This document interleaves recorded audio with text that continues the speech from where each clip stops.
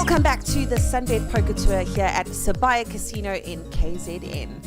Yesterday we saw the close of the Little Slam. Players came back for the final table and played it out for a total of 930,000 Rand in prizes.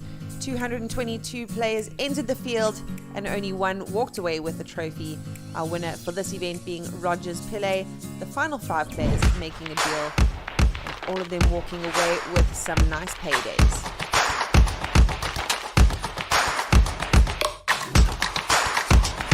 Then, of course, the main event carried on. Day 1B took place yesterday with 148 entries and already over 2.68 million in the prize pool, including our Day 1 entries.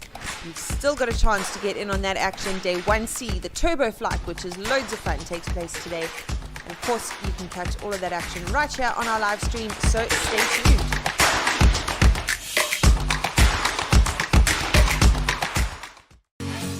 Good morning and welcome back to Sabaya, in the beautiful province of KwaZulu-Natal. This is your SUNBET Poker Tour, and we are on day number 9 of the tour, the 3rd stop on our nationwide tour, and we are carrying on with day 1B of the main event, the Blue Ribbon event. Gary is out there briefing the players.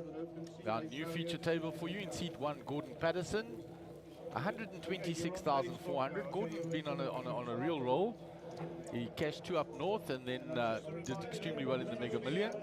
Seat 2, Maxine Catano, 100,000, also recently winning a title up north. Seat 3, Nikki Sisu needs no introduction, old campaigner, 33,600. Seat 4, Fahaz Essa, not taking his seat yet, 108,500. Seat 5, Ian Starr, 33,800. Seat 6, Babu Maharaj, 92,000. And in seat 8, also a very accomplished lady player, Mariette Language, 62,000 chips. So blinds will be 1,000, 1,500 in the big blind, 1,500 big blind ante, 4K in the middle. We have 2 more levels of re-entry or late registration this morning, and then they will play 2 more levels after that to the conclusion of day 1B, whereafter we will have day 1C, which is a turbo, 15-minute levels only, not the 1-hour levels of days 1A and 1B. Sort of a last shot or last bite at the cherry to get in if you couldn't get down earlier, or if you're not happy with your stack, to try and spin it up. And then all 3 day ones will amalgamate just after 6 p.m. into day 2 of this Blue Ribbon main event. Beautiful bracelet that can be won for this, and of course R1 million guaranteed for first and 2 million for the rest of the prize, so 3 million total, and we're pretty sure to exceed that as we've exceeded every other guarantee along the way of the stop. So Fahaz not at the table with pocket 5s, so those will go into the muck. We move around to Ian, so action on Ian Starr. He raises with the ace-6 suited. Mariette Language is already fold. Round to Gordon Patterson on the button. He folds. Maxine in the small blind is out of the way. So now just Nick Sisu in the big blind left. And Nikki folds. So Ian will take down the first hand. And over 160 entries last night in this day 1B, and as I said, still 2 levels of re-entry or late entry this morning. I know a few players that I spoke to this morning were jumping in with that starting stack of 40k, and day 1C afterwards. So with day 1 of 65 players and yesterday's 160, we're already on 225 players for this main event, and the number to still come along.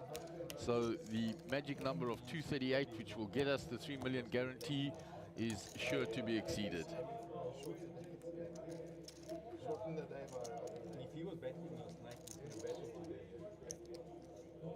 So action on Ian under the gun, 9-7 suited.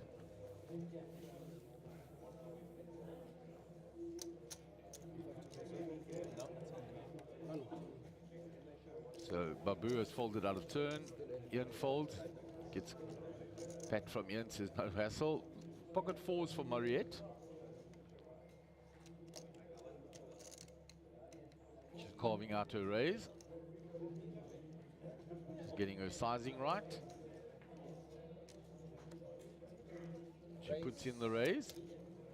4.5. She makes it 4,500. There's 4K in the pot, so just over pot. And Gordon Patterson continues to be slapped by the deck. Pocket aces first up. We raise to 11. He re-raises her to 11,000. Round to Maxine, King 8 off. Nick Sisu, the small blind. He's out the way. And Babu Fahaz was away from the table, so his Jack 5 is already in the muck. So action on Mariette. She's got to decide whether she's going to set mine for an extra 6.5K. She will be out of position for the rest of the hand.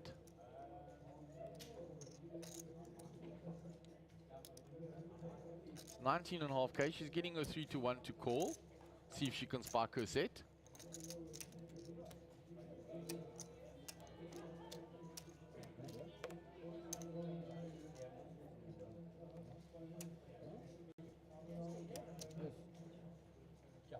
She's made the call.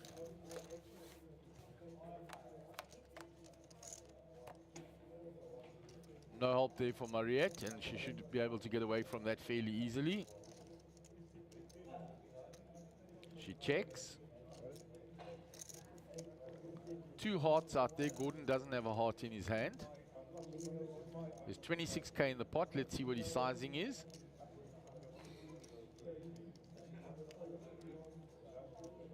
Looks like he's gone for 8.5K. 8.5.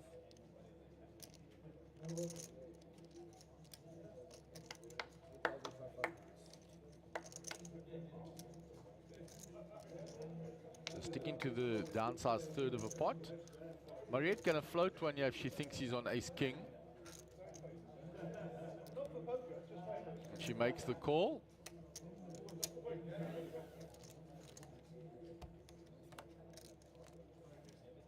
Oh wow, and she finds the miracle on the turn. She floated one there, but maybe putting him on ace king, and then he missed. And she finds the 4 on the turn. She finds bingo.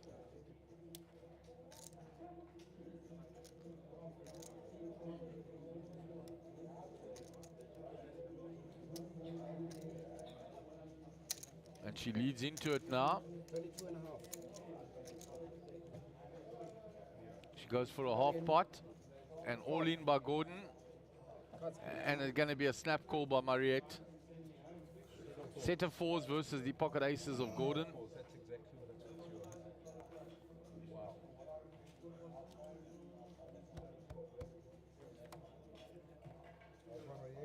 So 5 on the river, no help for Gordon. So Mariette floated one on the flop, not believing he had anything, and she picked up the 4 on the turn. Dealer's counting back, just to make sure.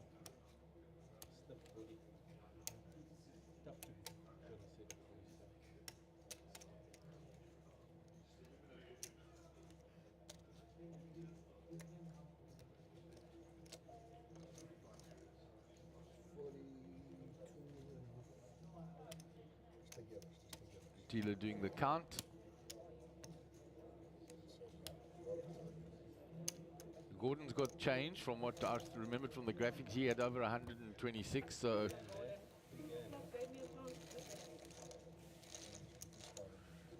well, Gordon Patterson started the day with 126 and Mariette started with 62.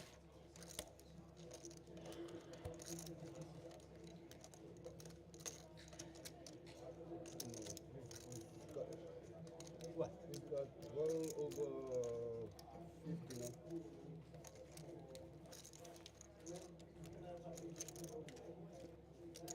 Yes, yellow. Only. Maybe a 40. So unlucky for Gordon. Mariette floated on the flop, not believing that he had a big pair, that he probably had ace king, and she sparked her 4 on the turn.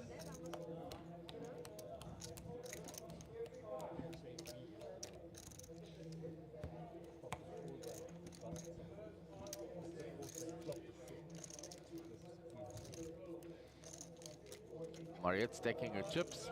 Big double up for her.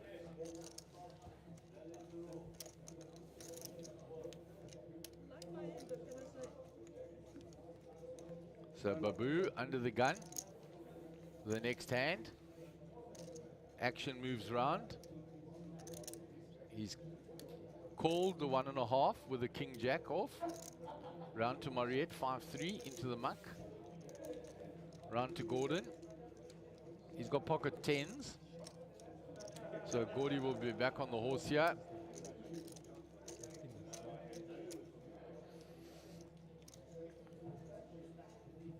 Just to remind all players, raise to 5,000. Gordon raises to 5,000.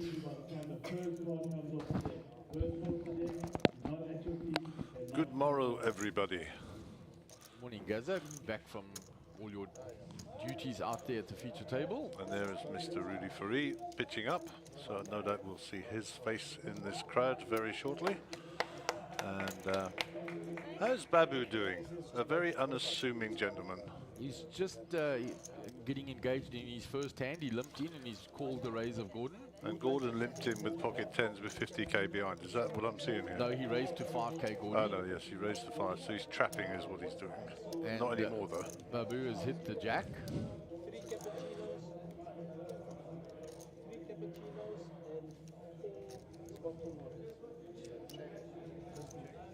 Babu checks.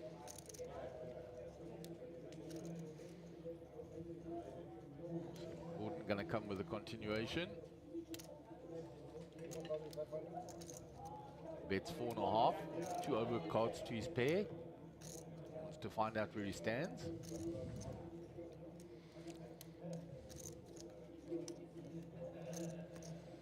So Babu calls. he gets the answer. Obviously Babu got a piece of this.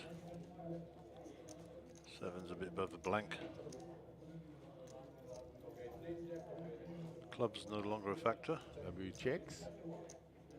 Gordon checks wisely behind. Yeah, I think so. Shut down now. Yep, and that'll seal the deal. Why you're not betting, Babu? He wants Gordon to bet. He'll show his 2 pair. Das ist alles. And he'll take the hand. So a pretty sick one for Gordy early on. Yeah, I saw the tail end as I came in. And we're missing Faraz Essa from the table, I see. Yeah, he hasn't taken his seat yet. I wonder if he's of the Essa clan of Peter Marisburg. No doubt we will get comments in on the stream who can enlighten us. And there we go, there's Rudy in the back table. Yeah, he's already jumped in, Rudy. Nice work. So there were already 160 players overnight, and the number that have jumped in this morning. Yep. Added to the 65 from day one, so 225 already. 239 is real, and we haven't played the turbo yet. So Yeah, I'm pretty much sure we're going to crush the guarantee. Absolutely, Gaz. We've crushed every other guarantee this week. Yep. 1,000, 1,500, and 1,500 on the big blind ante. So 4K in the middle. And number 4 of the day. And we are into the final weekend, methinks. Yeah, been a long week of poker. Some great poker already this week. Some interesting stuff. Some new tournaments. The Mega Million, the 6 Max. And a long heads-up battle in that 6 Max, which we don't often see. Yeah, that was good. It was nice to see. Well-attended Little Slam again.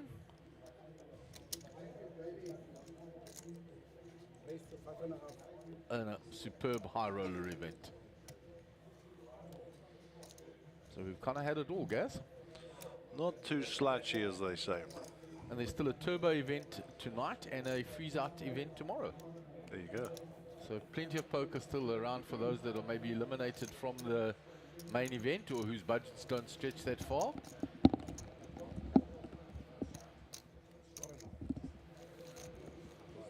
So we have some construction going on in the background. You'll hear hammer drills and that if they're coming over the mics. That is Kango hammer drill or whatever going on in the background.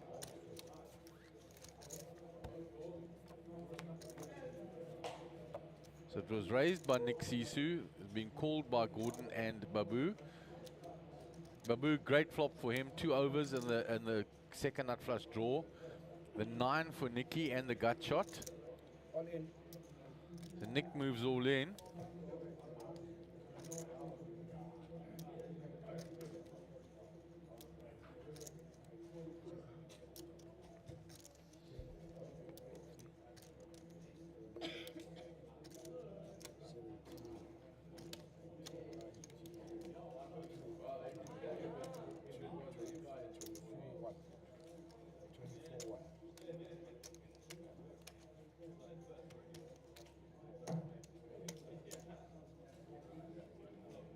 Yep, 24,100 for you.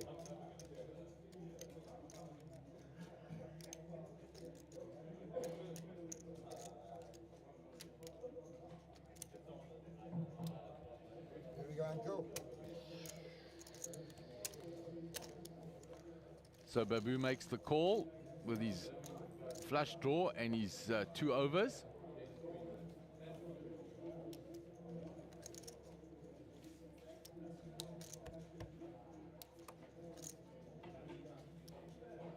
Oh, and straight away the flush.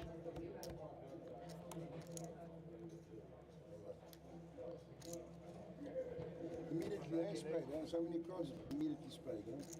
Couldn't wait for it, huh?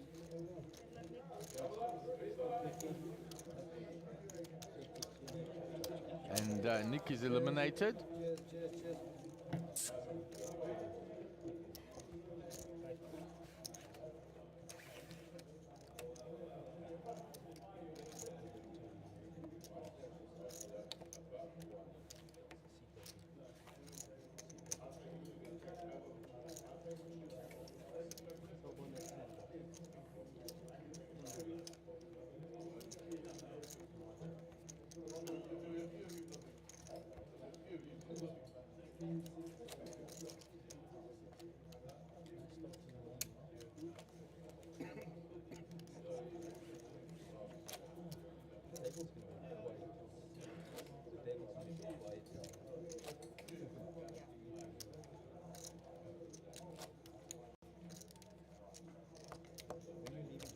So Babu's counting in the chips there.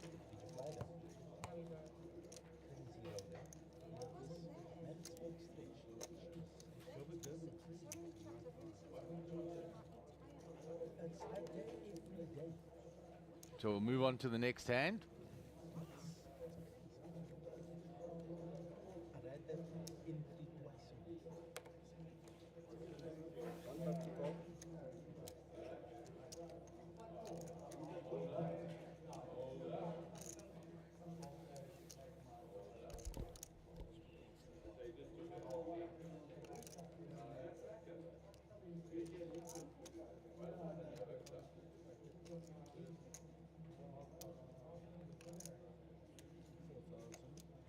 Raise to 4,000.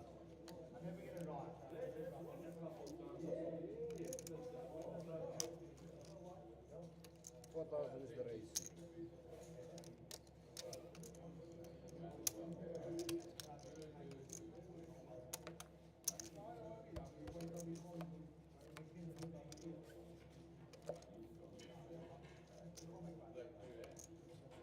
So we'll move on to the next hand. Ian Starr with top pair here.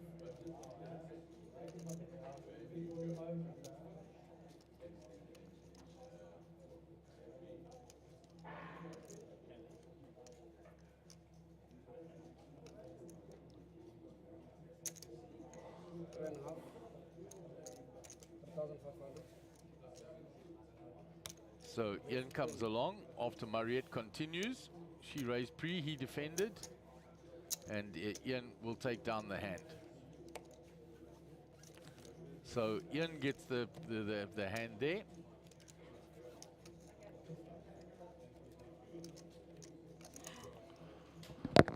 We move to one of the outer tables. There's Bozo, Bruce Kannenmeyer, Evro, ever smiling in the center. There's the back of Muaz. There's Saj, Brian Diab in seat 1. So nice shot of the outer table there.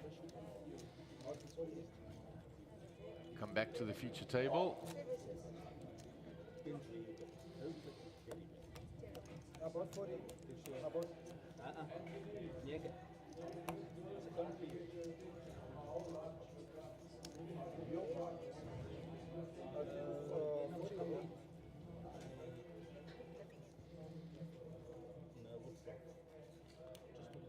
So Fahaz has still not joined us in seat 4.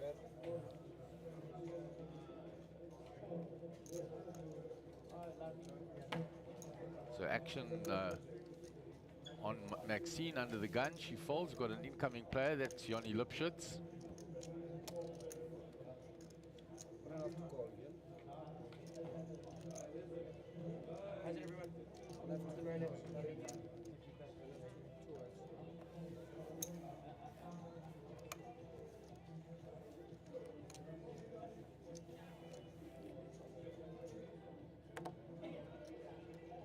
So action on Mariette, blind on blind here.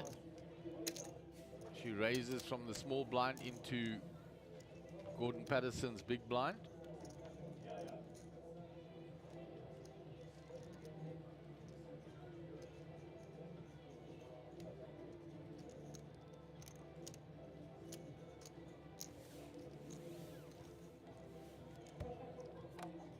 Gordon defends with the ace-10. Gordon needs top pair, nothing there for Mariette. She raised pre.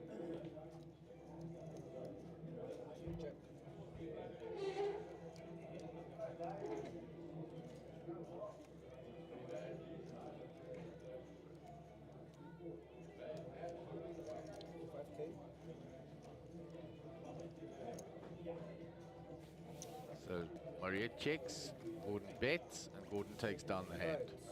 Brad, we've got a new player, Supre Yoni.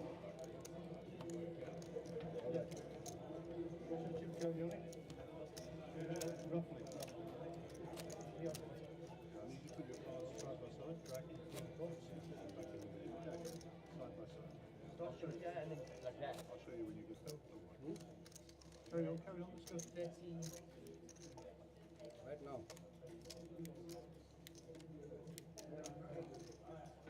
Plus minus.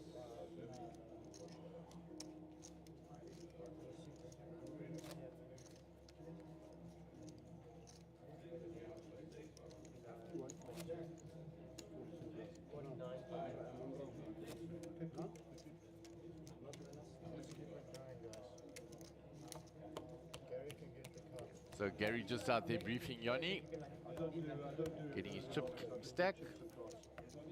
I wouldn't recommend doing that often. You might land on the top of the crown of Let's go, Dima, let's go. Come.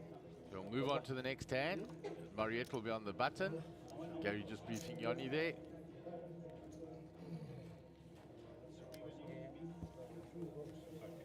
Is it just my box? Yeah, it's just a problem with the box.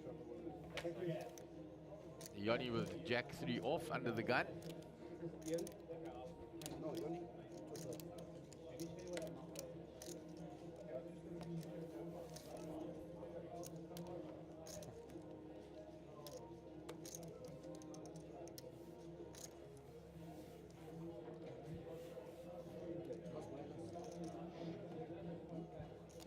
So folded quickly around to Mariette on the button.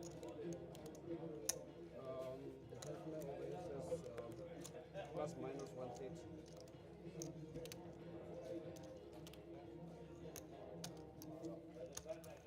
So it's a race check.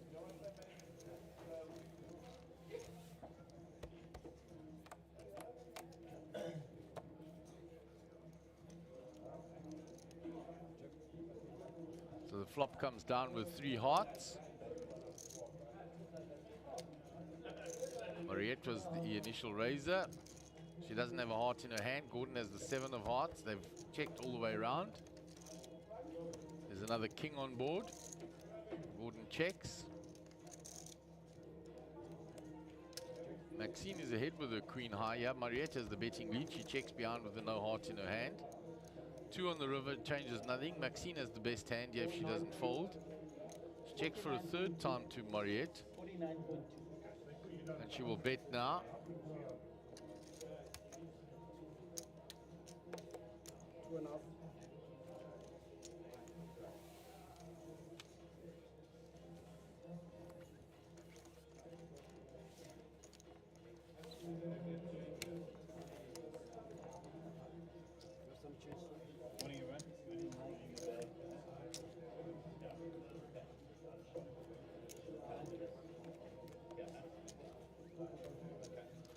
move on to the next hand. Yoni will be in the big blind now, post the big blind ante. Nice view of the outer table. There's Dobby with the unicorns out there with the dummy. Darren Kramer, Clive Kikia, Sugi, Manesh Kashev, Michael Cinema.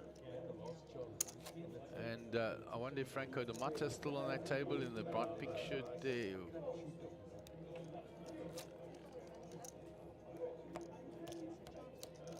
That is Franco there next to Sugi.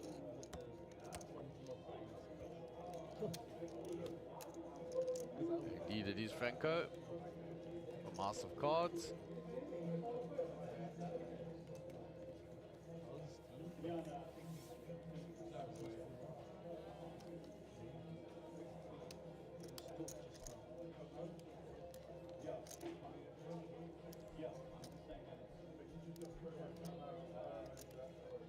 So action on Ian. Ian raises.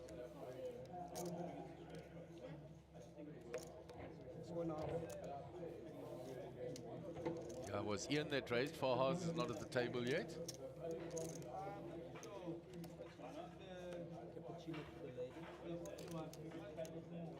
It's folded round to Yoni. Yoni in the big blind with pocket deuces.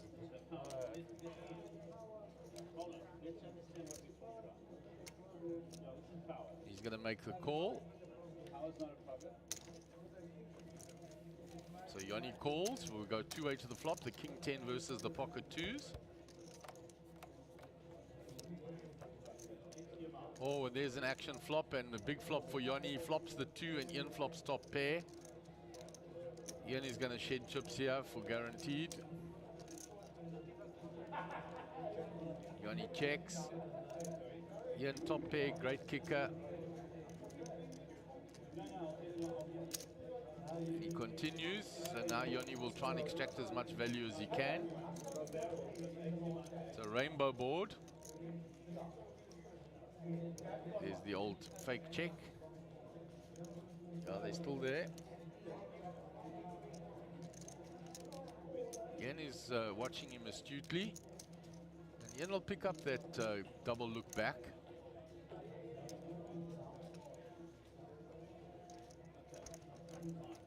He makes the flat call.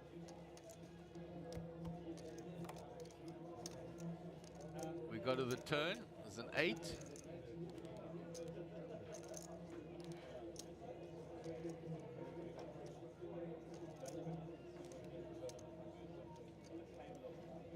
So action on Yoni now.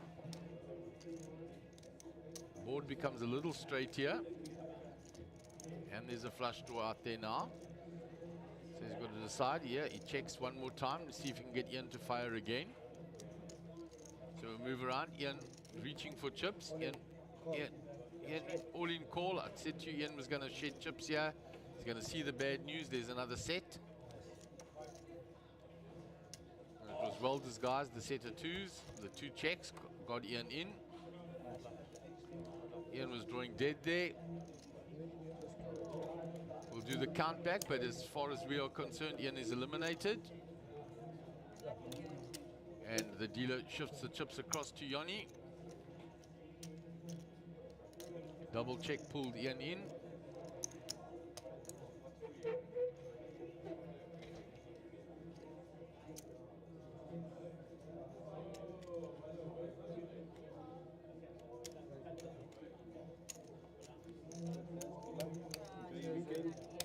See you next time. Always good. The chips are pushed across to Yoni.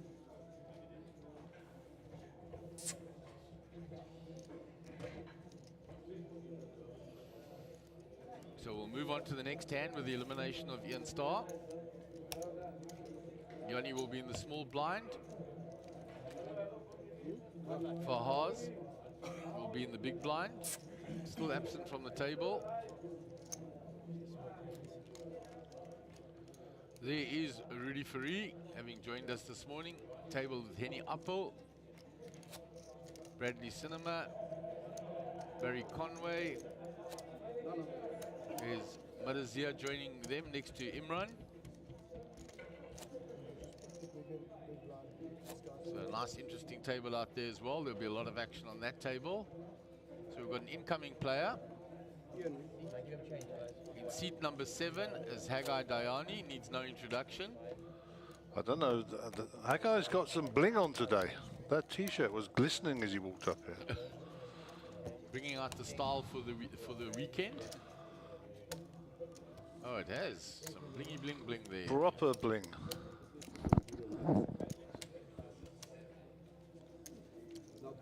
Right, thank you to whoever made the coffee. So Haggai busy taking his seat. I want a t-shirt like Haggai. Action on Babu, ace-8 under the gun.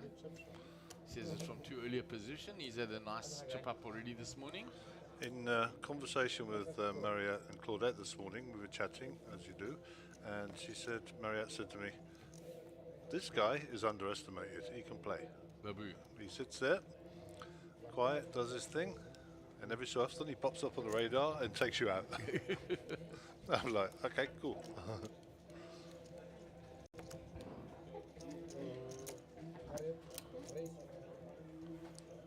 So the raise by Mariette.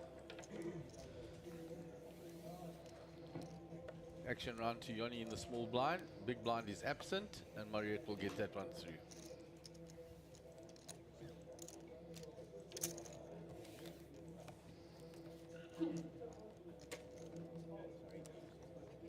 So Mariette and Babu chipping up very nicely early, and then Yoni came and Upset everybody. flopped a set.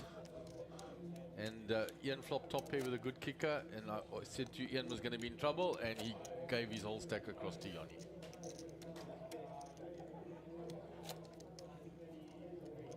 So an all-in from Mr. Sun here. Looks like Moon is in the... asking for a count. Is it Moon that's still got cards? It's Joe Stegers that's got the cards. Not Mooney. So Joe with the decision. Yeah, Joe has a lot of chips there in front of him, Gaz. Yeah, I haven't spoken to Joe this morning, but Big stack there. he looks like he's coming in heavy. Tall stack of purples with some yellows on top. And Mr. Sun will take down that hand.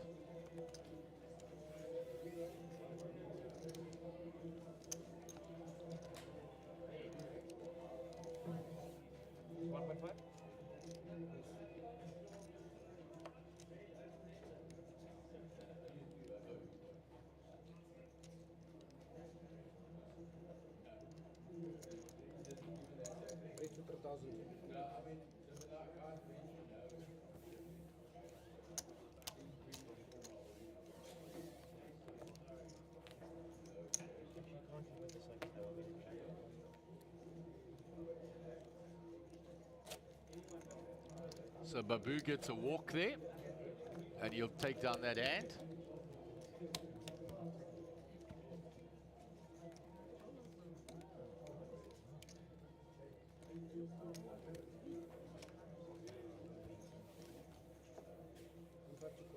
So action on Mariette under the gun.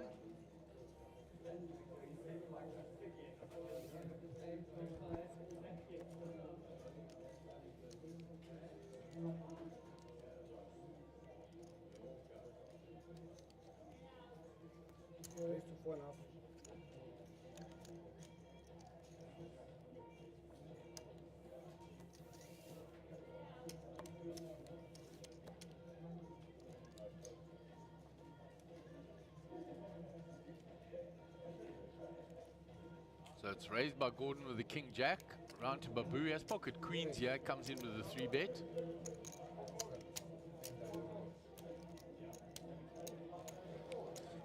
So Haggai engaging him already before he even looks at his cards. Yeah, Haggai likes to know what's going on before, get his information. He gets out the way with ace-7. Back round to Gordon.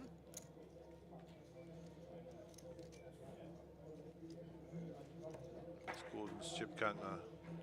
About 37k, and he came to the table with 126 for 100. Yeah, I saw him run into that set earlier. Mariette, he had aces, isn't he? Mariette had a set, I think 4s or something. Yeah, pocket 4. She floated one on the flop and found it on the turn. And And Yanni's at a set, so we've had 2 sets that have done damage here this morning already. Set of 4, set of 2s. And those little sets, the disguised ones, Gaza. Looks like Gordon is called here. 3-6 of diamonds, 8 of clubs. Babu's going to continue here. Yeah, he 3-bet pre, he reaches for chips, and Gordon's already folded. As soon as he reached for chips, Gordon folded. He knows he's got a big pair. Yeah. And Babu, little smile, takes down a nice hand. And he's moved up very nicely this morning. He's up to 167k, came to the table with 92. Okay, so we're not drunk. We do know that picture is skewed. That's just the angle we're turning our jib around at. So 155, as Mark alluded to, 61 still left in. And of course, this is round 9 of day 1B, which will go through till around about 3:15 this afternoon. And then we'll have a break. There will be the turbo, of course, that will be going on as well. And then around about 4 o'clock, no, sorry, 6 o'clock this evening, we will commence day 2, where all of those players will come together on a massive redraw, and we will have the main event proper.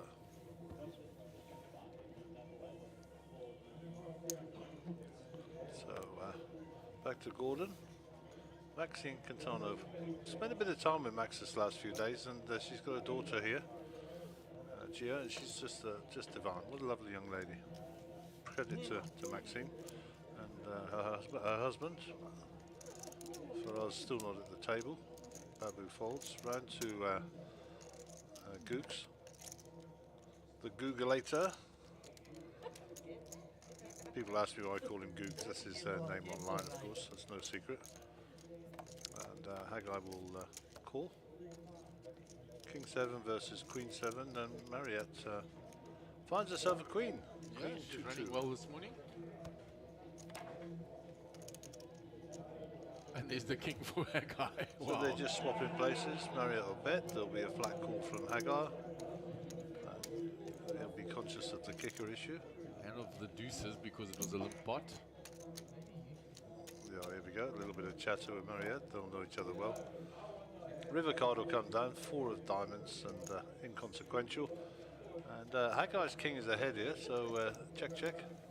And Mariette throws her cards face down. You can't got me on the turn.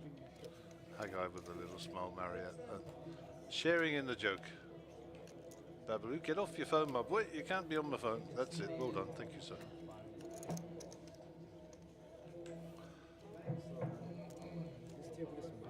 I shall never understand why South African people wear all black jerseys.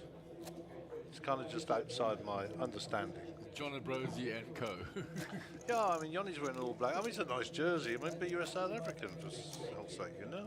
Yeah. I mean, I don't go anywhere without my Springbok shirt, and I'm flipping born upon me. Yeah, and John gets a lot of flack for his allegiance to the All Blacks. How they do it now? They're pretty rubbish. I mean, Ireland spanked them. But Ireland now number 1 in the world as well, so congrats to those guys. And, yeah, jeez, don't get it. I mean, even when England play South Africa in the World Cup final, I have my green and gold on, trust me. I was sat there with Mr. Mark Joseph in that cafe upstairs in Times Square. We were actually running an event that day. And there were lots of shouting and tears and frivolity. No alcohol, but we didn't need any. We were happy enough. There we go. So, Babu, King of Spades, Jack of Spades. Pretty cards. I think we'll see some open from him here. What do you think? Yeah, he's going to open from the cutoff.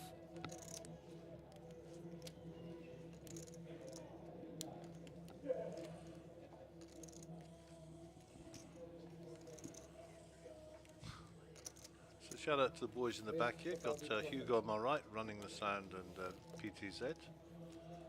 Siobhan on the camera board there, the Black Magic camera board as it's called. Some guy in the corner, looks a bit like Brad, running GFX. And to my left, Mark. And not forgetting Brandon, who is on break and learning how to turn the spoon clockwise in the coffee. So it was limp-teamed by Babu, raised by Goog, and called by Babu. Was that by Babu or Boo Babu? Babu. Ah, By just Babu. checking. By Babu. see Sounds like a Jungle Book movie. Gordon came along in the big blind. So we can't see Gordy's cards, but that flop connecting more with him in all likelihood. So you're saying it's more in his range. Absolutely. So action on Haggai. Well, Gordon checked it, being first to act in the big blind. Checked again by Babu. And Haggai deciding whether or not he's going to take that message literally or not, and he checks it back. So we'll see a turn card.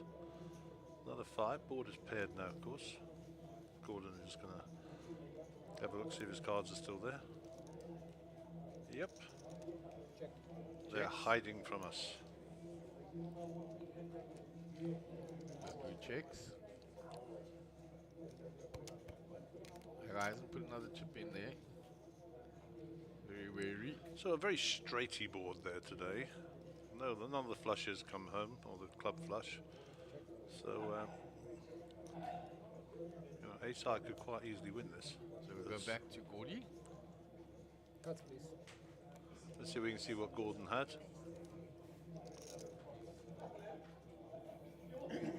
10 jack for Jack, Gordon. so Trying to get in the club, eh, Gordy? the ace high takes it down from Googie. As predicted. As predicted.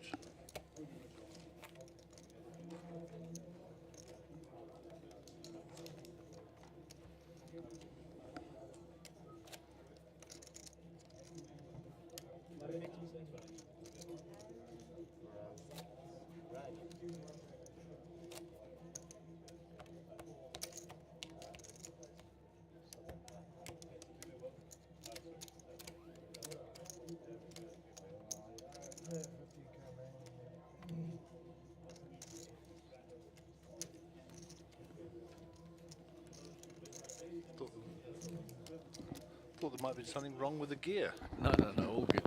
Gaz, just making a little note here for myself. Okay, back to the action. Johnny Lipschitz.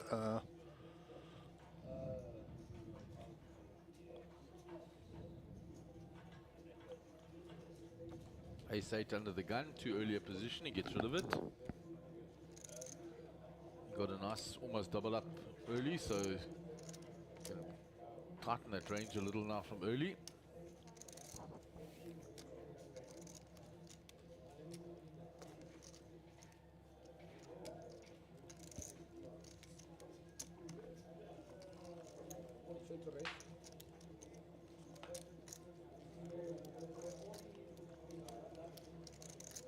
So Gordon just limps in here from the small blind. Maxine with the king 10. Yeah, I think might see a bit of action from Maxine. She raises it up. Yep. Gordon snapfold. Yep. Gordon not one to hang around on the table unless he's got a real decision to make. Gordon in a not a unique spot, but he spent a lot of time in the back here working with us on cameras and directing and stuff like that, so he'd be familiar with all the technology here. But no favourites from us in the back, although Gordon is occasionally one of our team. So interesting table. It's kind of like two sides, isn't it? You've got 3 one side and 3 the other, and it's a them and us thing going on there. Farhar's still not joined us yet. Yeah, I don't know what happened there. I actually don't know for us at all. I might know his face when he parks up, but you know, I have no recollection of the name, so he must be new to the feature table for sure. We shall see when he arrives. And yeah, the other tables out there rocking along. As I say, we're going to play 4 levels today with a break in the middle, so 15 minutes. So that'll give us about 3:15 in the afternoon. And as I say, the Turbo tournament, I don't know what time it starts, but it will run alongside. And of course, we will get our final day 2 players around about 6 o'clock tonight. Yeah, they've got the rest of this level and one more level for re-entry or late entry or late registration. Yeah, let me have a look at that schedule. That's probably a better idea. I'll pull up the Turbo one and the one we're playing now. So main event, day 1B. Main event, day 1C. Jeez, I'm getting good with this computer. Right? Hey, rocking it there, Gaza. Day 1C. So they start, the turbo starts at 14:15. They play 12 levels, which ends approximately at 17:30, +5 time, which lines up with the 6 o'clock start for the official day 2. So that's the turbo, excuse me, starts here at 14:15. That's 2:15, and they'll play 12 levels, and they're 15-minute levels. Obviously, it's a turbo, and as Mark was alluding to now, end of day 1 will end at level 12. Yeah, the late registration at the end of level 10. There you go. Doesn't say that up there, so it's anyhow, you're up to date, folks. They're saying late registration was 8 levels here. Yeah, that's what I was looking at. If that's the case, then late reg closed last night. Hence the reason Nikki Sisu sat outside and not back in again. To be confirmed.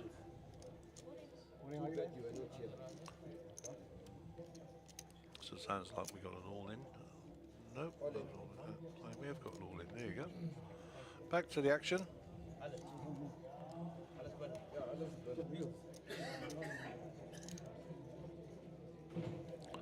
Seven's always coming, as they say.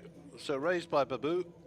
Gordon gets it all across the line, and he's got 25,800. Maxine Katana gets out of the way. Yoni will get out of the way with the 8-2. We'll go back round to Babu. Look here, there we go. Faraz Essa. I do recognise this face. And action back to Babu, and it's going to cost him 23,300 to see those 2 sevens. He's not getting much of a price here, Mark. No, he's not getting a great price. He's only got ace-9. The only thing is his stack. And intuition. If he's been playing with Gordon for a while, I know Gordon's a pretty solid player, so I mean the numbers, the math says he gets this through, even though he's got a big stack. I mean, he's not got the best hand in the world, and he could be already in bad shape. Out the way. Yeah. So he's decided to move on. Gordon gets that through. Pick up 7,500 for his trouble, and House of Cards have gone pink today. You must see the t-shirt, the shirt that Franco's wearing today. Has he got a brightie? He has got eggs and bacon, rashes of bacon and eggs on his t-shirt. And yeah, Custom Apparel is the name of the website. I've got it sent to me by several people overnight. They go up to 3XL, but they only have the ice cream cone one in 2XL. Oh, that's not good. Which is a bit of a bummer. They sell hats and all sorts of shorts and flamingos and go and have a look at it. Custom Apparel. These boys are on point.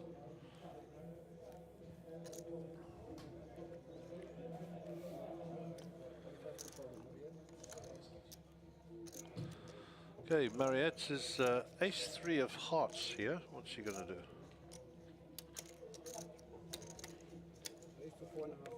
She raises it to 4.5. Called another way. Round to Max. Jack 8 suited. In the cutoff. Nope, they're going in the muck. Yoni with a king 7. Not really had much to work with apart from that set he won with. So they're going to the muck. Faraz Essa, welcome to the table, sir. Suited king in the muck. And Babu also folds. So Mariette will pick that up. Yeah, and you say Proper easy game. eggs and bacon on Franco's shirt. Those toasties the boys had last night are looking very appealing when you say that. I sort of an instant flashback. You can't be hungry. We had big breakfast, mate. How many hours ago, guys? What's that? 12 o'clock. 3 hours ago? Mark Butter, large model, fuel consumption heavy. There we go. Like a big SUV, guys. Yeah. Like a Hummer.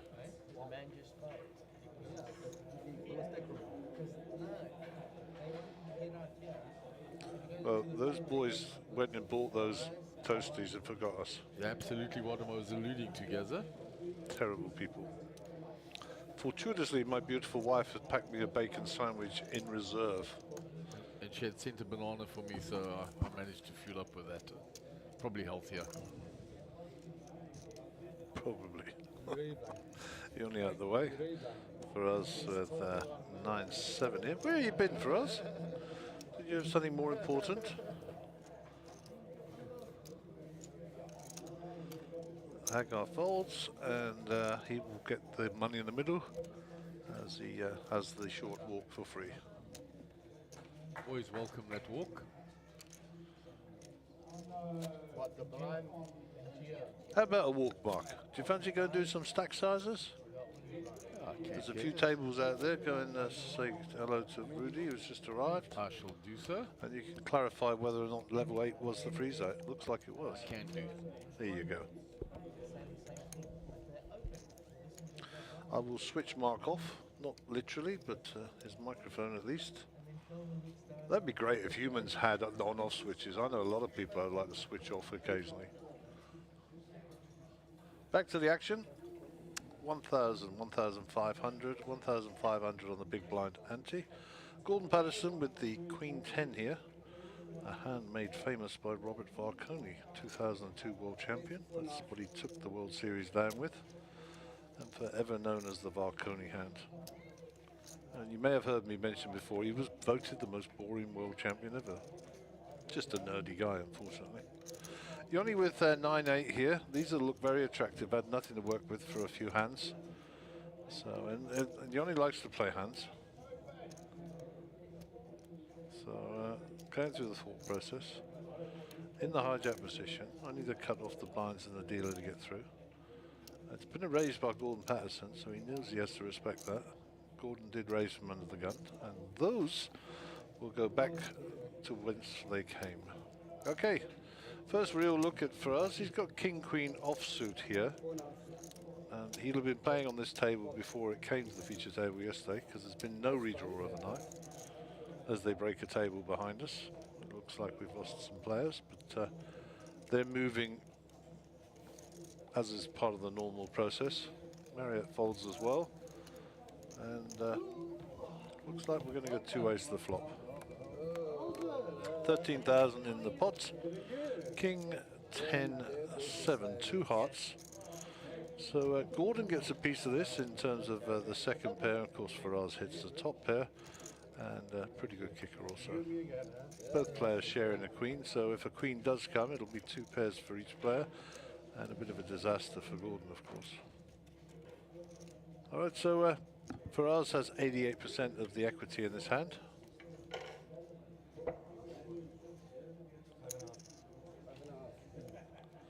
Got a Los Angeles t-shirt, the City of Angels. Faraz is bet at 5-5, called by Gordon. So the I think that's a 3, didn't come up on our screen. There it is, 3 of diamonds. That's a brick. Yes, new player, Darren Kramer. Chips. Looks like Darren Kramer's joining us on the feature table, and he's coming in heavy. But that's always nice to see. Darren is very good value on the feature table, always. 8,500 a call. Gordon checked it and then it was bet. It comes along, feels his 10s may still be good. Gordon giving him the classic stare down. 2 of clubs is certainly a brick. And for us, with a lock on the hand, only way he loses this is if Gordon could bet him off it. He checks, he may give him the check back. He'll show the king. 2 cards to win for us. 2 cards to win, thank you, sir. And he'll take that down. Classic Gordon Patterson laugh there in the background. And there's the view from out with the table, looking back to the table over the top of that main event bracelet. Looking rather lonely there after all the other trophies have been awarded, but just signifies how far we've come along with the events. And there we go. So top centre of your picture, Mr. Darren Kramer. One of South Africa's poker royalty, we should say. Been around a long time, Darren. Still mixing it up with the best of them, and as I say, well travelled internationally. He was in Las Vegas whilst the World Series was on, just gone by. Maxine Catano, first to act, 95,000 behind, under the gun, pair of 7. So we'll get a nice picture of Maxine. There we go. Over the top of Darren's head. Don't block her out. The faulty 3 box, huh? And I'm pretty sure that... Raise to 4.5. thanks, Darren, for pointing out the faulty 3 box, as he calls it.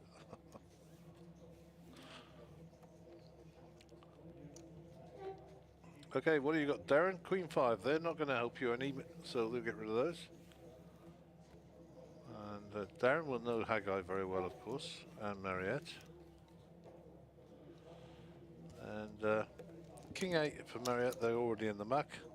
Around at GP, GP will ever ask the question of Maxine. Actually, who's he talking to there? He's talking to the dealer. There's nobody else in the hand, and he'll fold. And will give up his big blind. Unfortunate, but too strong a move from a player like Maxine on his left. Maxine, a very accomplished player. Don't be put off by the fact she's a young lady. She can play. She's got game, as they say. Okay, the dealer's saying to Yoni, what's up with you? Like a jack in the box. He's a youngster. He's got lots of energy. So a reminder to the viewers out there, the local rule here for Monster Jam is if you are not sat in your chair when the first card leaves the deck on a deal, your hand will be dead. It is not the second card to the D, it is the first card off the deck.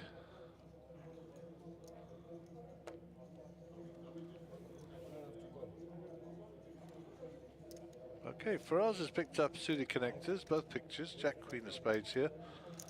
So, nice hand. We go round to Darren Kramer.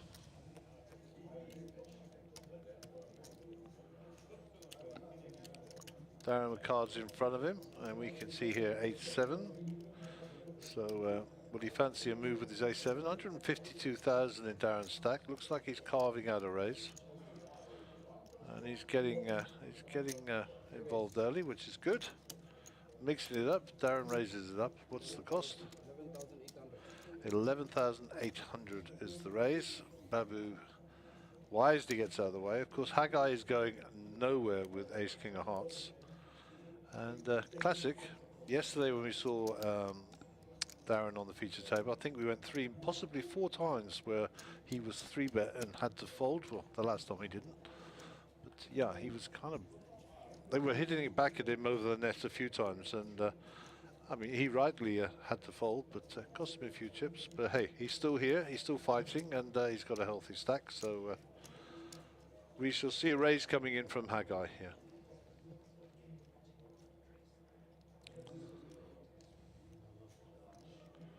What size is the 4-bet?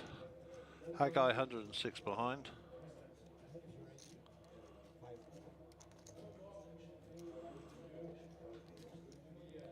So raised by Faraz, the 3-bet, the re-raise by Darren Kramer with the offsuit ace, and of course Haggai Diani now will not be calling here for sure. I mean, he'll be raising, and Faraz will have to run away very, very quickly.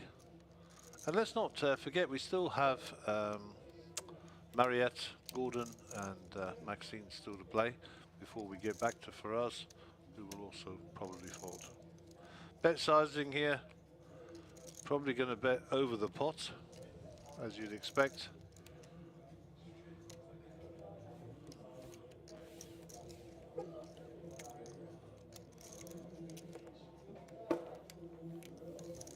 I don't know what Haggai's bet sizing was.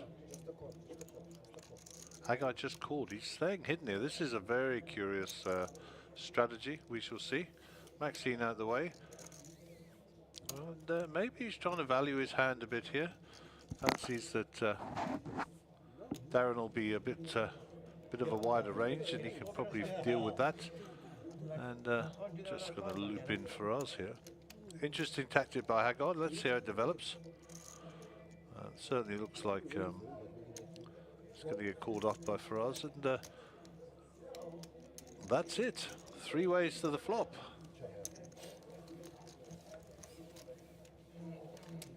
Jack Queen, Ace 7, Ace King Interesting hand developing. Okay, so Haggai gets what he was asking for. The lion's share here. 2 diamonds on board. The only diamond out there belongs to Darren Kramer. 2 spades, backdoor draw, of course, on for us, and of course he's flopped the up and down as well. So up and down, and backdoor spades working for Faraz. Faraz has checked, so the original re-raiser, the 3-better, to Kramer, with the ace of diamonds in his hand. There will be an expectation of a c-bet here. With Haggai behind him, he won't know. I mean, interesting dynamic. 39,000 in the pot, and Darren has 140 behind. So I think that was a check from Darren, playing the cautious route.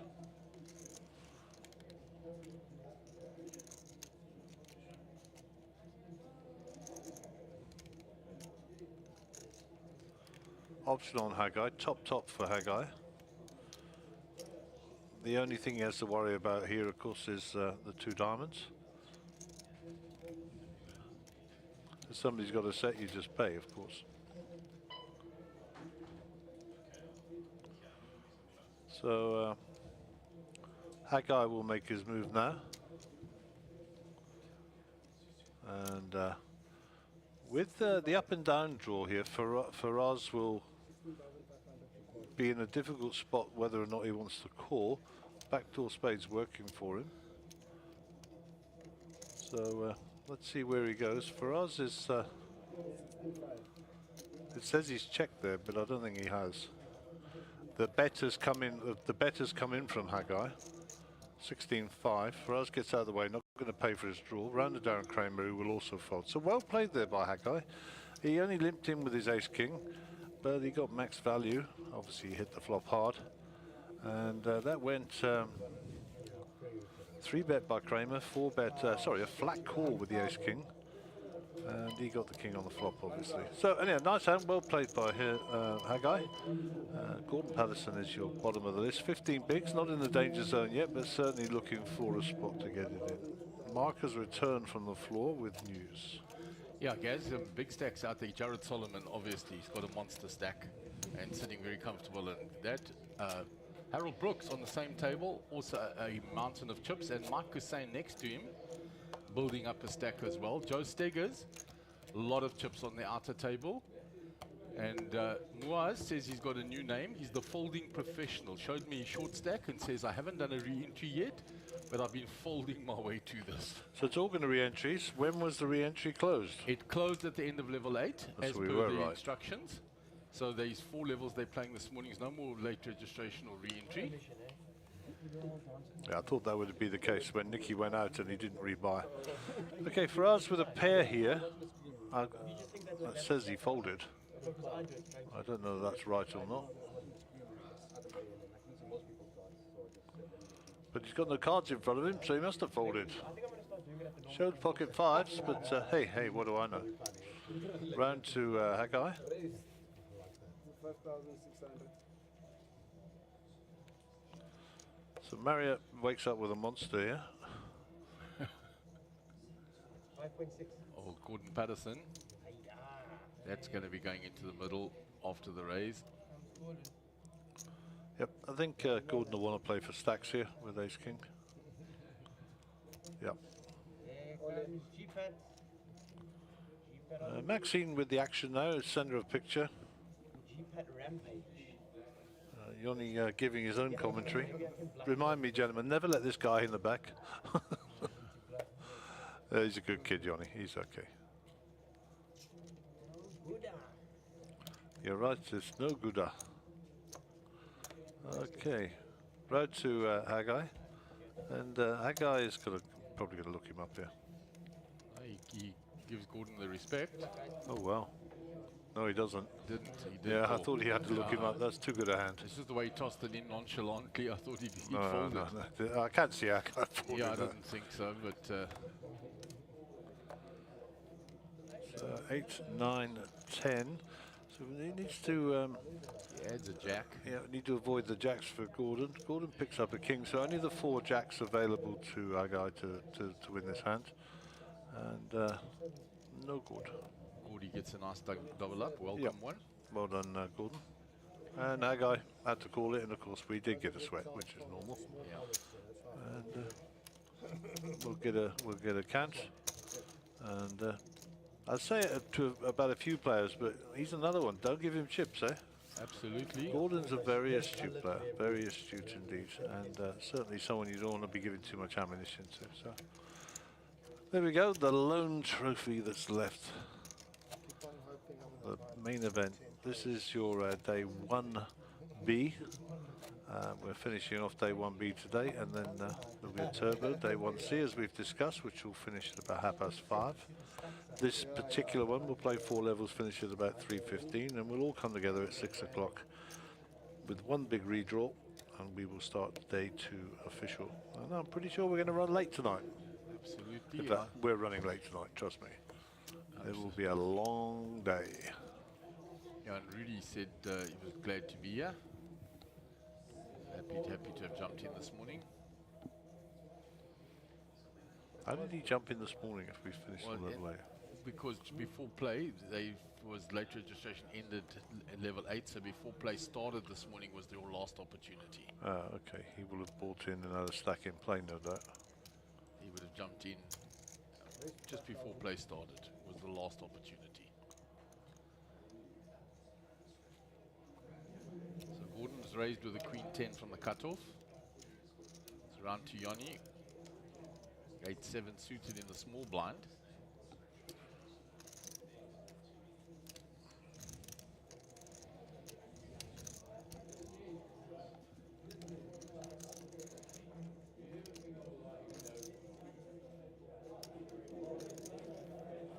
Folds. Fahaz defends with the ace-4 suited in the big blind.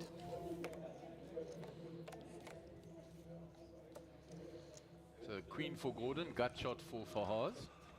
Yeah, and Gordon won't be afraid to get some chips in here. On check, check.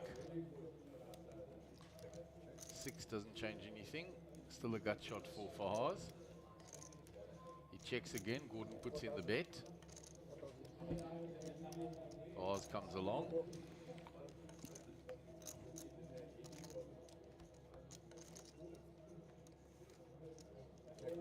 Nine no good for Fahaz. Gordon's queen is good.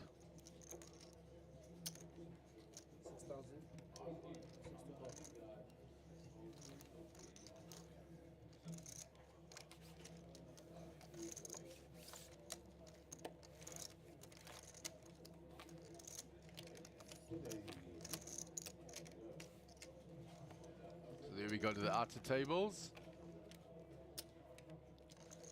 JP Oaks there. Harold Brooks in the background, as I said, sporting a lot of chips there. So there were 155 interests into this day, with the 65 from yesterday. Puts us on the 220 mark.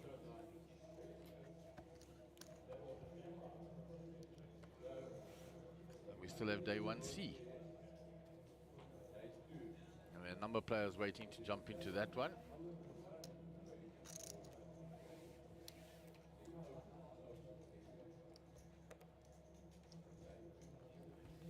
So Gordon Patterson in the hijack is folded, round to Maxine.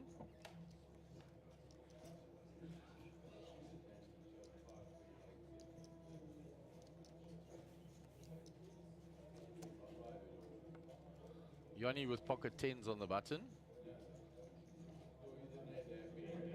5K in the pot.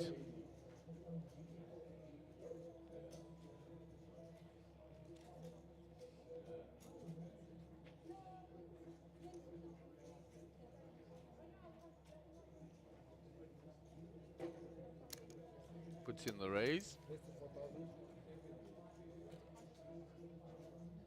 4,004.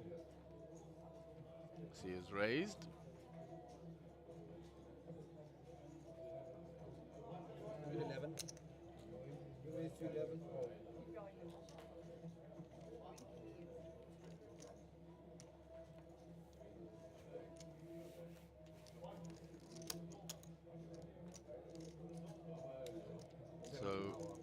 looks like Farhaz's 3-bet here.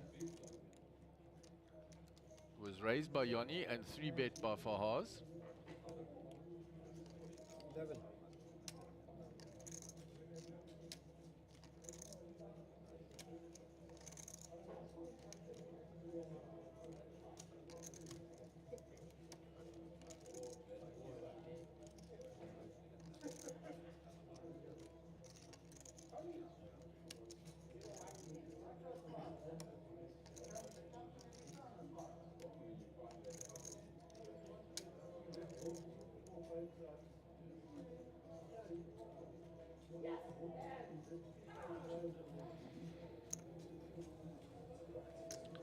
What's the raise?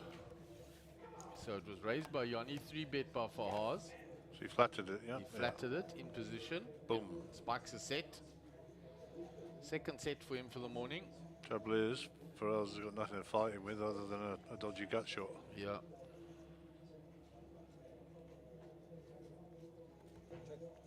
Farhaz checks.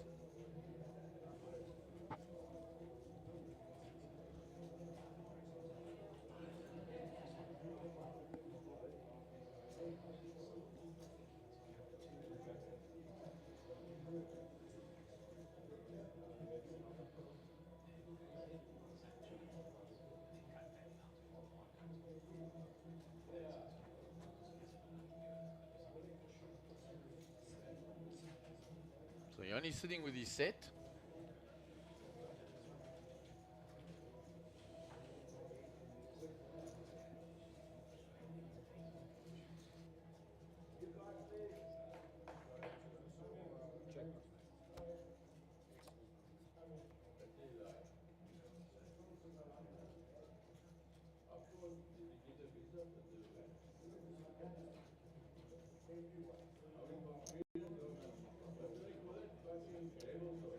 So the jack has come on the turn, giving them Farhaz the straight.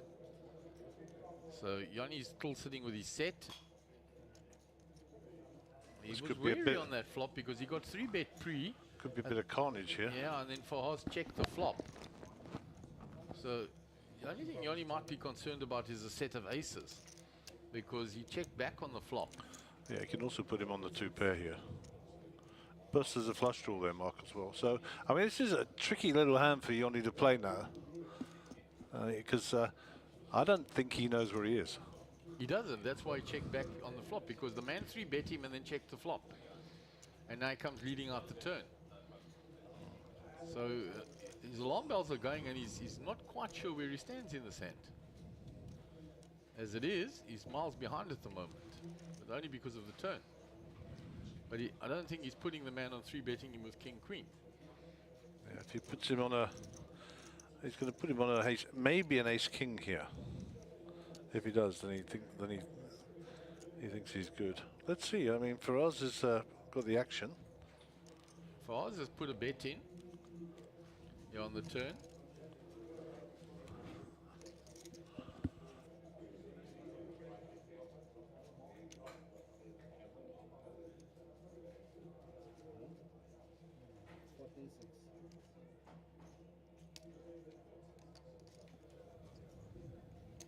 Yeah, so the bet was 14-6. Well, our comments still stand. Yanni doesn't know where he is here.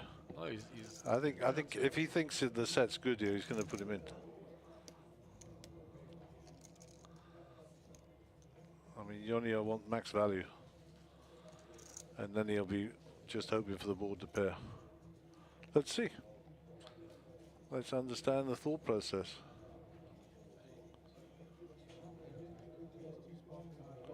It's the calling chips he's called out there, but he's not certain where he stands.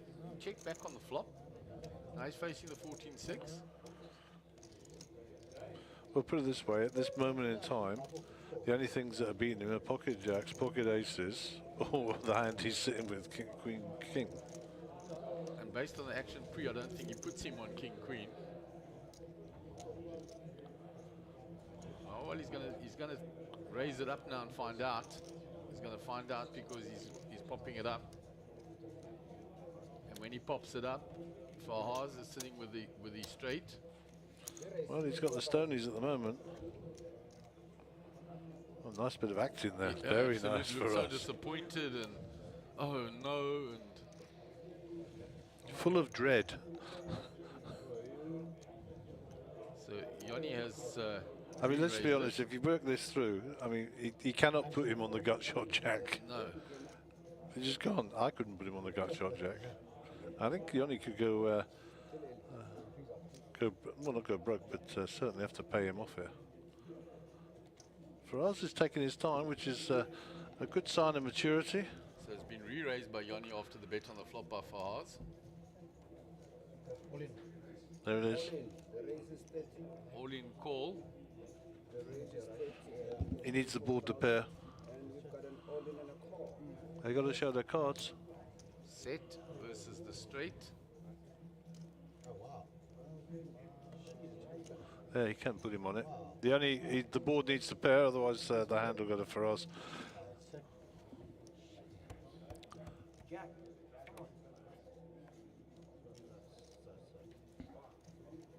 Yeah, Yanni stands up and walks away disgusted.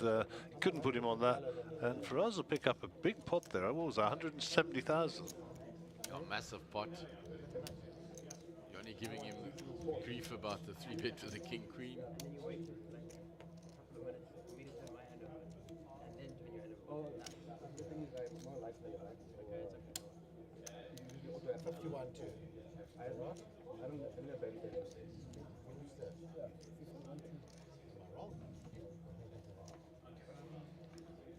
So big hand here for Fahaz. It won't eliminate Yanni, but it's going to take a large chunk of his chips. Yeah, all the big denomination chips are heading to the left there. Yeah. Or to his left, all right. Unlucky young man, you couldn't have put him on that, to be fair. And to his credit, He does actually cover him.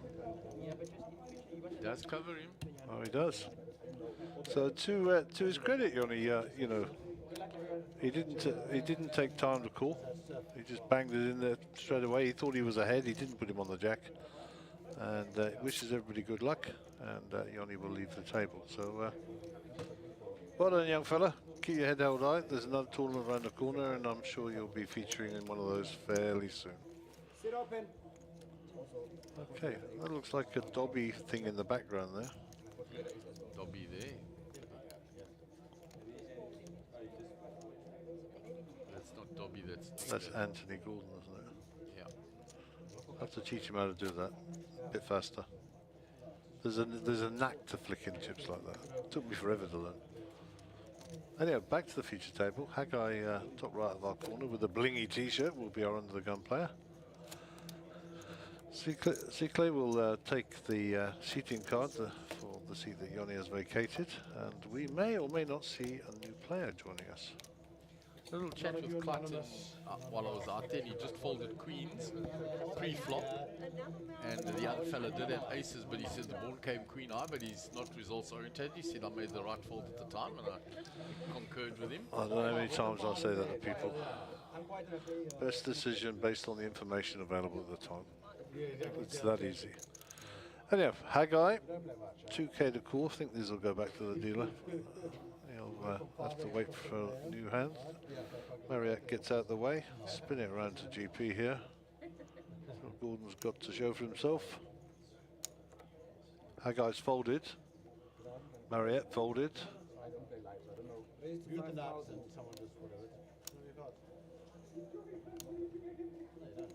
Raised to 5K by Gordon, a suited ace here in the hijack. Maxine is out the way. Round of Faraz. Looks like he's folded. Darren with 8-5.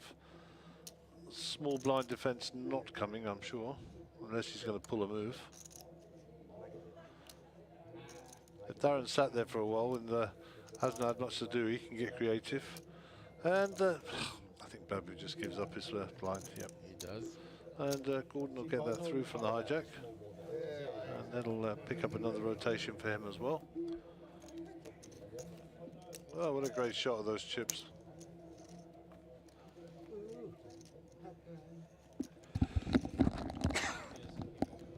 Jay Sol, there's Emmanuel Mutianis with his father Tony. Emmanuel doing very well in the Little Slam. His first big tournament. The boy did good. Yeah, he was in the top 5 when they made that ICM deal. Yeah, I think he was guaranteed to run something around 50, and he ended up making 70 something. So a bit of profit. ICM always favours the smaller stacks, of course. All right, we're back and running at the feature table, and it'll be hand number 26 of the morning, and Marriott with King 10 under the gun suited. I like these cards.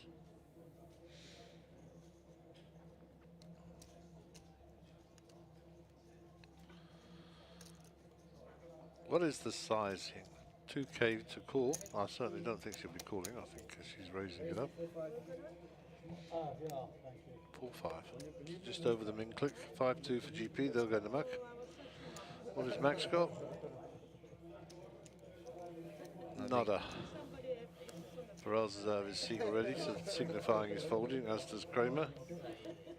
He had 7-2 incidentally. Babu's folded.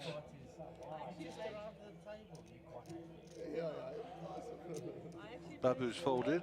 Yep. And it's Agai in the big with 6-4. I don't think he can defend this. No. Not to Marriott from early position. And Marriott pick up a 5K there for a trouble. Well done. Yeah, she started the morning with just over 60K, and with that set, and some other nice play, she's up to 200K almost. But it did scream set. It did scream either set on the flop or just maybe.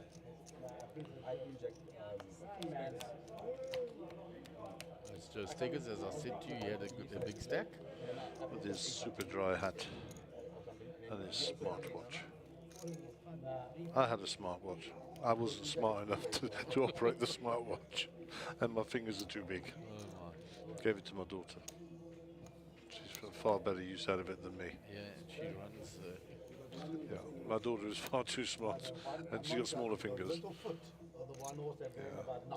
So that's the key. If you're going to have a smartwatch, you need to be smart to use it.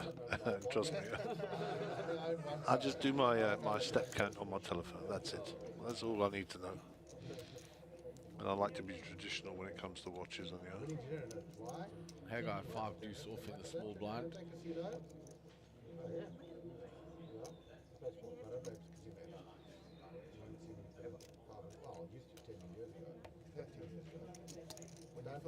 Limps in. Exactly. Round to Marriott. She's going to raise with the ace.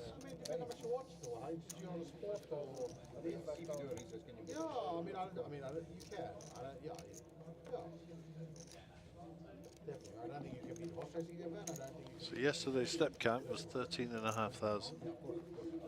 That's a lot. There's plenty steps, guys. I'm already over 3,000 for today. And I think I've done about 5 laps around here without my phone in my pocket. There we go. Eyes of cards in pink today. And as I say, with the eggs and bacon t-shirt on. Brian Dive there running nicely. Yeah, he's got a nice stack, Brian. Really nice stack. Really nice man. Absolutely.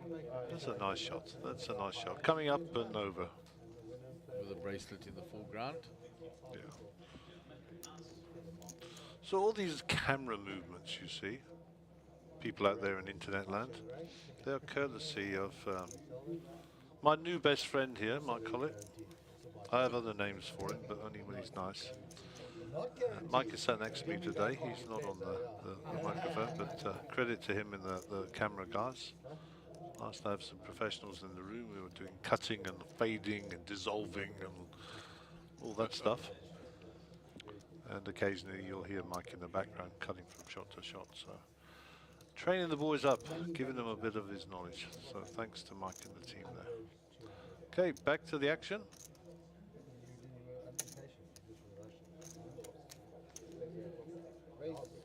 Marriott raises the small blind, putting pressure on Gordon. Gives her the right smile.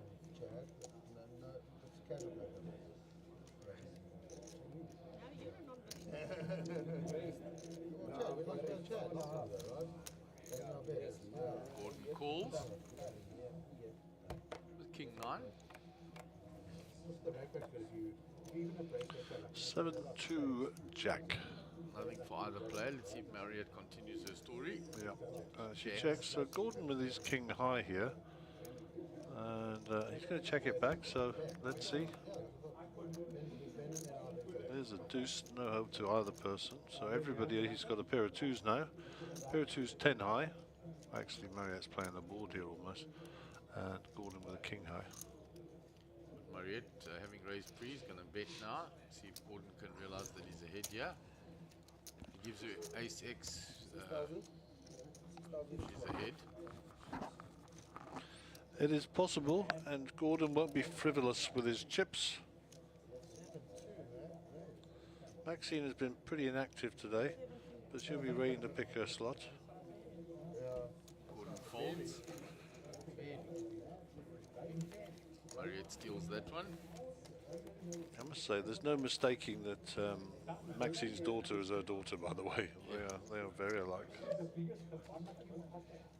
There we go. Talking of Brian Dybe with his Pringle on there. Wearing a Rolex Oyster Day date as well. Very nice.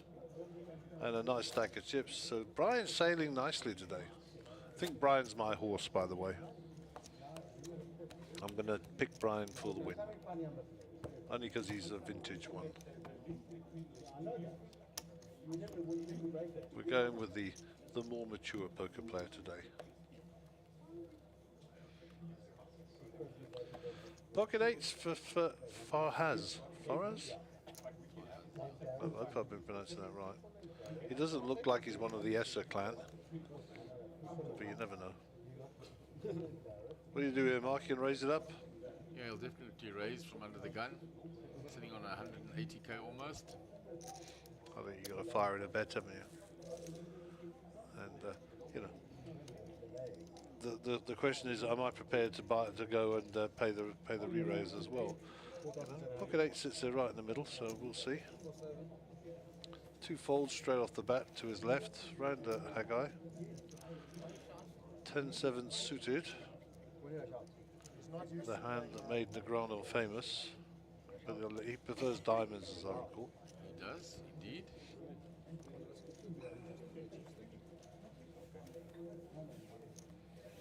And welcome to Brando, back to the coal face. He's on the Black Magic Vision Mix. Is that the right words? I think that's what they call it. He's driving the cameras under the close direction of Mr. Collett here. Gordon Patterson with a couple of ducks here. Maxine continues to get rubbish cards, and she'll continue to fold and be patient.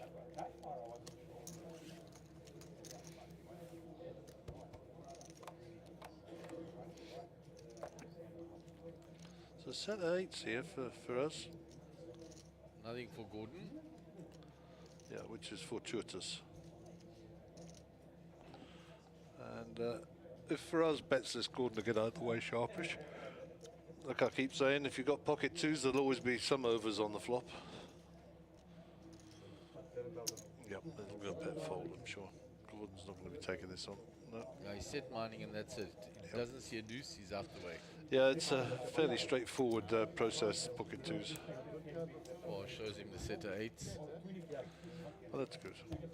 So there's our mobile camera guy getting filmed by our other mobile camera guy. And we'll see there is... There we go. Henny Apple is in the frame, as they say. Young Bradley there on the left. Anthony, Dobby. Is that Imran there? Looks like Imran. it. This gentleman with his Visla shirt on. Who's he? Don't know who that is. And it looks like Rudy is not on that table any longer. He was there. We got him the first shot. Yeah, but when we picked him up now, didn't see any chips there where he was sitting.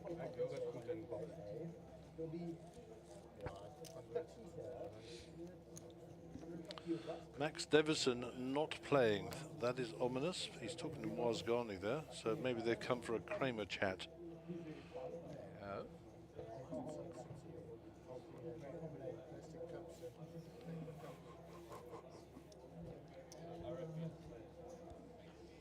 They quickly got round to Gordon with 8-4. No good. What has Maxine got this time? Yay, go Max. Seven's always coming. Standard bet has been about 5 or 6. What's he putting in? 5.5. Yeah, so right in the middle of that. Fours with nothing to defend.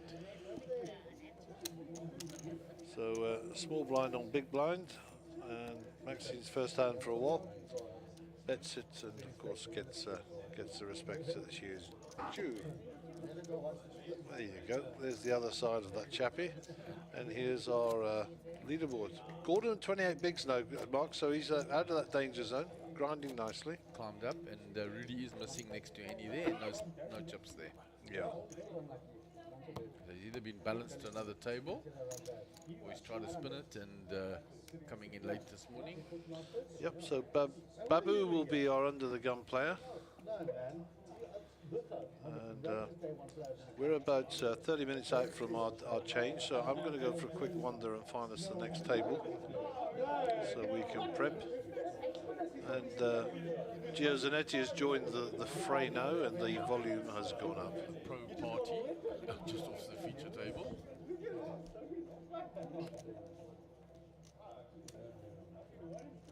So Gordon with the queen 4.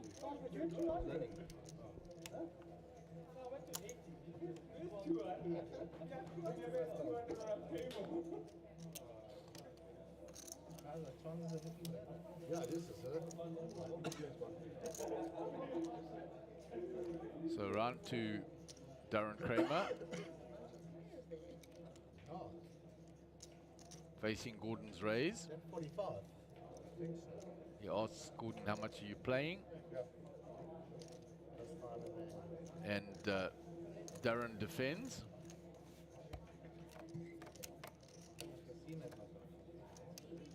So Darren finds an 8 on the flop. So when Gordon continues, I'm sure Darren will come along.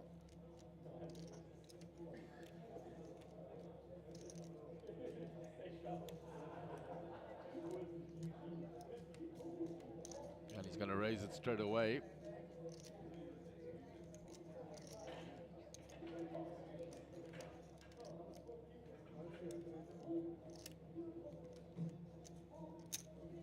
In the raise, and Gordon will go away as he hasn't hit anything at all.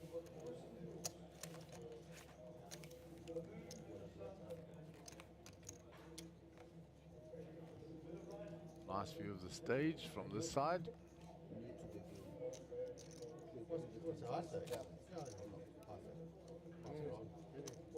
no, maybe no. I think probably me better than Big LED screen in the background gives a wonderful backdrop to the feature table. A game's amazing. He's one of the best in the country. B and C game is a referee. Why you I think you could ask to back him? No. I'm just asking this. Oh, he's A game. Background, and you can see Paul there. There was giving those shots. The cost is if you're the fastest stage. The cost at 30, 60, 50 hundreds. Yeah. Right. Very good. So Mariette under the gun +1. He's going to raise with a 9-7. Same with the. You won't play much. Round to Mariette. To Maxine from Mariette's raise. So Mariette balancing her range, is what I was trying to say. Mixing up her raises.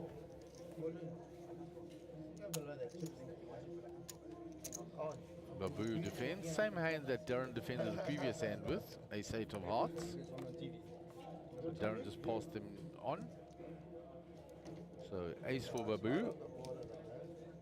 And he's not checking to Mariette. He's going to lead straight into it, which will make Mariette get out the way.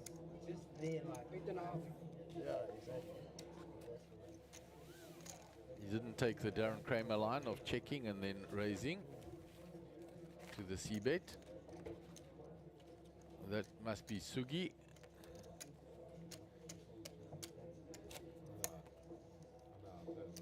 It is a picture of Sugi.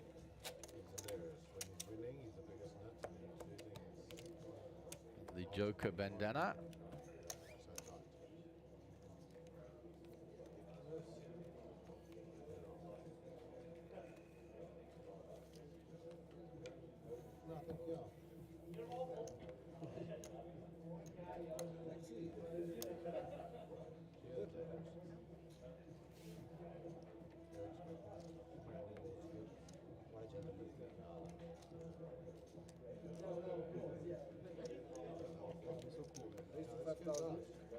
So Gordon is going to raise.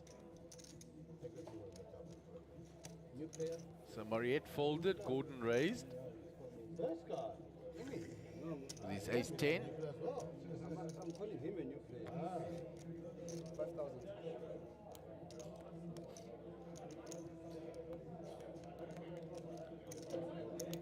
Looks like Darren is called. With the Jack-9 of diamonds.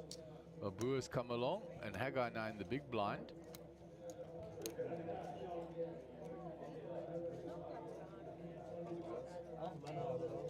Here's Gary in the background with Dave Ralph. Gonna source a table to come after the break, up to the future table.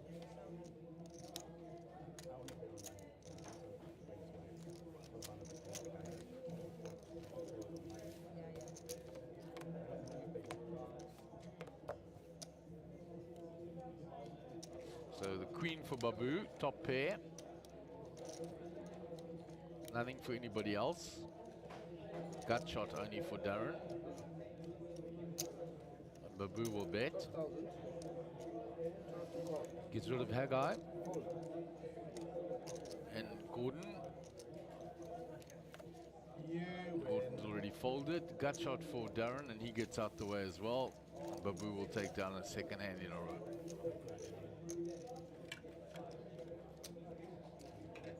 There are the bullets of Mr. Moon Khan.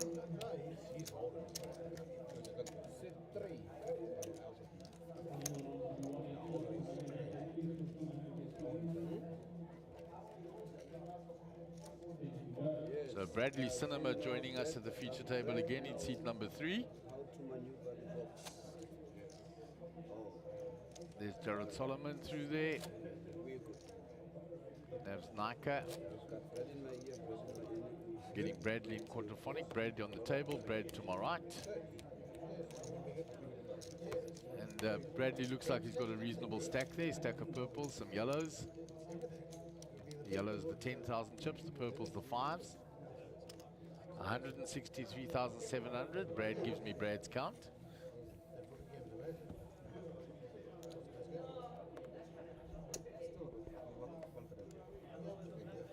So Maxime, king 4 of diamonds, early position. Bradley folds his first hand. Faraz out the way. Darren Kramer in the cutoff. He raises it to 5,000 from the cutoff.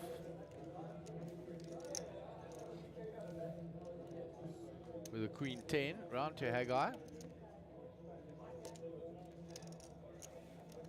Haggai's out the way. Just Mariette in the big blind, and she folds. What a sweat that Emmy thing, huh? Wow, you don't get to that in life, let me tell you. That was amazing. That's just all sweat thing. And Darren will take down the hand. So Gordon will be in the big blind, Maxine under the gun. So there it is. 23 minutes left on this level, then we'll have a break. After that, we'll bring you a new feature table. We'll have 2 more levels, and that'll be the end of day 1B. We've only got 52 players left from the original 155. There were 11 that came through from day 1A of the 65 that entered there. So a lot of players will be jumping into that turbo day 1C to try and get into this 3 million rand guaranteed tournament. Yeah, that's Which is crazy, but he was brilliant. Wow, it's awesome part, yeah. That was the best part, yeah.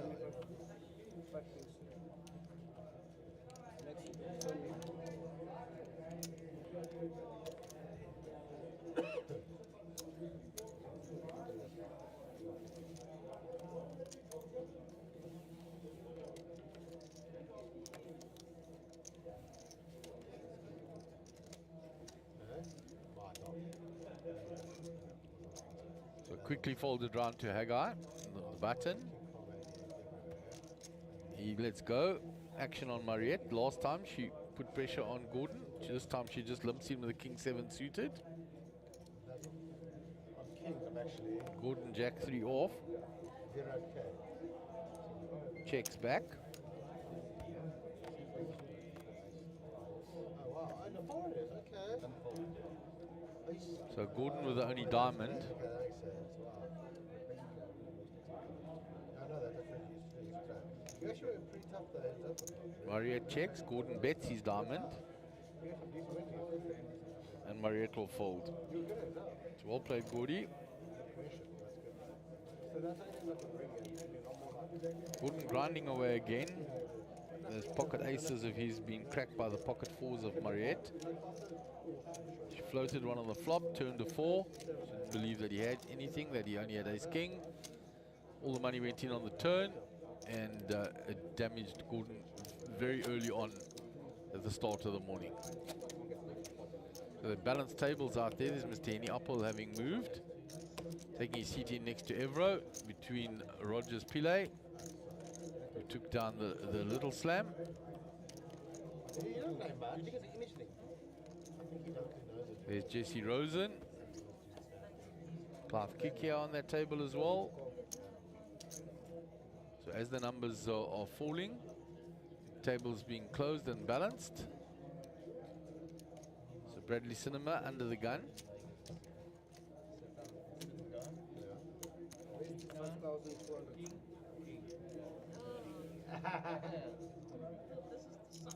I won that time.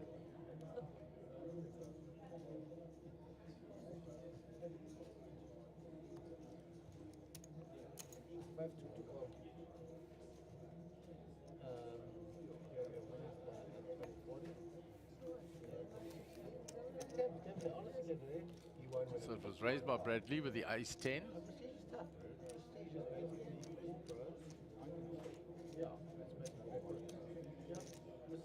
Five two and a call.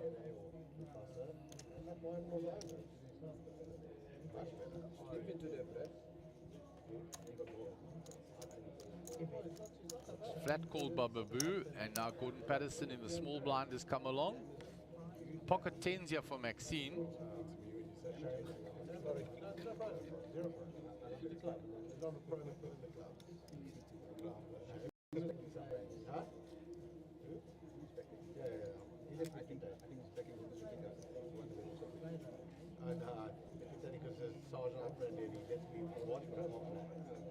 No, just calls. I don't want to. So waiting for Maxine. With the decision with the pocket 10s.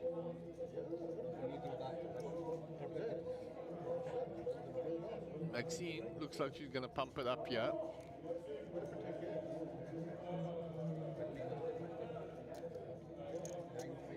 There comes the 3-bet.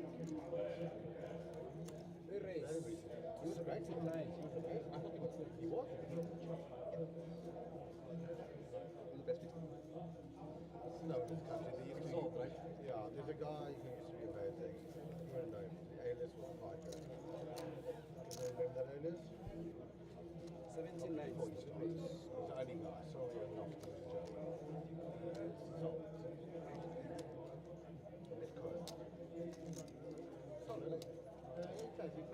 So Maxine 3-bets. I don't think the 3-bet was that high. Just double check with the dealer.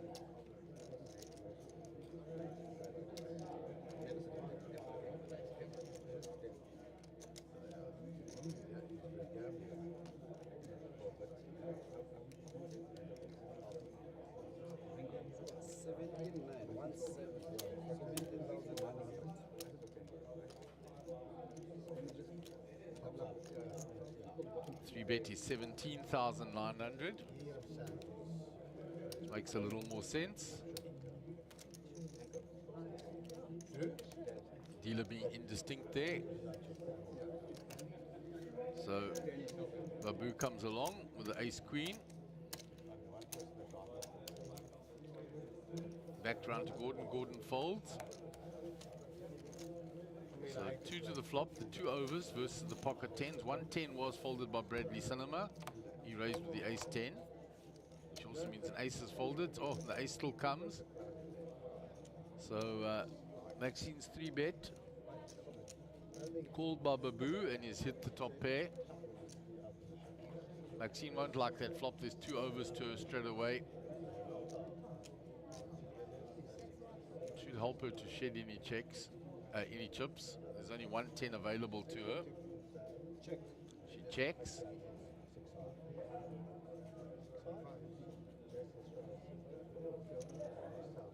Babu bets straight away. It's a big bet. Maxine will get away from those pocket 10s now. She'll know. In the muck they go.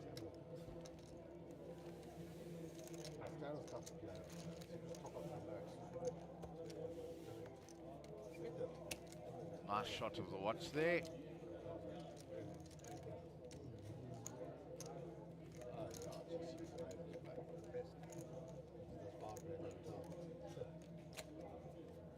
Would of course be J Sol's watch, him being a watch aficionado, trading in them amongst other things. With Adam Wolf. Pan around to the feature table. Up on the stage there, roped off area, the bracelet that the players will be playing for, with that 1 million rand first prize guaranteed as well.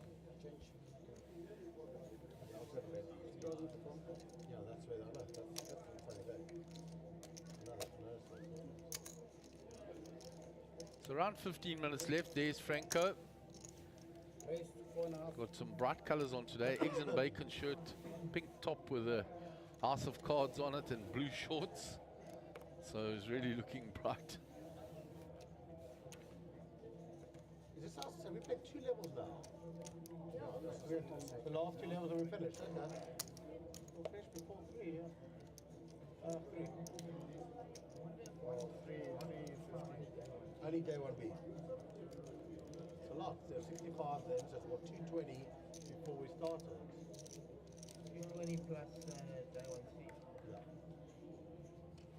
So pocket queens for Bradley Cinema is raised by Darren Kramer. 3-bet from Bradley. Up to 13,000. Up to 13,000.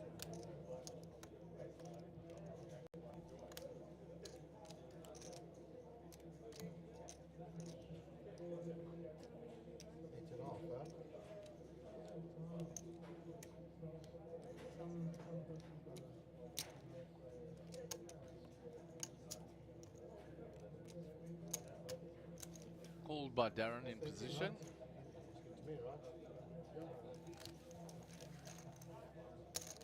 Something juicy for both of us, you know. So we'll go 2-8 to the flop. Darren calling because he's in position. Now Darren's hit the 9 here. Pocket queens for Bradley.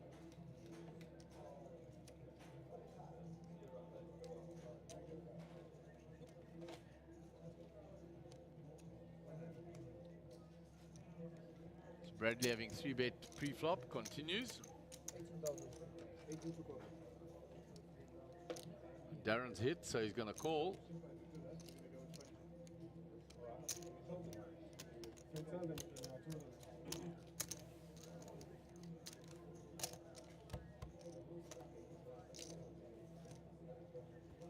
Five no good for Darren. Bradley's queen still ahead. See how he goes now. 65k in the pot. 35,000. He's kept it small.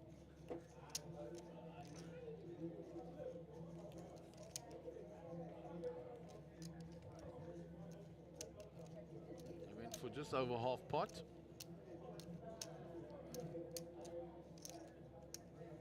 I was asking Darren the question, yeah, and he's telling the story. I 3-bet you pre, I bet that flop, and I've bet the turn quite hard. I have the overpair.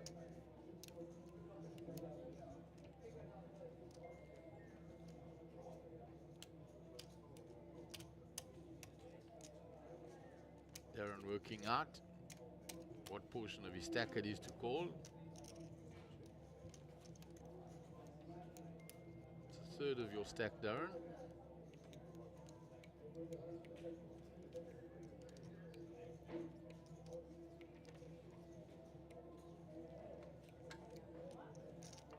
I think the price is too high and Darren gives it up.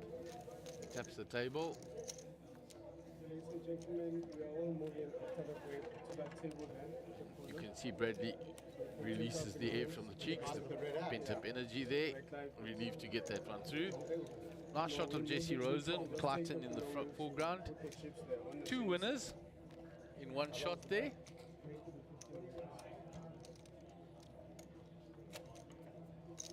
And that's the bracelet for this event. That was a very nice shot. Clayton Tannenworth taking down the one title, Jesse Rosen taking another title. So two title winners of this series in one shot there. Huge.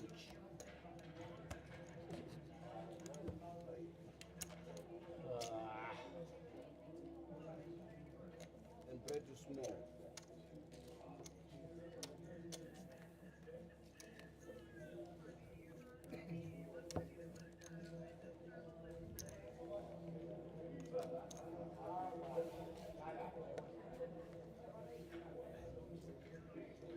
So action round to Haggai.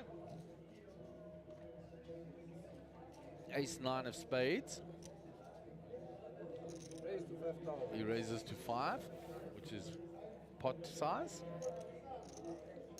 Nothing for Gordon Patterson. Round to Maxine.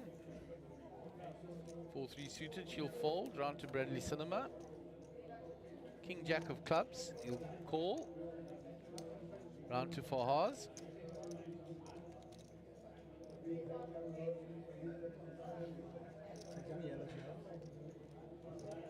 Ask Haggai how much he's got. He looks how much Bradley's got.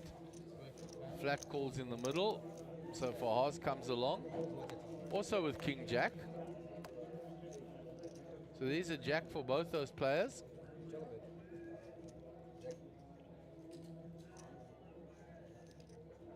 So Bradley flops big there. He's got the jack with a club draw. Haggai checks behind to the two players. Turn brings the straight and flush draws for Haggai now. Bradley's now going to lead in with his jack and his club draw. 9,000. Fahaz come along with his jack.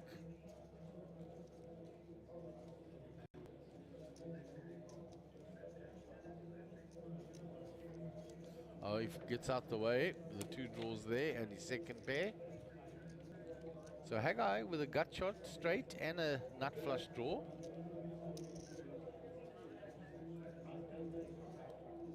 Carrying discussion with the two youngsters.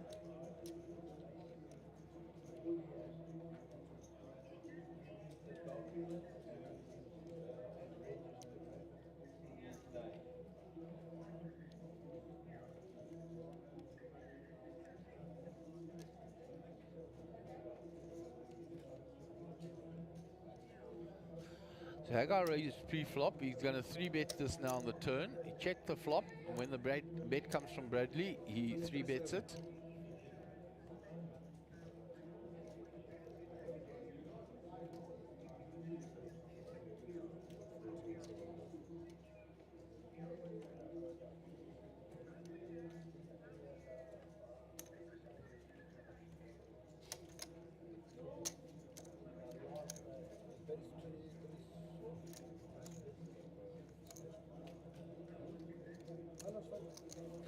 Bradley makes the call with his pair and his flush draw.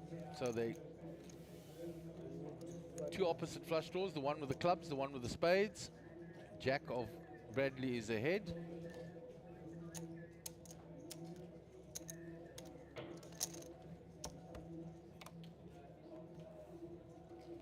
And he gets there on the river with the club.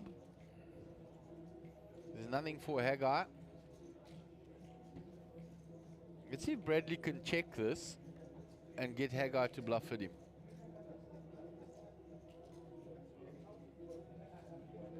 He's going to lead out.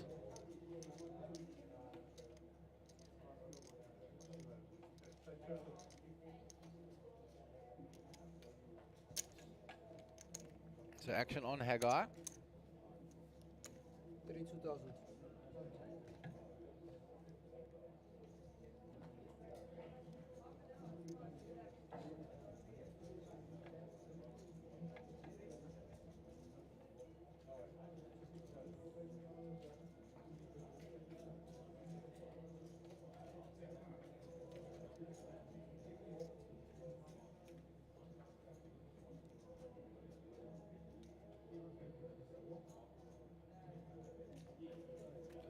So the way the hands played out, Haggai will have to give this one up. He's very wise and experienced. He'll know that he can't pull a move through here. And he'll give it up. He tried it on the turn.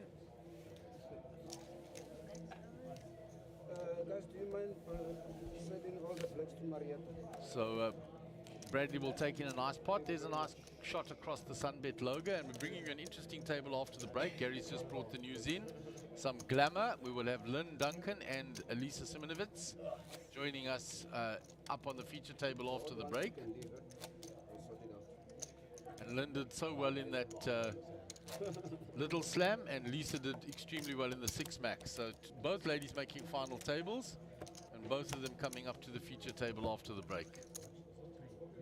3,000.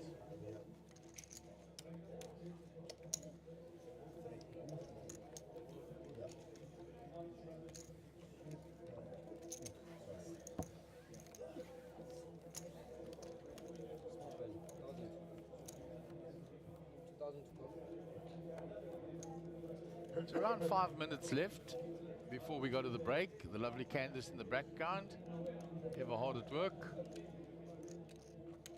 Big Michael Gussain. Pocket 8s for Mariette.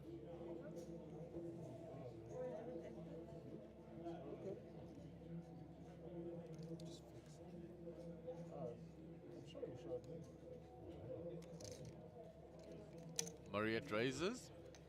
Raise to 6.5.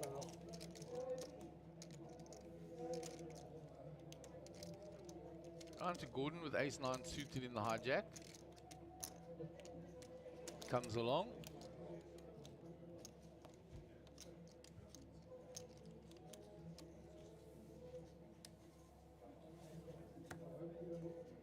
It's folded round past Darren Kramer. Babu's already folded. Haggai's folded. So we've just got the 2 players in the hand. 9 for Gordon. Mariette checks. Gordon checks back.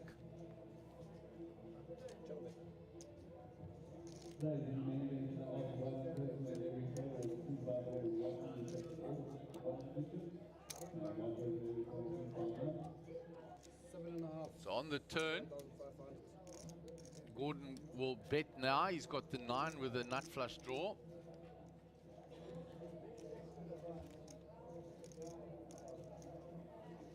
So on that turn, Gordon will bet and take down the hand.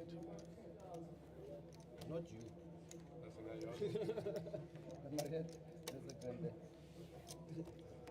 So we're approaching the break now. As Gary says every day, please push that like button. It helps the stream. You have to push it every day. You can subscribe once, but the like button must be pushed for each individual stream to help the stream along.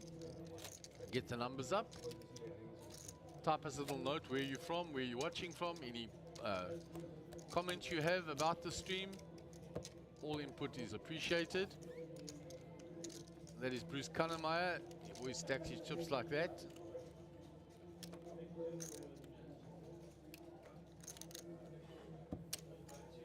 So King Queen for Haggai under the gun.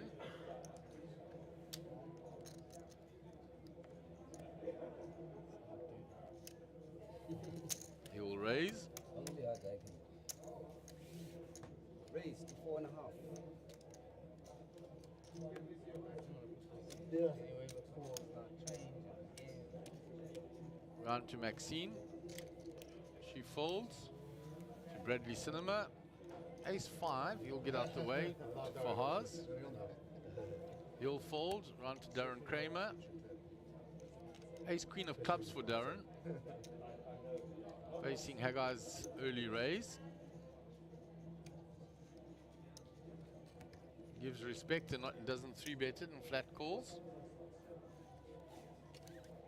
Yep.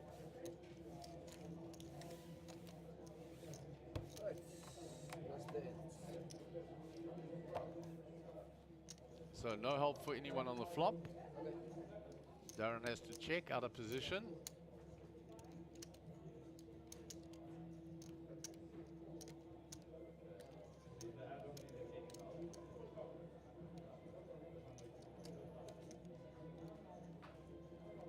And Haggai continues. Babu folded pre-flop. The software is frozen up on Bradley. I'll track the action for you. There's a queen on the turn for both players. The ace for Darren playing as the kicker. So the turn comes out, the river comes out now. Darren with the ace queen of clubs, well in front here of the king queen of Haggai. Bet and call. Haggai has to pay off. Yeah, that's right. Can I have 500, please? It was 4-1, Yeah. and a call. Then Darren Kramer takes.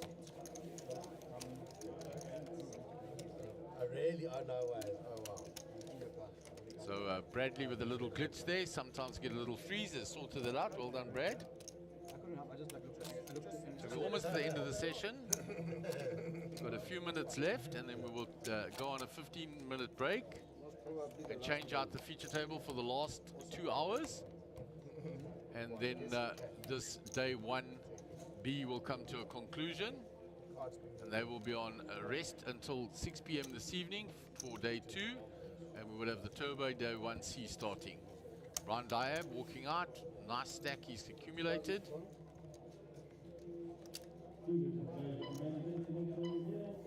There's the end of the play. So this will be the end of the hand, and the players will be going into the break. Round to Bradley Cinema, 9-6 suited. Doesn't want to get involved in the last hand. Fahaz. Queen 5 says, I'm out the way. Darren Kramer, ace 8 on the button. Darren will raise. Round to Babu. Raise to 4.5. He has folded. Round to Haggai in the big blind. Babu's folded out. Round to Haggai. Haggai king 9 suited. He's got a decision to make here. Facing the raise from the button. Does he flat or does he 3-bet? He flat calls. Evro and Mike having a check in the back. Great mates from many, many years. So 2 spades for Haggai. I fancy him to check this, and then he will raise once Darren bets. You'll expect a C-bet from Darren. There are the players streaming out, going on their break.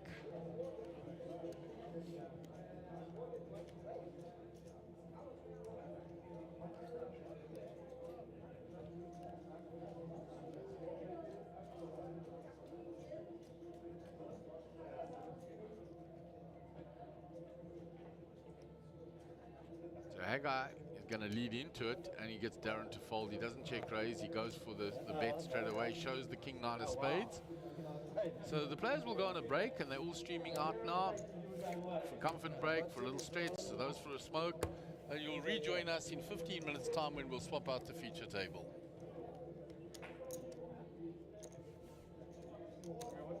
The race to Vegas is on with the SUNBET Poker Tour. You can earn points on our leaderboard at every stop around the country, and you can earn your way into the top 10 to go to Vegas in 2023. Vegas, the greatest spectacle of poker in the world. Every single poker player has to come to Vegas. That's all I can say about Vegas. Vegas, the capital city of poker. Poker utopia. Great experience, best place in the world. I love Vegas. Can someone tell me? It's a crazy, crazy city. What happens in Vegas stays in Vegas. And this time is going to be super. Keep your eye on the leaderboard and you could be winning your way all the way to Vegas in 2023 with Team South Africa. Let's go to WSOP. For more information, visit mjpt.co.za.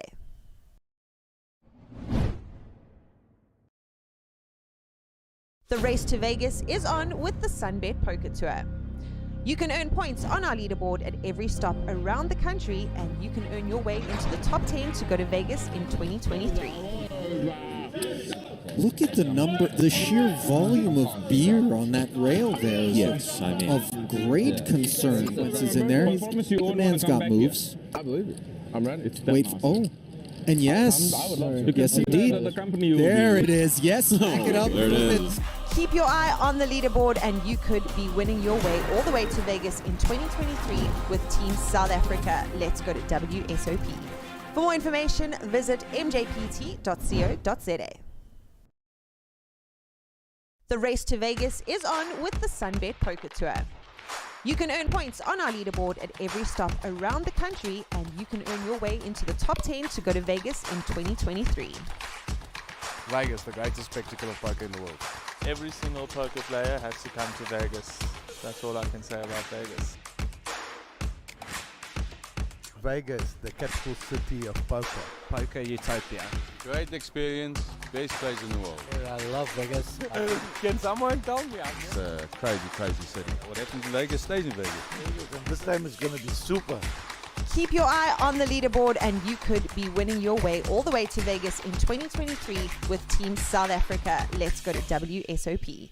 For more information, visit mjpt.co.za.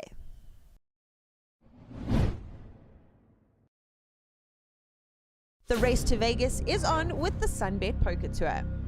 You can earn points on our leaderboard at every stop around the country, and you can earn your way into the top 10 to go to Vegas in 2023. Look at the number, the sheer volume of beer on that rail there is of great concern. Once he's in there, the man's got moves. I believe it. I'm ready. Wait, oh. And yes, yes indeed. There it is. Yes, back it up. There it is. Keep your eye on the leaderboard and you could be winning your way all the way to Vegas in 2023 with Team South Africa. Let's go to WSOP. For more information, visit mjpt.co.za. The race to Vegas is on with the SUNBET Poker Tour. You can earn points on our leaderboard at every stop around the country, and you can earn your way into the top 10 to go to Vegas in 2023. Vegas, the greatest spectacle of poker in the world. Every single poker player has to come to Vegas. That's all I can say about Vegas. Vegas, the capital city of poker. Poker utopia. Great experience, best place in the world. I love Vegas. Can someone tell me? It's a crazy, crazy city. What happens in Vegas stays in Vegas. And this time is going to be super. Keep your eye on the leaderboard and you could be winning your way all the way to Vegas in 2023 with Team South Africa. Let's go to WSOP. For more information, visit mjpt.co.za.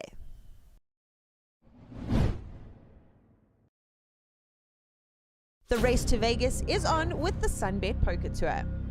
You can earn points on our leaderboard at every stop around the country, and you can earn your way into the top 10 to go to Vegas in 2023.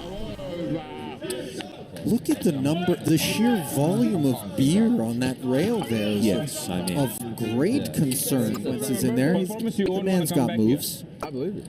I'm ready. Wait, oh. And yes, yes indeed. There it is. Yes, back it up. There it is. Keep your eye on the leaderboard and you could be winning your way all the way to Vegas in 2023 with Team South Africa. Let's go to WSOP. For more information, visit mjpt.co.za. The race to Vegas is on with the SUNBET Poker Tour. You can earn points on our leaderboard at every stop around the country, and you can earn your way into the top 10 to go to Vegas in 2023. Vegas, the greatest spectacle of poker in the world. Every single poker player has to come to Vegas. That's all I can say about Vegas. Vegas, the capital city of poker. Poker utopia. Great experience, best place in the world. I love Vegas. Can someone tell me? It's a crazy, crazy city. What happens in Vegas stays in Vegas. This time is going to be super. Keep your eye on the leaderboard and you could be winning your way all the way to Vegas in 2023 with Team South Africa. Let's go to WSOP. For more information, visit mjpt.co.za.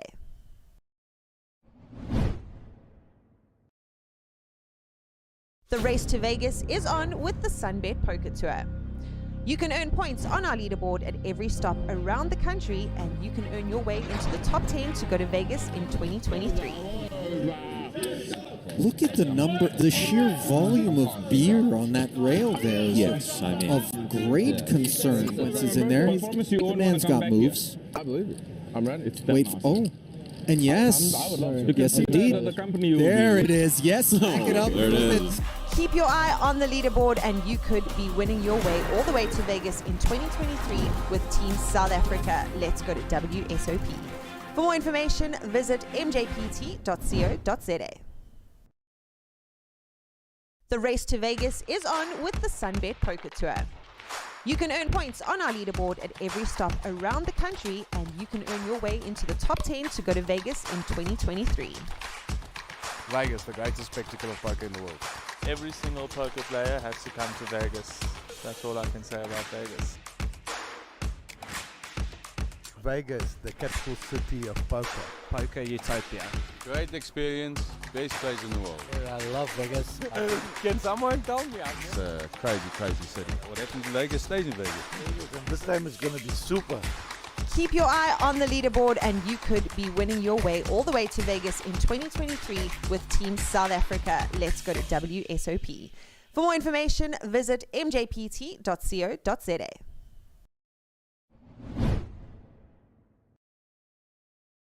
The race to Vegas is on with the SUNBET Poker Tour. You can earn points on our leaderboard at every stop around the country, and you can earn your way into the top 10 to go to Vegas in 2023. Look at the number, the sheer volume of beer on that rail there. Yes, I mean, of great concern. Once he's in there, the man's got moves. I believe it. I'm ready. Wait, oh. And yes, yes indeed. There it is. Yes, back it up. There it is. Keep your eye on the leaderboard and you could be winning your way all the way to Vegas in 2023 with Team South Africa. Let's go to WSOP. For more information, visit mjpt.co.za. The race to Vegas is on with the SUNBET Poker Tour. You can earn points on our leaderboard at every stop around the country, and you can earn your way into the top 10 to go to Vegas in 2023. Vegas, the greatest spectacle of poker in the world. Every single poker player has to come to Vegas. That's all I can say about Vegas. Vegas, the capital city of poker. Poker utopia. Great experience, best place in the world. I love Vegas. Can someone tell me? It's a crazy, crazy city. What happens in Vegas stays in Vegas. This time is going to be super. Keep your eye on the leaderboard and you could be winning your way all the way to Vegas in 2023 with Team South Africa. Let's go to WSOP. For more information, visit mjpt.co.za.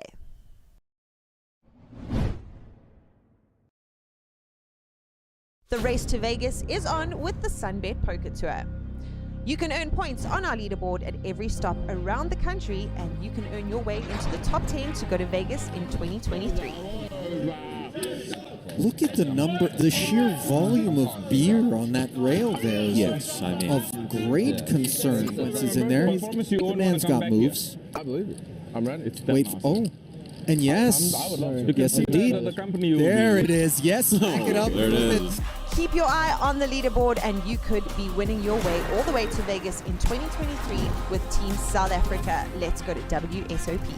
For more information, visit mjpt.co.za.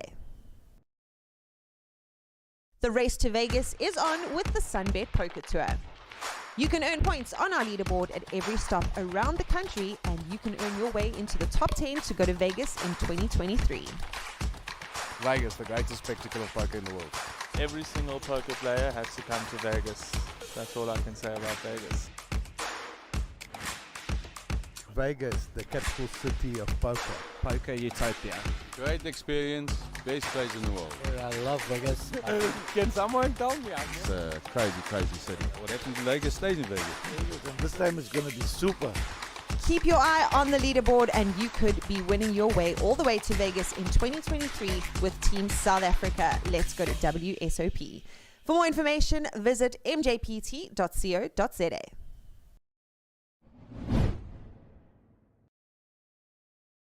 The race to Vegas is on with the SUNBET Poker Tour. You can earn points on our leaderboard at every stop around the country, and you can earn your way into the top 10 to go to Vegas in 2023.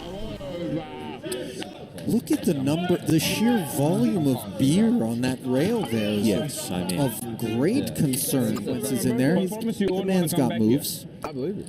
I'm ready. Wait, oh. And yes, yes indeed.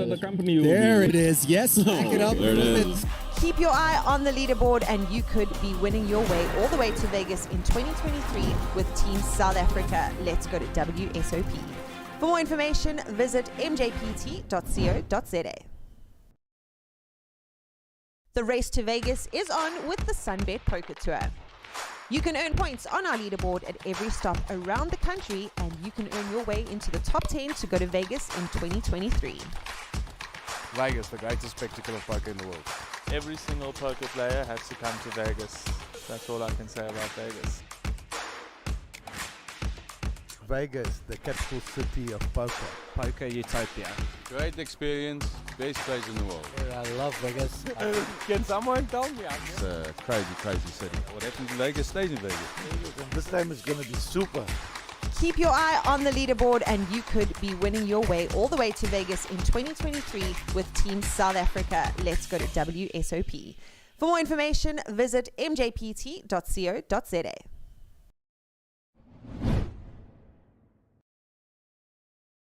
The race to Vegas is on with the SUNBET Poker Tour.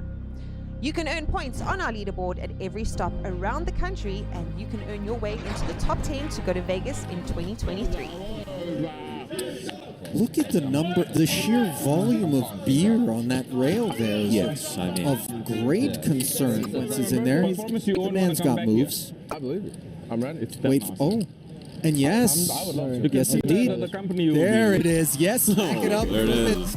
Keep your eye on the leaderboard and you could be winning your way all the way to Vegas in 2023 with Team South Africa. Let's go to WSOP. For more information, visit mjpt.co.za. The race to Vegas is on with the SUNBET Poker Tour. You can earn points on our leaderboard at every stop around the country, and you can earn your way into the top 10 to go to Vegas in 2023. Vegas, the greatest spectacle of poker in the world. Every single poker player has to come to Vegas. That's all I can say about Vegas. And welcome back to the Sabaya Casino and Resort. This is your day 9 already, can you believe it, of this leg of the SUNBET Poker Tour at the beautiful Sabaya Casino in the province of KwaZulu-Natal. This is day 1B. This is the latter part of it. There are 2 levels left until the close of day 1B. They will join us back later for day 2. In seat 1, Lynn Duncan, finalist in the Little Slam, final tableist, 199,500. Seat 2, Lisa Simonovitz, 92,000. She came third in the 6 max, so both ladies making final table and good cashes. Seat 3, Chrissy Late ended up heads up in that 6 max. He's got 118,000. Seat 5 is Clive Kikia with 136,000 chips. Clive needs no introduction. In seat number 6 is Matt Mahar, 75,000 chips. Seat 7, Jesse Rosen, who won that 6 max, 171,000. And in seat 8, Clayton Tallywanth, 39,000 chips, and he took a title as well. So, oh my word, and a cash. So we're running extremely well here. A lot of performers on this table and still running. So we're into the first hand. Has been limped in by 2 players. Lynn has called as well. The action is now on round all the way around to Jesse in the in the big blind. So it was raised by Lynn, called by Lisa. There we go, catching the action now. And Jesse defends in the big blind. There we go, software up and running.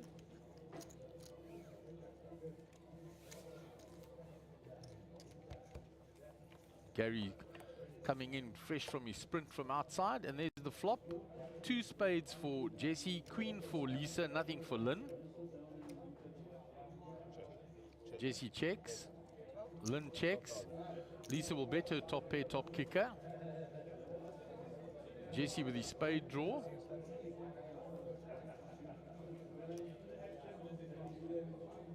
He just doubled up. A little bit of glamour on the table. The lovely Lynn and the lovely Lisa. Yeah, Gaz, and a lot of performers on this table that have been final tablists and 2 title winners already on this I table. don't know Matt, C6. I don't know him. Matt's been around for a while as well. What does he do? Where does he come from? As far as I know, is from Cape Town. Okay. To be confirmed, but he has been around in the poker scene for quite a while. And he's representing Wisla, whoever they are. Good luck, sir. I've played against him. Okay, so I'm getting a confirmation from my official geography expert at the end of the table, Mr. Bradley Griffiths. He says he hails from Cape Town. You're absolutely right. Button on C5, blah, blah, blah, and we're off and running. Nice to see Jesse up here as well. How's his chip stack? 171,000. Yeah, going along very nicely. Clayton Tellywine, 39,000. He's got work to do. He's on the short side. Matt with the 75,000, okay. Chrissy Late, 118, in good shape. Lisa, 92. And Lynn, 199. Well done, girl. Go. Yeah, and Clive with 136. Yeah, we don't mention Clive. I ignore him on purpose. He's from that Dorpy, you know, Sleepy Hollow in Peter Marisburg. No, Clive, good friend of mine. Sorry, mate, I missed you out there. 136. Rocking as usual. Great supporter of the tour. And yeah, looks like the action's on Lisa with ace queen here. Yeah, and Jesse's had a little bluff at this on the river. He's missed his flush, and he bluffs Lisa off the hand. Wow, that was a bit tight. Backdoor diamonds got there. The king came on the turn. Did we see how many players were left in? No. We didn't get a timing screen now, but it was around 50 players the last time we looked. Okay, 2:15 we're starting the turbo, by the way, so there's a few people hanging around. The last time I checked, there were around 50 left from the 155. Yeah, and we will see this table through to conclusion. There we go, 51. Sure, pretty much where it was. Yeah, so 54 minutes and 32 seconds to run on the clock.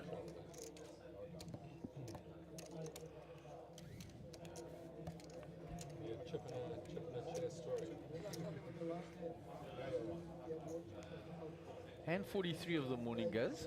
Yep, Lynn under the gun. I think she might get rid of these pretty quickly. And Lisa's a quick folder.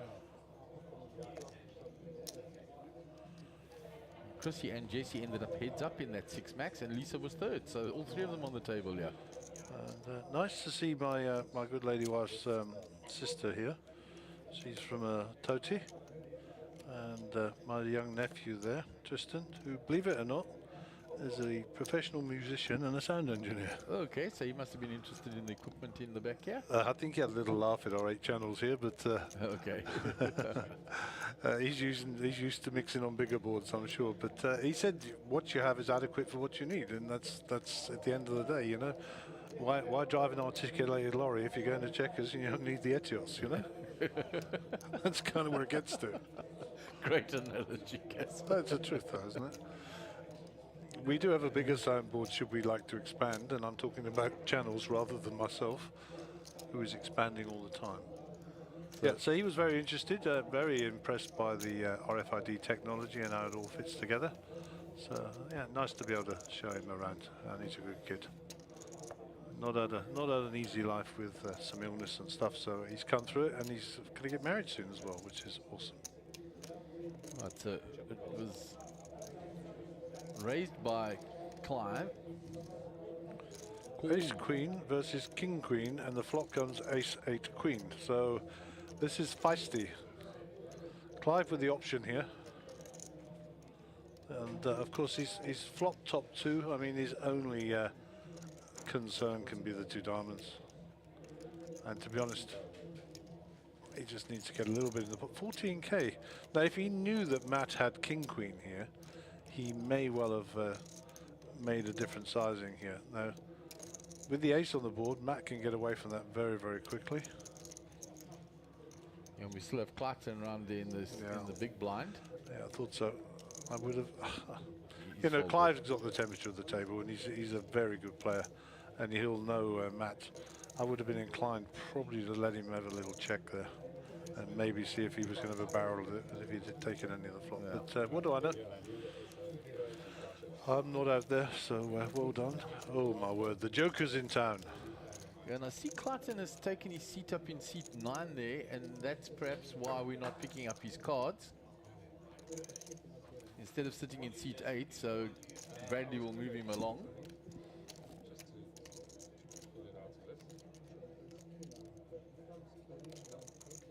So Bradley will just move him along in the software there, because we're playing 8-handed, so they should only be using the 8 seats. But it's all good.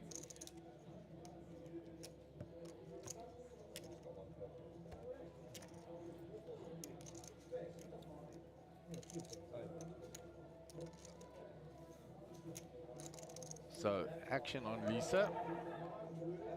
Under the gun. She folds.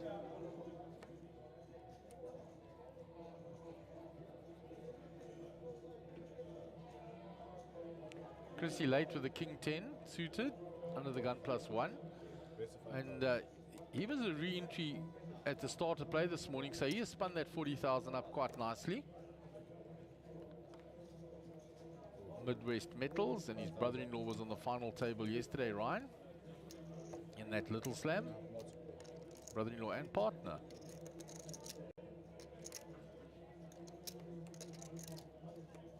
So action on Clayton. Can pick his cards up now that Brad's moved him boxes. Pocket Queens in the small blind.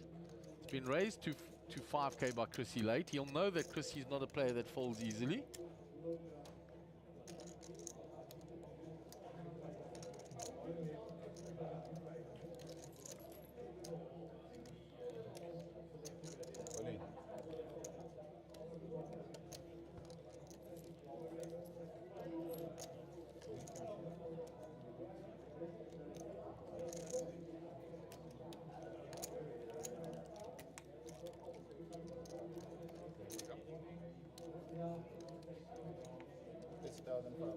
So he's moved all in.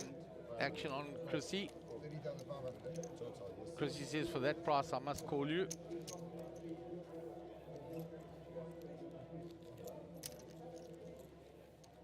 So Clayton at risk here. He's got his money in ahead. He has to fade the hearts, a king, or any sort of straight draw on the flop. There's a 10, adds 10s to Chrissy's out as well now, or running hearts. Queen still ahead. Oh, there's the big sweat for him now. 11 outs. And blank on the river. And Clayton faded a lot there. And he doubles up.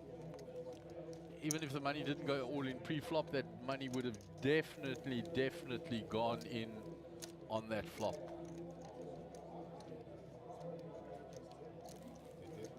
Brian Kalobi, nice to have you on stream, Brian. Actually hadn't seen Brian for a while and caught him at Monty recently. So nice that you're watching. He says, unlucky Yoni. That was the hand where Yoni flopped a set of 10s. And they both checked, and the turn brought the straight for Fahaz.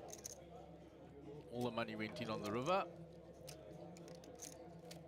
Well, all the money went in, yeah, on the turn. All the money went in on the turn. He didn't pair the river. So all the money in on the turn, the river didn't pair, and Yoni was eliminated with a set of 10s to the straight, Broadway straight. So hand 45, Chrissy late under the gun. He'll raise. The ace-10 suited. Clive kick here, the 8-7 of spades. He'll like the look of those cards, but it's from early position. You've got a lot of players behind him.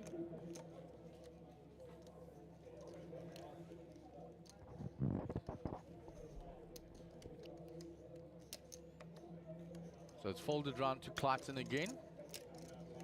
Pocket sixes, so him and Chrissy are going to clash, cross swords again.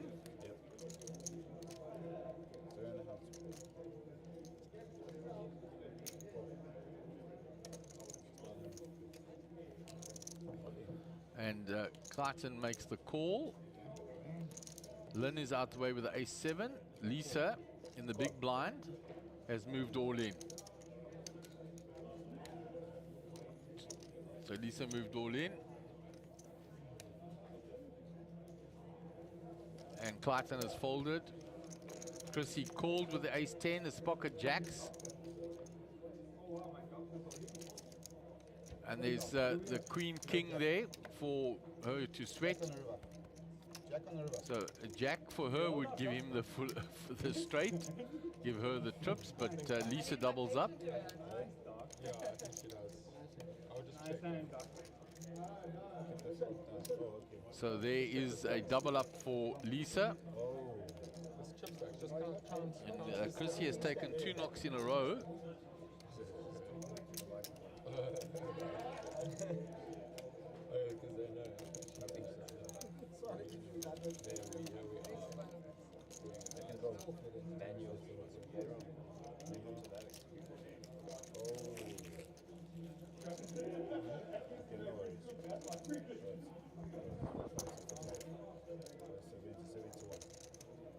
So Chrissy unfortunately is running to 2 hands. He's doubled up Clayton, he's doubled up Lisa now. He's run pocket queens for Clayton and pocket jacks for Lisa.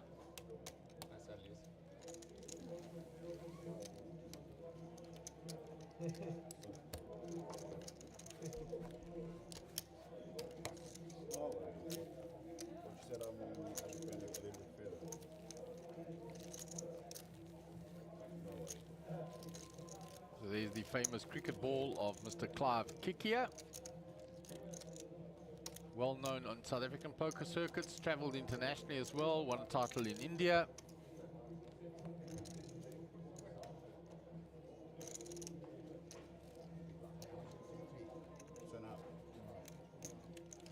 So Chrissy will be into the big blind now.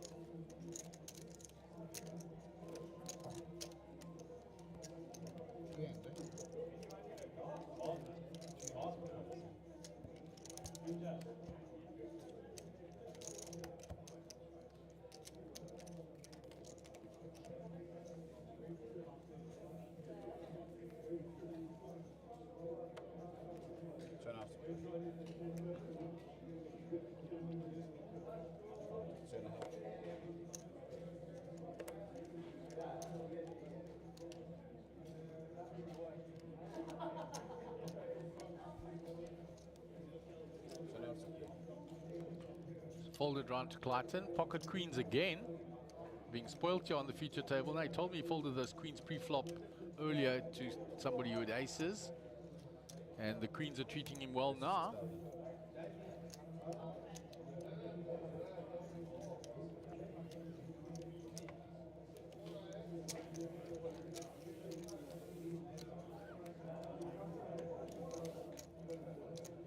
So it's raised by Clayton, taken down. There's a view of the outer tables. They have narrowed down.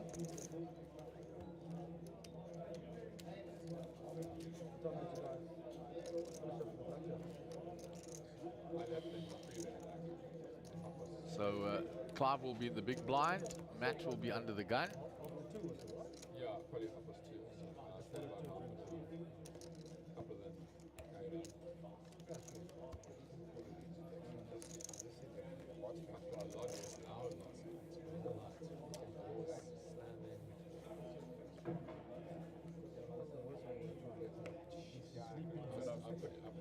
So action on Matt under the gun. folds. Jesse's out the way. Back round to Clayton. Jack 6 suited this time. He's out the way. Lynn in the cutoff. Ace 10 suited. She raises.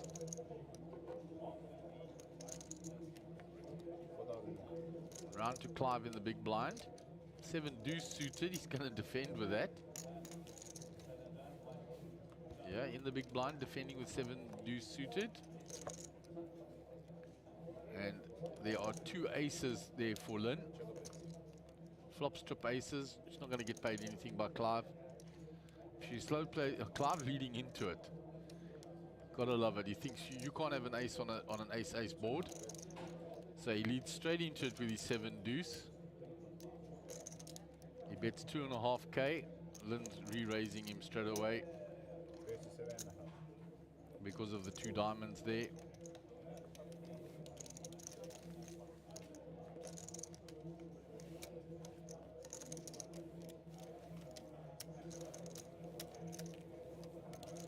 Clive folds and Lynn takes down plus 13k with her trip aces.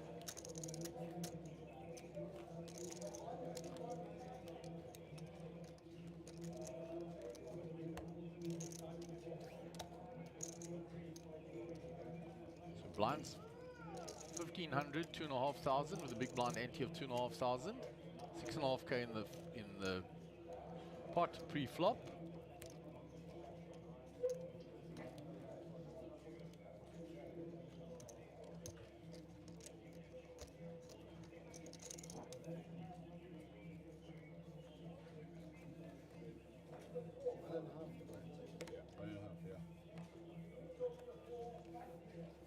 Nice view of the one outer table left on the left-hand side there, and the others on the right-hand side. Dealers all get ready for the other tournament that will start not too long from now. Day 1C. A lot of players waiting for that one. Their last bite at the cherry.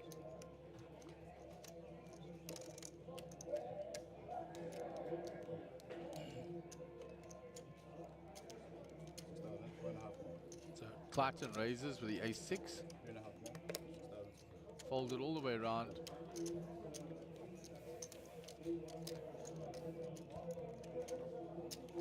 Chrissy called. They're crossing swords again. 9-7-4 flop.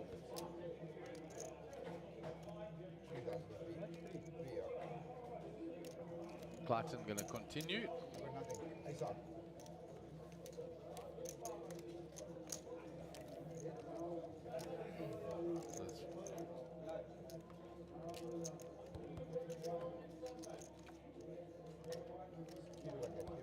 Ace for both players, the ace-8 still ahead, and Chrissy was all in for very little, and he'll pick up that pot. Picks up 26.5k, so gonna grind it back up from there.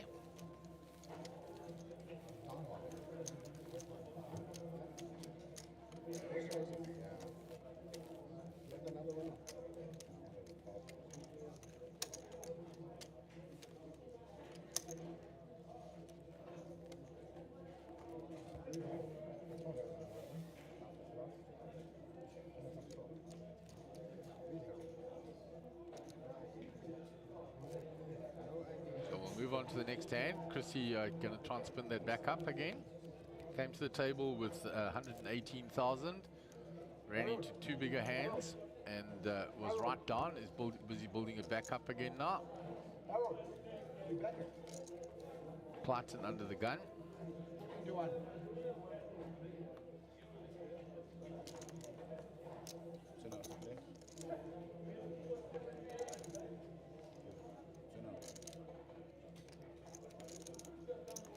Action on Lynn.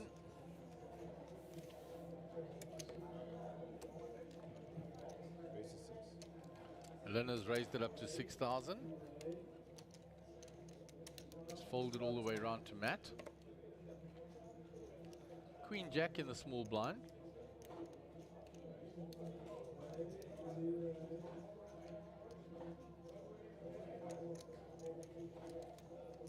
Gets out the way. Round to Jesse. 10 deuce suited.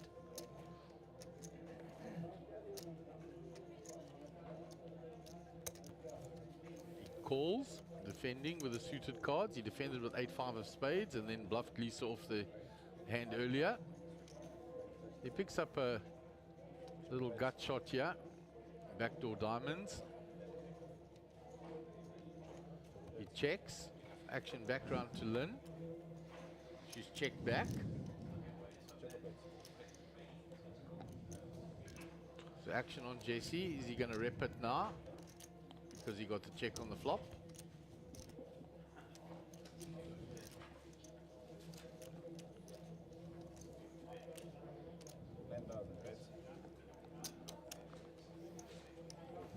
And he does bet it and takes that one away.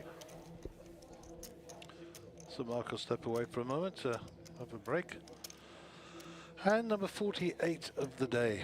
We are moving on. Nice shot there of the outside tables. Big Mo there on the right side with navs.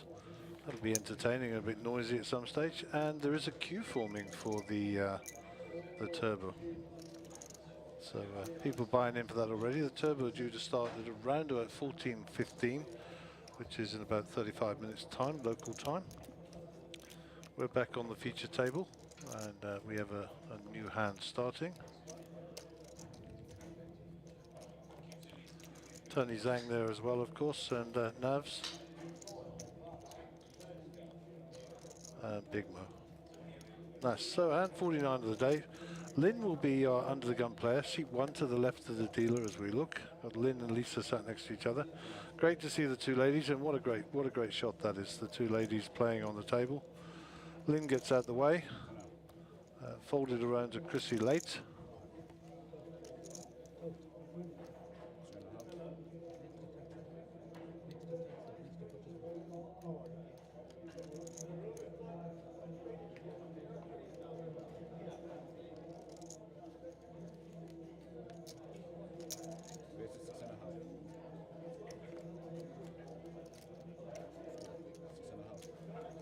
Okay, so back to the action here. Matt with a6 raises it up to 6.5.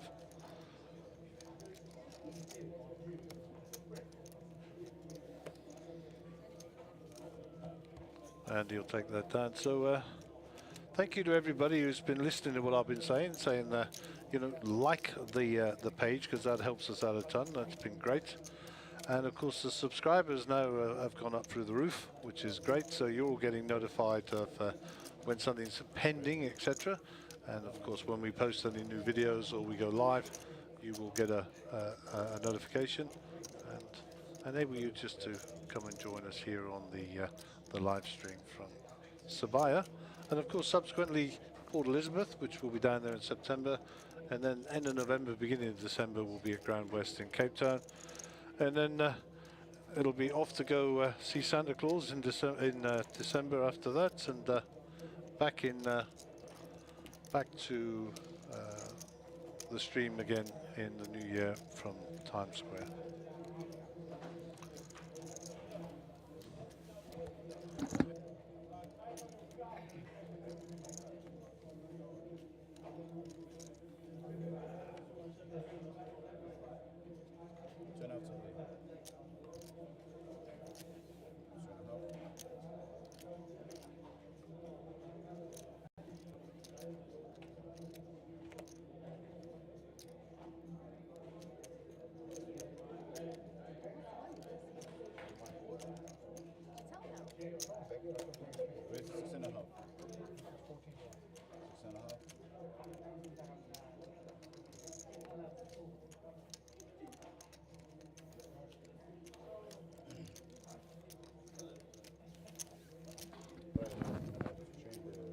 Okay, so we're just sorting out a new deck here for the table as the hand comes to a conclusion.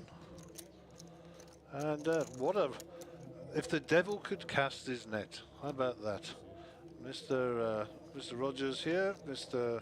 Henny Apple, Evro, Franco sporting his pink there. And who's that at the end of the table? That's Big Bruce. Then we've got Brian, of course. And Brian was sporting a good stack there earlier, so he's chugging on along nicely. Nice to see that, of course. And we're back to That's Anthony Gordon there. I don't know, looks like Mr. Ferreira there is having a little snooze. Maybe he didn't get much sleep last night. All good.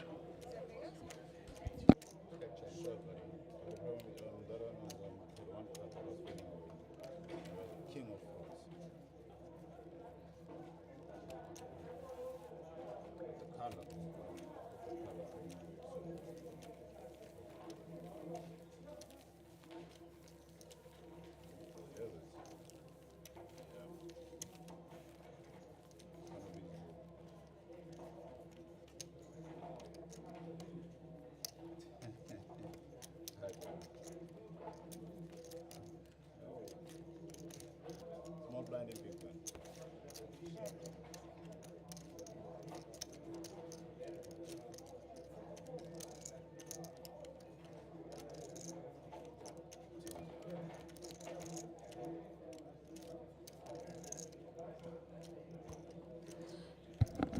So, off in running, Chrissy Late, top left of your picture there. Next to Clive is our under the gun player. He's going to fold and get out of the way. Clive also folds.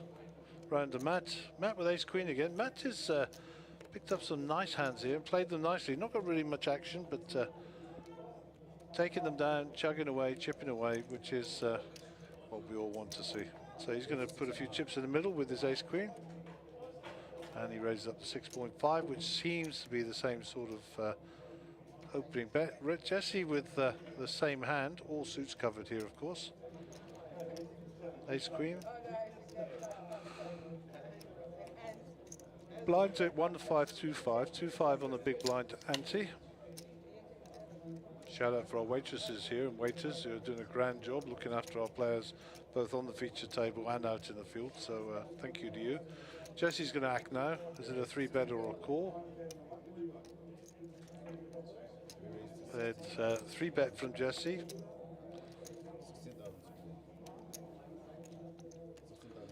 That looks like it's going to fold round all the way to Lisa. Lisa gets out of the way. Turns back to Matt. A little heads up action here. And does Matt call? Does he 4-bet? Does he fold? I don't like a fold here. Depends on the hand history between him and Jesse. Strong hand ace king, sorry, ace queen, so I don't expect him to fold this, but we'll see.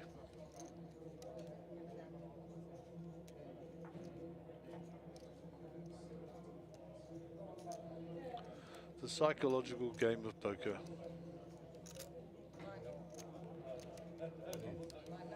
Looks like it's a shove, so he's 4-bet shove here.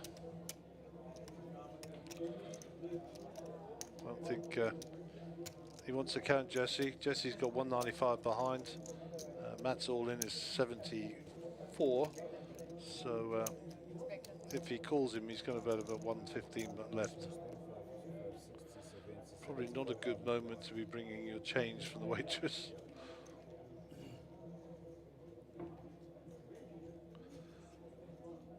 Back into the tank, back into the thinking process.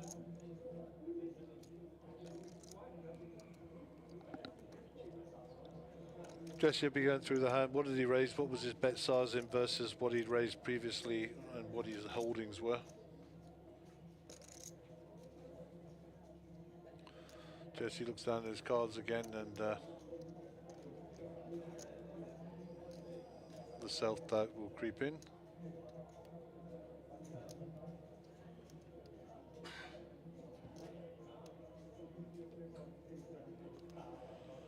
That's the calling chip, and we'll just have a little smile here.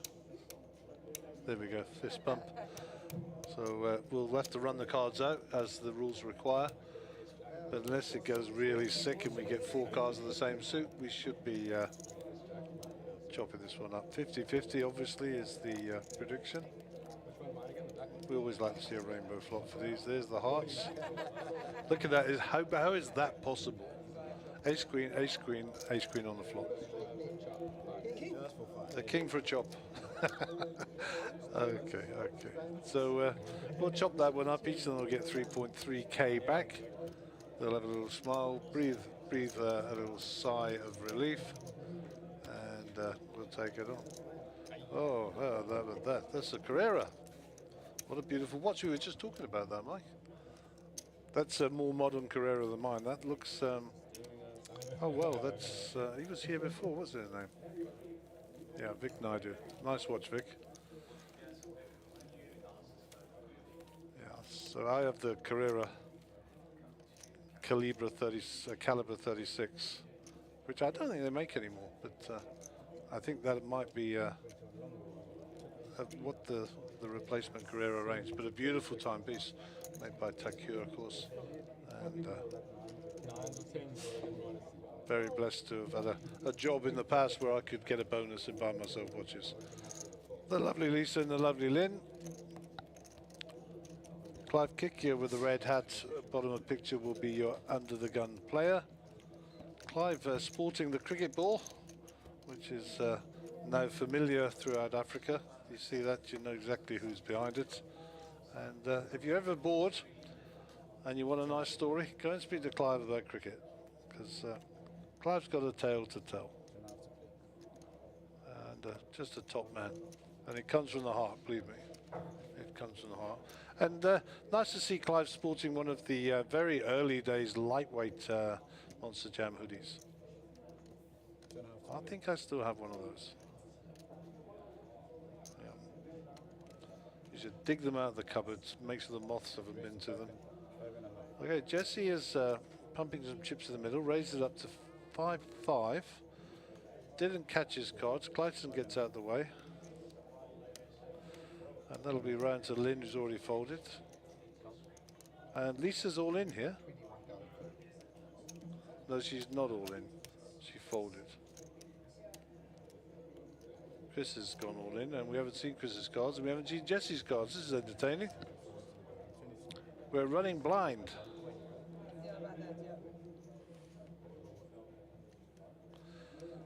So Lisa has 8-7. We know that already. She called. Chrissy went all in.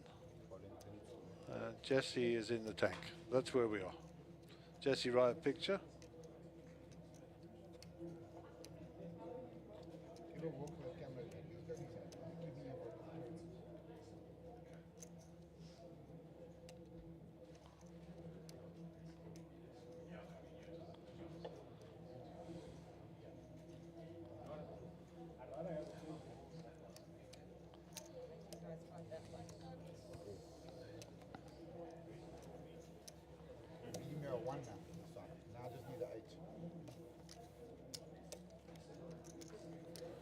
So we've got ourselves an all-in situation and a call here. Chrissy has got the ace-9, sorry, the ace-8, and Jesse is called with the ace-9. Flop comes down Jack-5-6. Ace-9 ahead at the moment. Pair of 8s now for Chrissy. 3 on the river, and Chrissy will take that down, and he'll profit 29,000. It wasn't a big shove, but it was definitely worthy of a call based on the numbers, and Jesse would have done that and worked that out.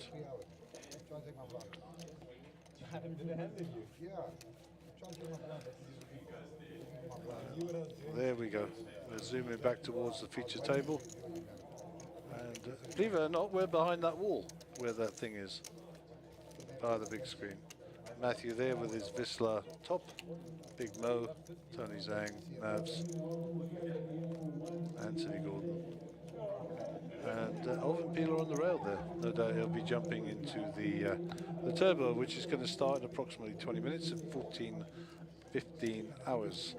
So 43 players left in, average stack now 144,186, and we're about an hour and 20 minutes before the end of day 1B part 2, and they will bag and tag. Their chips will go towards day 2, which starts at 6 p.m. this evening, And a little treat for everybody out there. Before we start day 2, we will be having a 4-way interview on the feature table, conducted by Mr. Mark Joseph. And I won't tell you who the interview is with.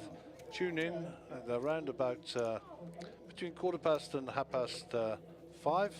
I would aim around that time sometime, and you'll be able to watch that interview before the day 2 starts proper.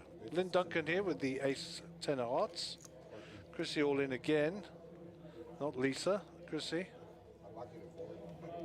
Now Chrissy trying to spin it back up.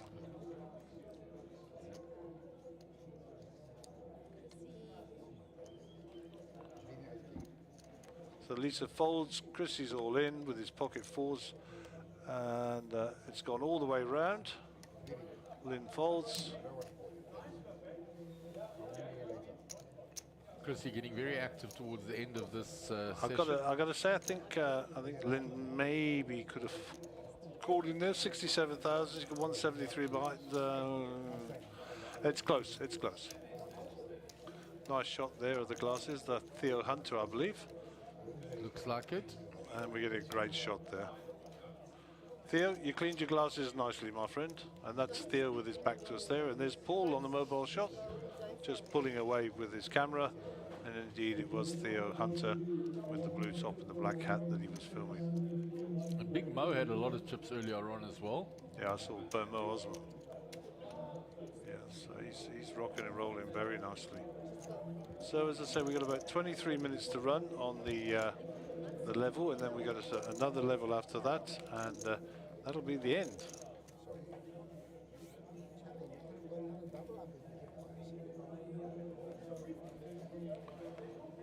So ace 9 for Jesse.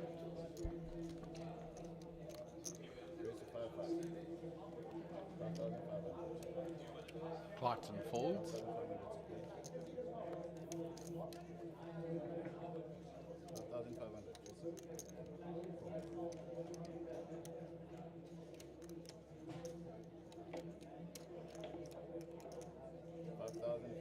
So raised up.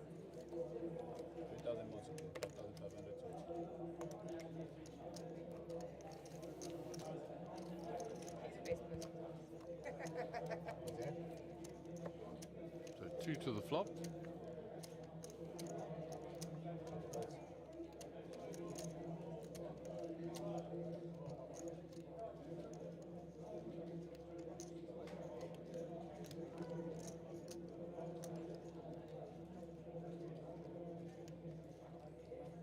Jesse going to continue. He raised pre-flop. Jesse having a look. There's nothing really for him to going on there.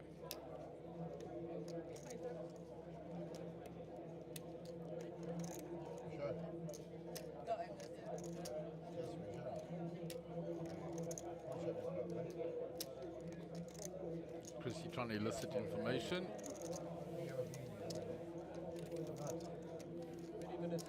Folds, and Jesse was ahead with his ace high. Unless they didn't pick it up.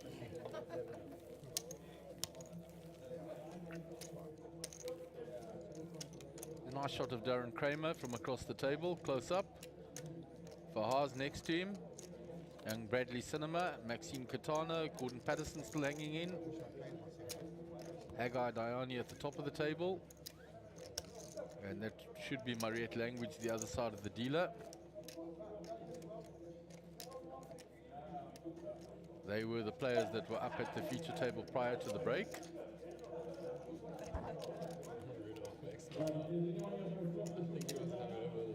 So hand number 55. Clayton will be under the gun.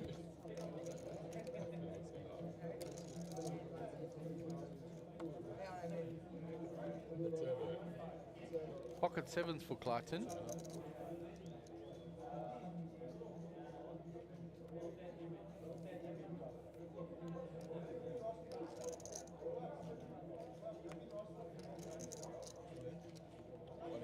He bangs it all in with the 7s. Straight into Lynn's kings. Lynn asks for the count. She makes the call.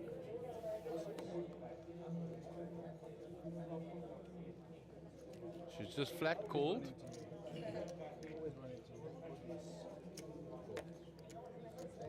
Matt's out the way, just Jesse, he folds as well. So Clayton with the sevens versus the kings of Lynn. It was close. It was that close. They say always coming 7.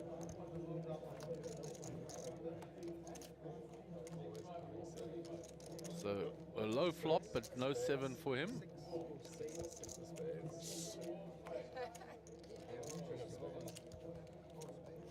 There's a king for Lynn, spade for him, but doesn't come.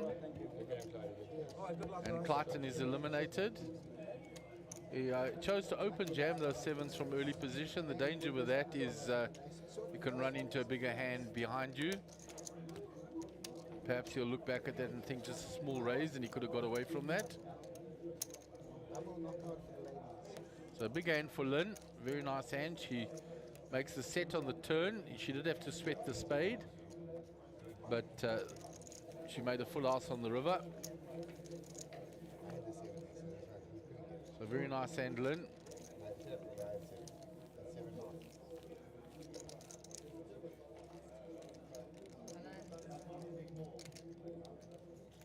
There is a view of those tables.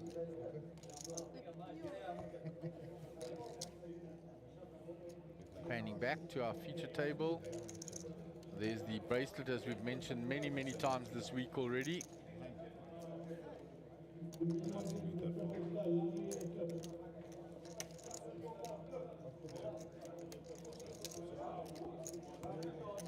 Flip 1500, 10 players, 1 hand. Action on Lisa. You just keep yeah, so when you free ride, free taxi. Queen 5 offsuit under the gun. Lisa folds. Chrissy has folded. It's quickly round to Clive.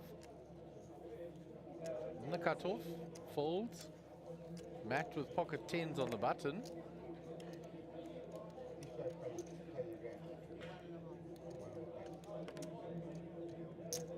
He raises. Jesse's a quick folder from the small blind. Just to Lynn in the big blind. Ace Jack for Lynn. So she's going to defend her big blind. So almost a fair fight, 52% to 48%. All spades. Matt is the only one holding a spade, so a good flop for him with the 10s. Lynn does the spade check quickly. She checks.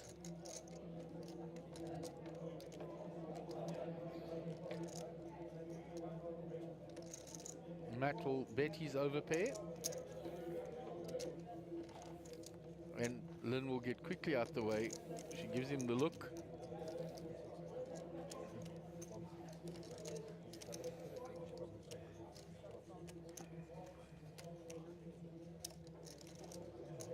There's the view of the table that was up here previously before the break.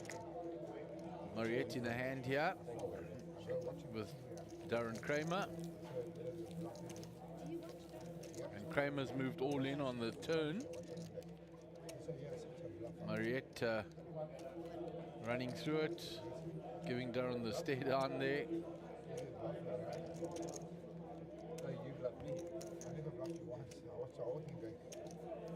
One hand I blocked him.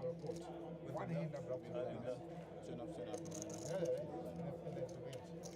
hand I blocked him, he had the last. All the other hand I was trying to block him, he caught me. It wasn't working. I saw some bluffs that you... 1 or 2, not bluffs. A lot of chatter between them. Darren giving the chat back. Mariette the finger pointing now. How long did we play for? 2.5 hours. She folds. It was too long. If I knew there was no trophy, I would. And Darren will steal that one away from Mariette. They both have the same hand.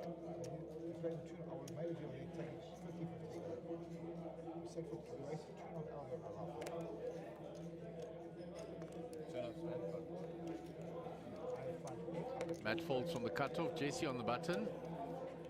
Gets rid of that. Then King 8 suited, limps in. Lisa with the 10s this time, raises.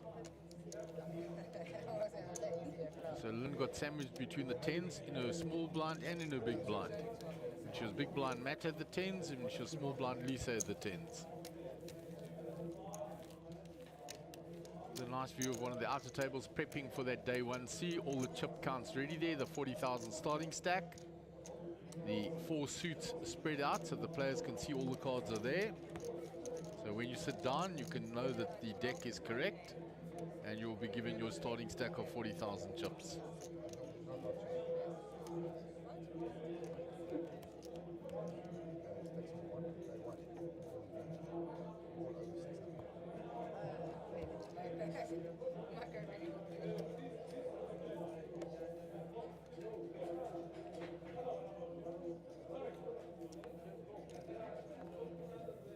Another table being broken.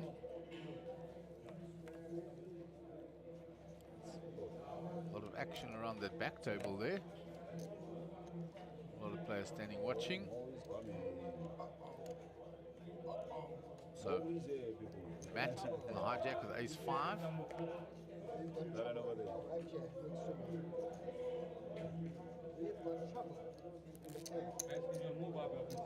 Jesse raises with the ace 4.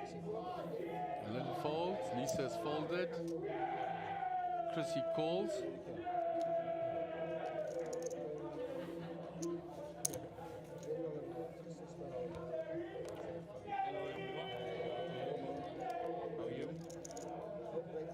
So 7-10-4. So it's a 4 for Jesse and an up and down for Chrissy. Chrissy puts it all in with the up and down. And Jesse can't call. It's out the way, and Chrissy takes down the hand. Not scared to put his chips across the line, Chrissy. Nobody could ever call him afraid. There's Mo coming in there, next to Chrissy. Let's have a look at Sugi's stack there. That's the bullets of Moon. I thought it was Sugi's bracelet. It's actually Moon's with his bullets on top. Voter van der Merwe opposite him, Vic Naidu, Desmond. There's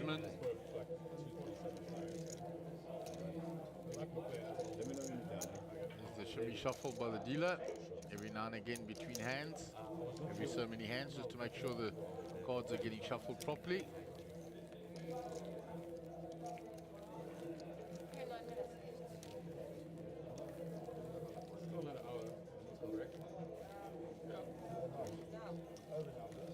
So we'll get Mo's chip count now, 173,000 odd.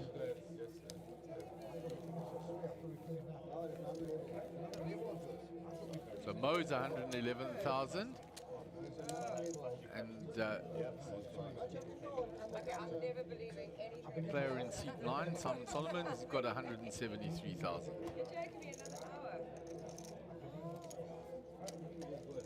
So the tables were balanced.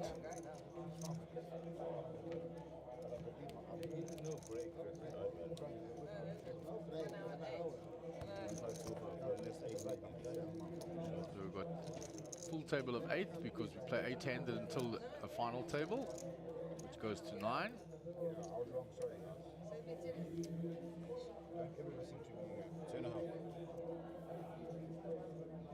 Action on Clive. Clive folds round to Matt. Matt ace 8 suited. Under the gun +1. Table is fuller now. So we're playing 8-handed. Now not 6-handed anymore. And he'll raise. Jesse folds. Round to Simon Solomon. Ace Queen of Diamonds. He gets his welcome to the feature table package.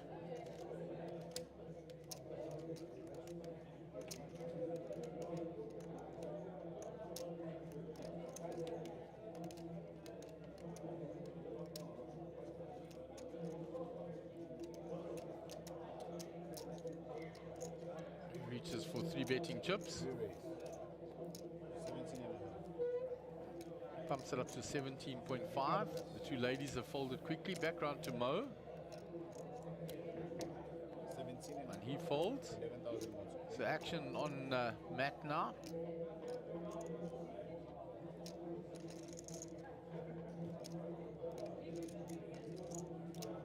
We saw a few eights being folded out there, so he wouldn't be in great shape against the ace queen of diamonds, and he'll let go of the ace eight, disciplined.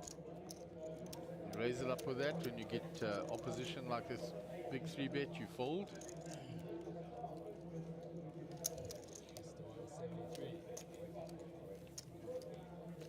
There's Joe Steggers, Mr. Sun, Barry Conway. We mentioned the players on the left-hand side already. So there it is, Chrissy Late, 26 bigs.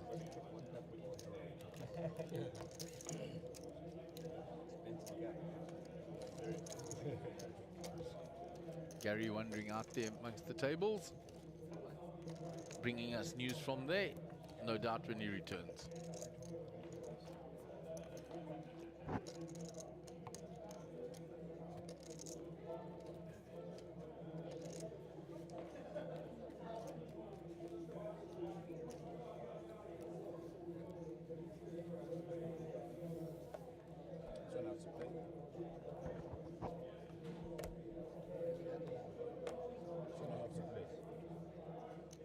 Folded quickly round to Simon.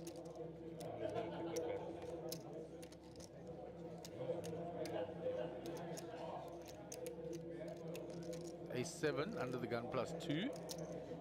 Folded to him, he's going to raise it. Linda's already folded. All the way around to Mo already. Clive, the big blind.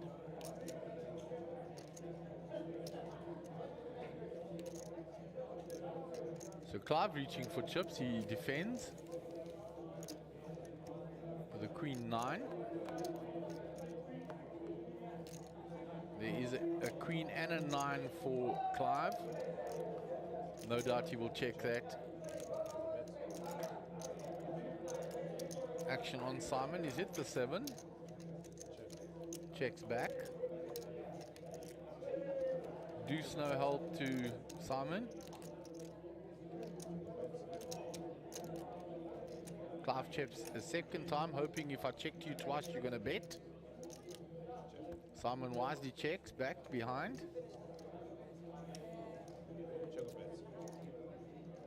Clive now reaching for chips.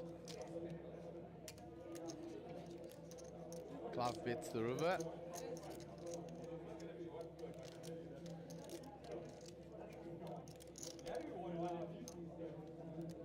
Now Simon's got to decide whether Clive's having a little stab to steal this on the river.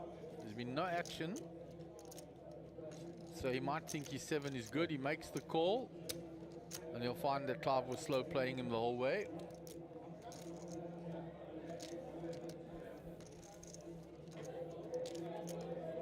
Clive picks up the extra chips, gets the extra 15k value on the river by checking it twice.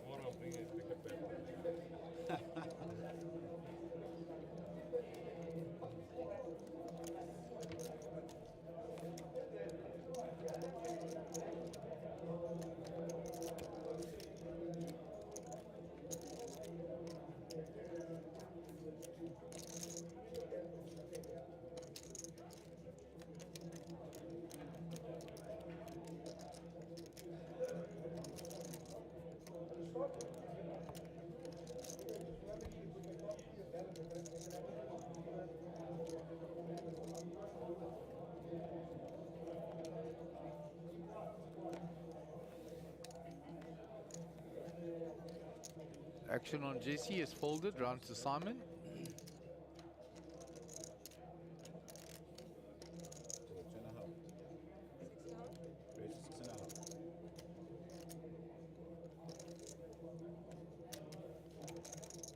Round to Lisa with the ace 4.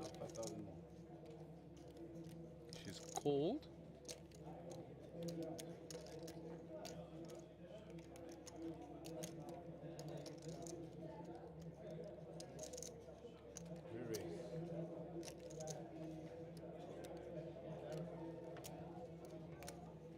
Clive with the ace jack pumps it up from the small blind.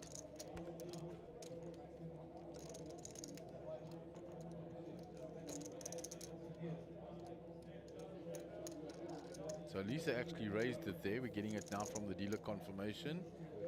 And Clive has 3-betted and takes it down.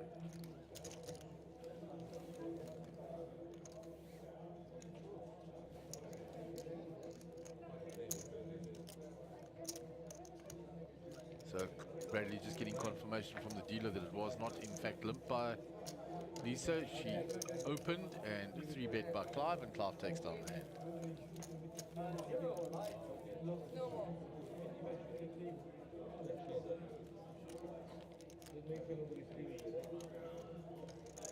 Final hour of this day 1B. Only a couple of tables out there. Glenn Freeman coming in. No doubt to day 1C.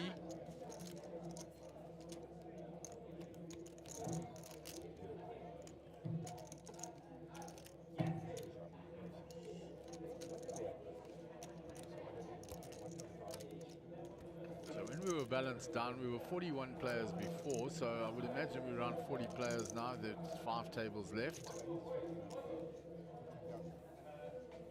We'll see when we get a picture of the timing screen again.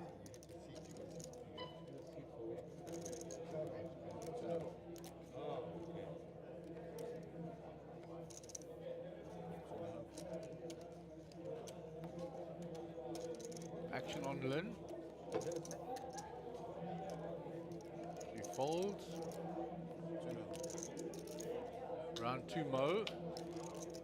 He hasn't had a hand to play yet, so Queen 8 of clubs from the cutoff.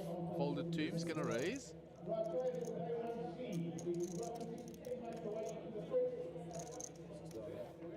Folds from Clive. After the raise by Mo. King Queen of Hearts here now in the small blind for Matt. Mo's just come to the table, hasn't played a hand yet, so this is his first hand that he's opened. So I don't know if Matt has got any history with Mo. So we're going to have to try and range him here. So because of that, he's just flat calling. 1.5, 3,000. Jesse, 10-6 suited in the big blind.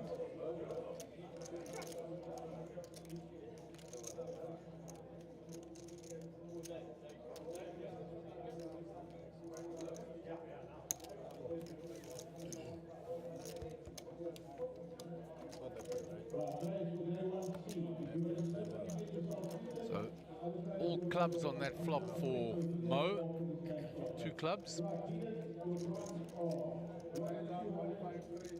Nothing for Matt. Nothing for Jesse. Mo will continue here. 8,000 bet. 8,000 to play.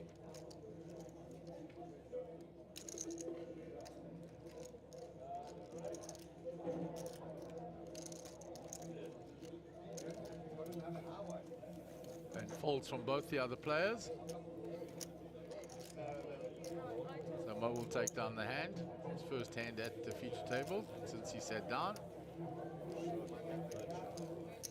There's a view of the 4 tables up to where Gary is. These 4 tables are still in the day 1B along with the feature table. So 5 tables left in day 1B from the 155 entries into that day. There's the bracelet with Mo in the background. As we pull back, you'll see the feature table with its big LED screen. Nice backdrop here. Feature table, center of the stage there.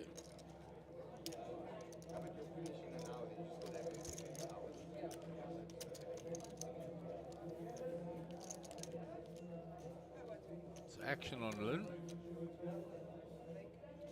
Queen 7 off suit. They'll head back to the dealer. Lisa raises to 7,500 with her pocket 10s. So the raise of 7,500 with the pocket 10s from Lisa. Quick folds around to Matt on the button.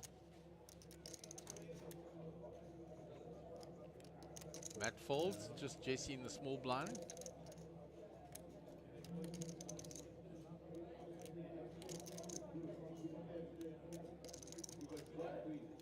So Jesse holding both his cards in his hand, that's why we can't pick them up.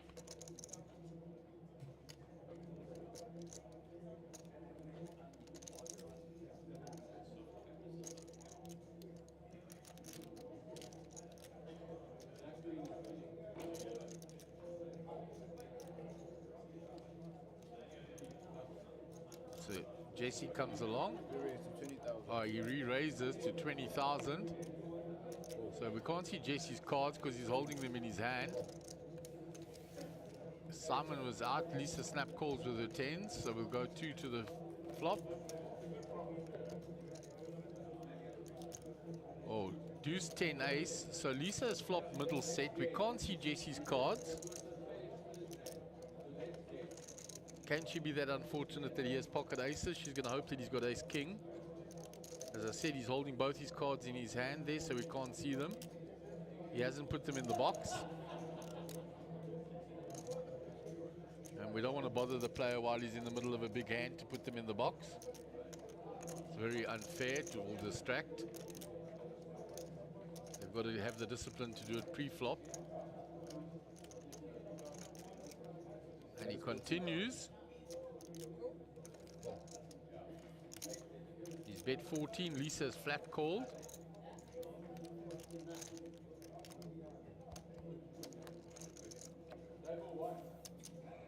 Five on the turn. Lisa set at 10s from what we can see, still well in front. The only hand she's behind to is pocket aces. And there was a 3-bet by Jesse Pre.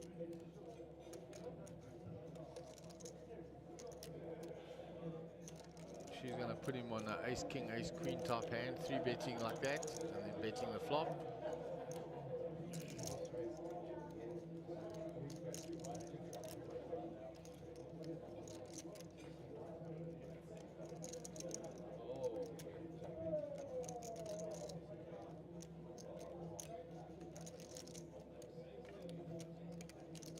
His eyes glance down towards his chips.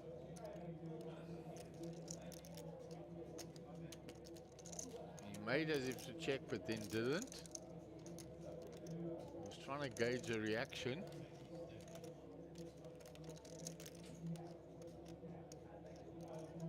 Look down at his chips. He's going to bet now. And that's quite a heavy bet. It's 30-odd thousand. 34,000 bets. 34,000 is the bet. All in by Lisa.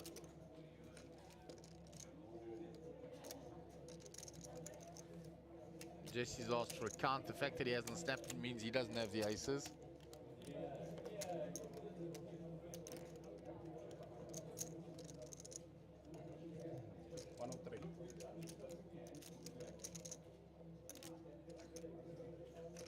It's a big decision here for Jesse. He calls. He's going to see the set of 10s.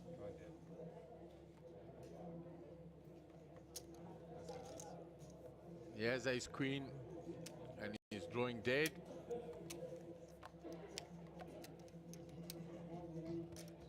So Lisa picks in a huge pot here with her set of 10s. Getting the fist bump from Lynn. Lady girl power in the top corner there.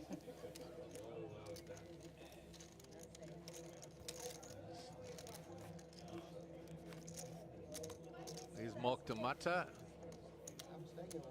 Rudy Ferree, Kevin Govender, looks like Saj, looks like Lum. All those tables filling up there.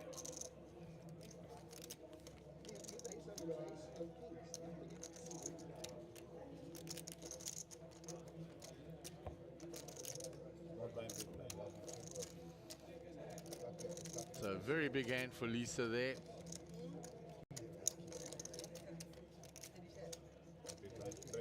Flop to a set of 10s. Slow played it on the flop. Went all in on the turn. got all the money.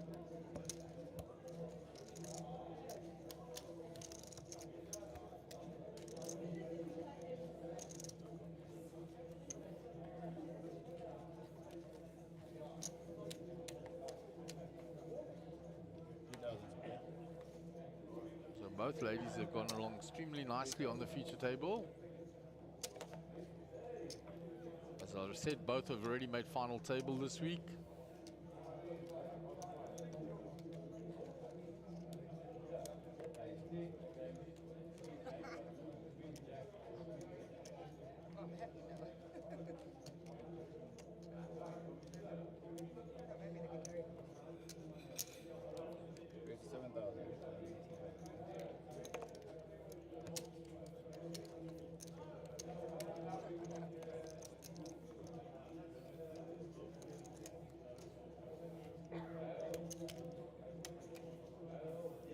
So Lynn has called the raise, she's defending her big blind.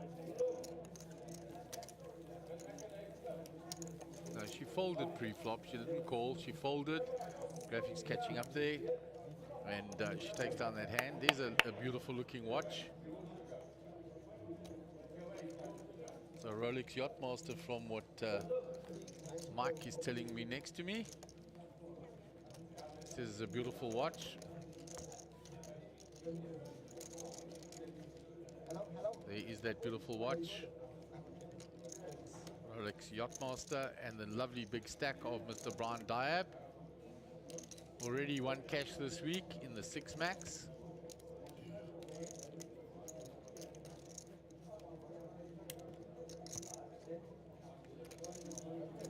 There's the table with Edgar Intezana, Maz Baku, Kevin Davender, that's JP Oaks, Sarge Moedin and Mark Demata.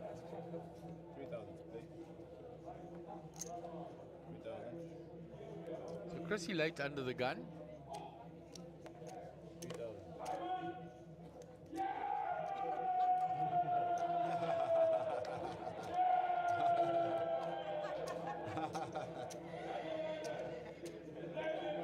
So mad action in the back room, back of the room there.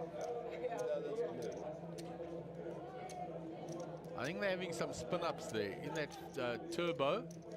I think some of them are flipping for stacks to try and spin it up. So that's a 15k at a time spin, which is craziness. And looks like Rudy is the benefactor.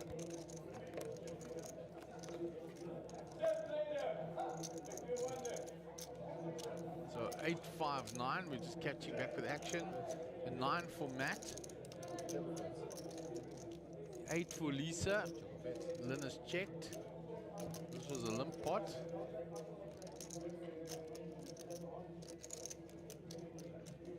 Was Chrissy limped under the gun, so Matt came in behind.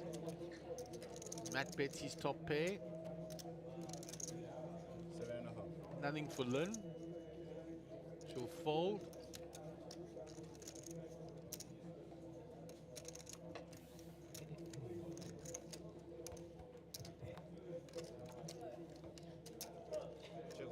So Chrissy had calls the bet on the flop. There's a 4-card straight there now. There's 3 clubs out there.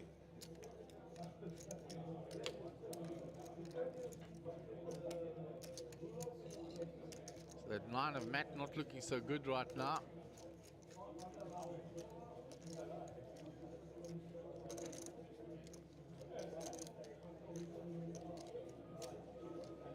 Matt continues to find out where he stands.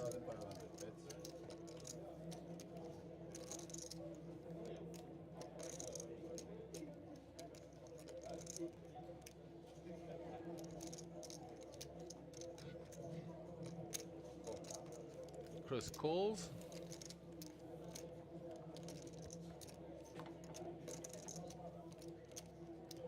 Here's a higher straight now for Matt. So if there was already a straight, he's now got a 10 high straight. There are 3 clubs out there as well. So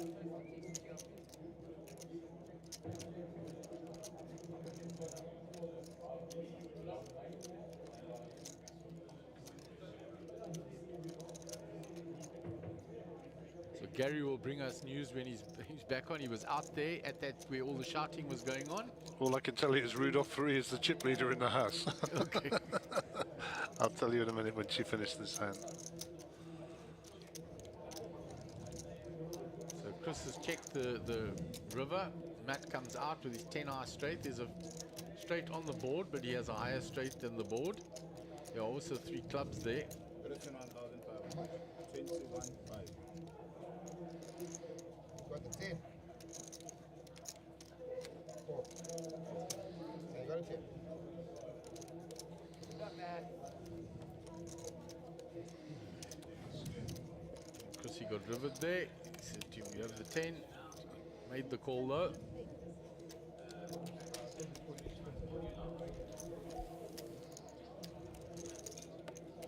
Maxine looks like she's out. Shame. I just spoke to her daughter 2 minutes ago.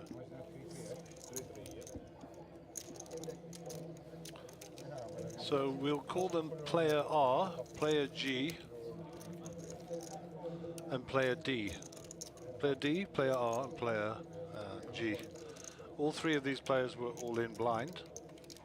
And Jack 2 of diamonds, 9-10 offsuit, and I think 7-4 or something, I can't remember.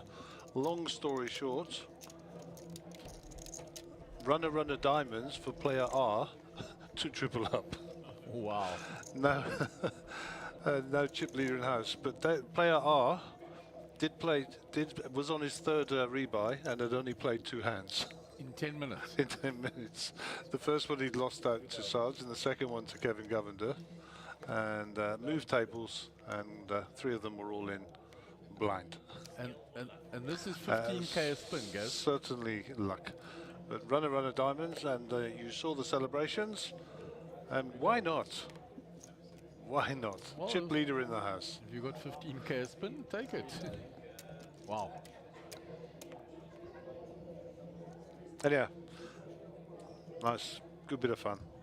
A lot of excitement out there. We heard all the shouting from here. Well, player R was on his chair jumping up and down. Okay, that was all the shouting, was it? And while you were out there, Lisa had a monster hand against Jessie Rosen. And who won Lisa? Yeah. So what happened is she had pocket 10. She opened. Jessie 3-bet her from the big blind with ace queen. Flop came ace 10. Oh well, that's chemistry for trouble. He bet out to the flop. She flat called. Nice. On the turn, he pumped it up hard. She went all in. He called her and saw the bad news. Well, those will be Harold Brooks chips, my guess. Yeah, the way the hand rifling is going there. So, what was the pot size with the Lisa? Oh, it was huge. Her pot the pot was over 200,000. Oh wow. Over 200,000 pot. Well, we are actually playing the last 40 minutes or so of day 1B. And once we finish that, which is about, as I say, just over 40 minutes, all the players you see will bag and tag, and they will go into the draw for the day 2 seed draw, as will the players on the turbo who are due to finish around about 5:30. In the turbo at the moment there are 3 tables. We needed another 20 players, or 30 was it? I mean, I can tell you now there's already been 5 rebuys. Sure. We're only on hand 3. So I'm pretty sure that the magic number will be reached. If it doesn't, I'll be most surprised. If there are 3 tables going in that turbo, then they should have reached the number already. You would hope so. We needed another 20 or 30, I can't remember. 20, guess. Just under. Big Mo. Osman. And he's a very nice man. 2 spades. Lisa's jacks are ahead unless Mo has hit that flop with one of the picture cards. Simon checks. Not the most attractive of boards for pocket jacks. No, Mo's going to bet, and Simon will come along with his ace of spades. Yeah, for sure. Which will let Lisa get out the way because there are already 2 overs to her. She doesn't have a spade either. Simon Solomon, didn't realise he was here. Yeah, he's the one that's been sporting that Joker bandana that Bradley loves so much. He's been hiding, that's why. He's been hiding behind it. Now he's on the TV, he wants to show off his face. You're welcome, sir. So Lisa, as predicted, got out the way. The ace on the river. So Simon, whether he's hit his ace now regardless. Barry Greenstein, ace on the river.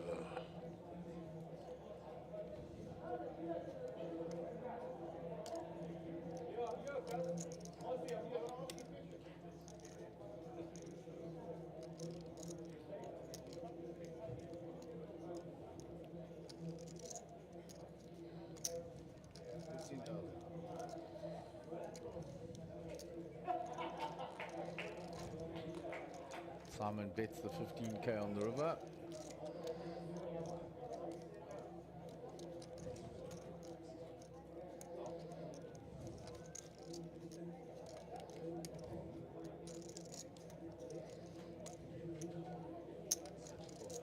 Mo makes the call.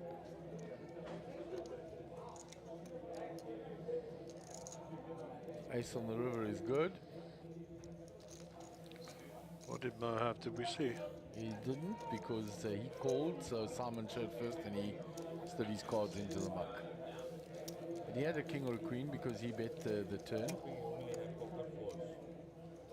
Looks like Googie's got his all-in button in front of him. Let's see if we can zoom in on that in a second. Chips are being worked out. It's to Mariette by the looks of things. Getting a count there.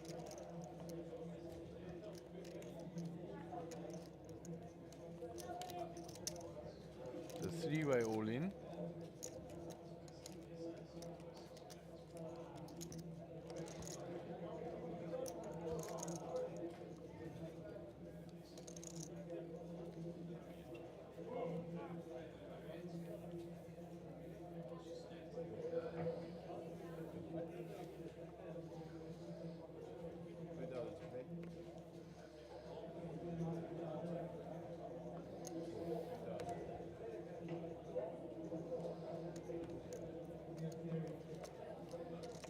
So Jesse folds from early with a jack 10.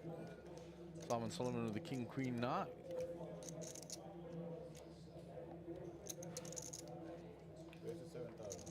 Raises.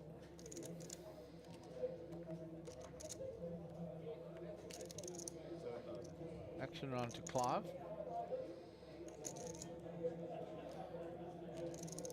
In the big blind, king 5 of diamonds. Going to defend his big blind. As always. Yeah, Clive doesn't give his blinds up easily. Nope.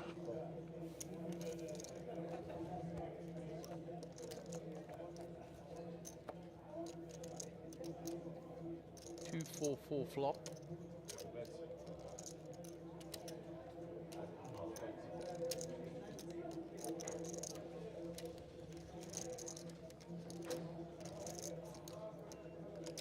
Here's that Joker bandana up now that he's in the hand. Ah, there we go. Clive checks. Simon continues.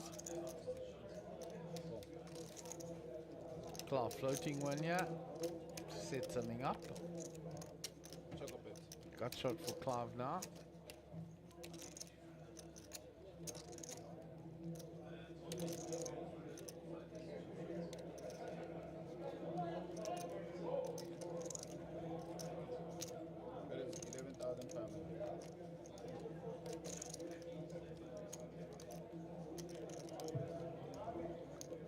Clive has led this turn now. He's repping all those low cards.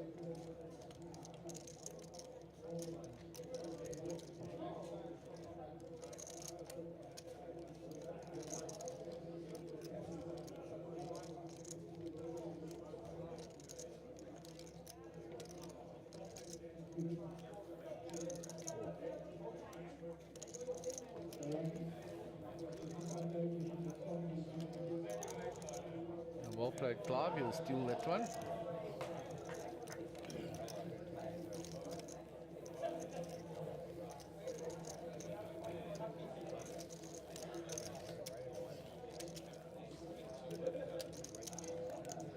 Another look at that bracelet.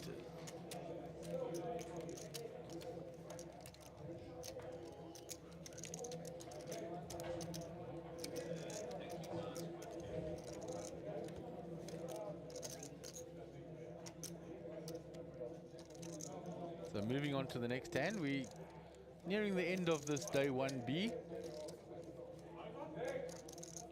The players will get a welcome rest then before they start day 2 later this afternoon, early evening.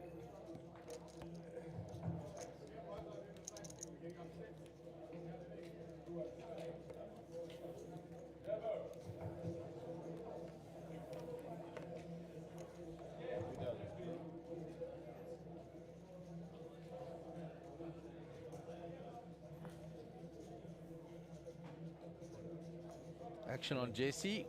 He puts it all in with the pocket fives.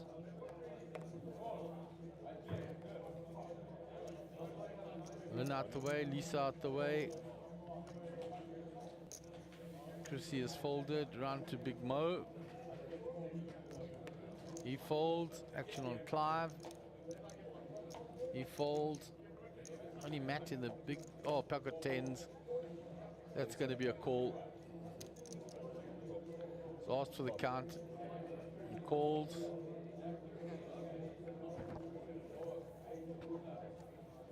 So the fives at risk here for Jesse.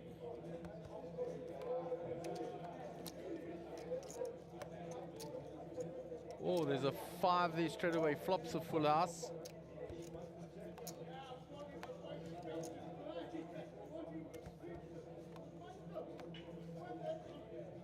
And no help for Matt, so Jesse chucking it all in with the 5s, gets called by the 10s, flops a full house.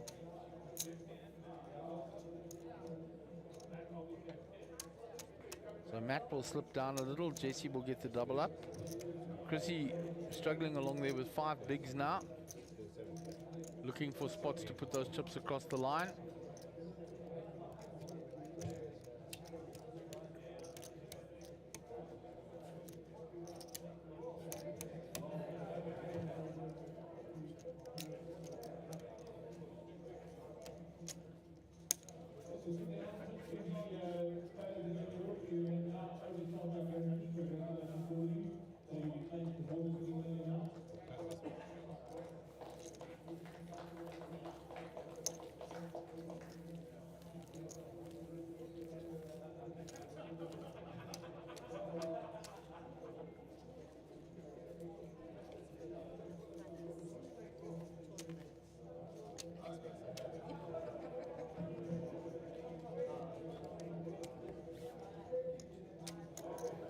So we'll move on to our next hand.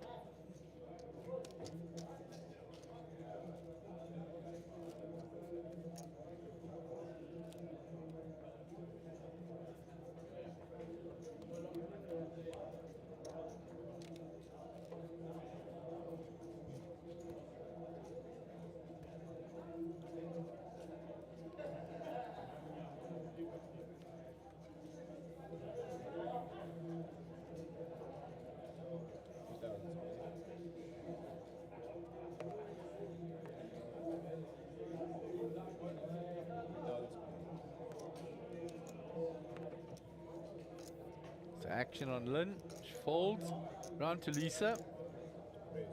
King 10 suited. She's raised to 6,500.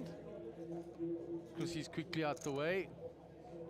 Action to Mo with the ace 4 suited. Gonna call.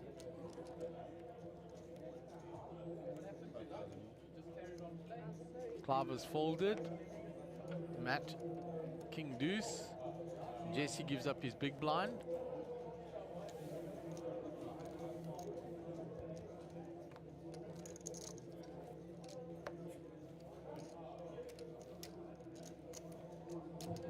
So no help for Lisa on that flop. She's She's going to continue her story though. And there's nothing for Mo there. All he can do is float one. Calls with his ace high. Looking to develop something on the turn. We've got a gut shot now. Double belly bust in actual fact. A 6 or a deuce. And Lisa's got the diamond draw. Mo calls with his double belly buster. And Lisa finds her 10 on the river. She kept betting it all the way. She's now got it. What do they say? Fake it till you make it.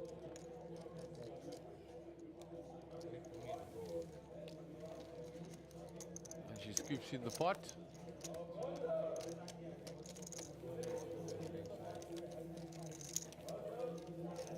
We cannot miss Franco. Franco amassed quite a few chips there. And that shocking pink of his.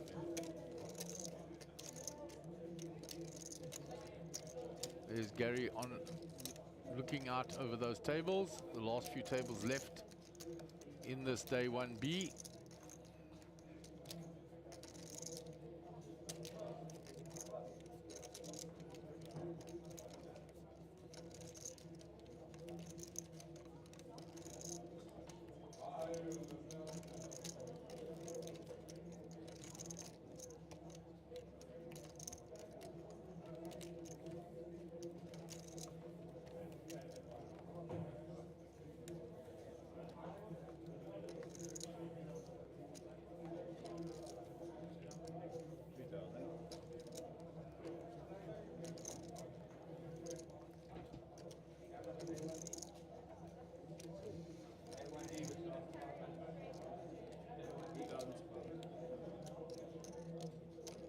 So action all the way around to Clive. It's folded.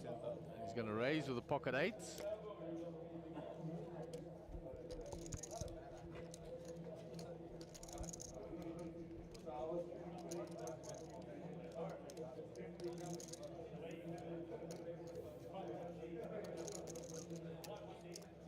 All the way to Simon Solomon in the big blind. And he folds, and Clive will take that down with the pocket eights.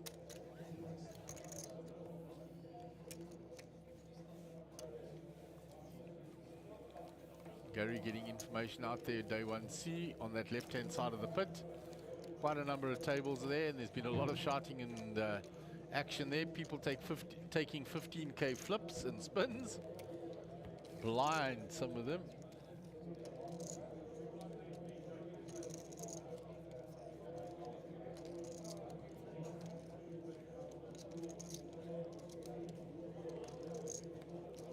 If we can ask the guys if they can find us a timing screen at some point, that would be very nice in between hands.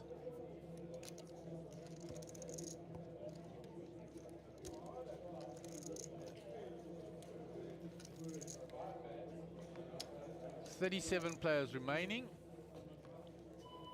And there's a lovely shot from the back of the feature table looking down this way. We're normally getting it from the other view. Great shot from the cameraman coming across the back here.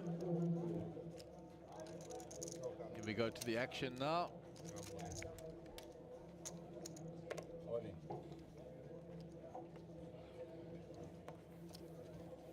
So, all in by Chrissy. Isolated by Mo. Now up to Simon Solomon, so it's gone. It was all in by Chrissy. Rejammed by Mo to isolate, and Simon wakes up with the 10s. I don't think he can fold these here. You'll realize that Mo was isolating. He's asked for a counter, the right thing to do. Don't just rush into action. Always ask for the count. Still look at the players to your left to act.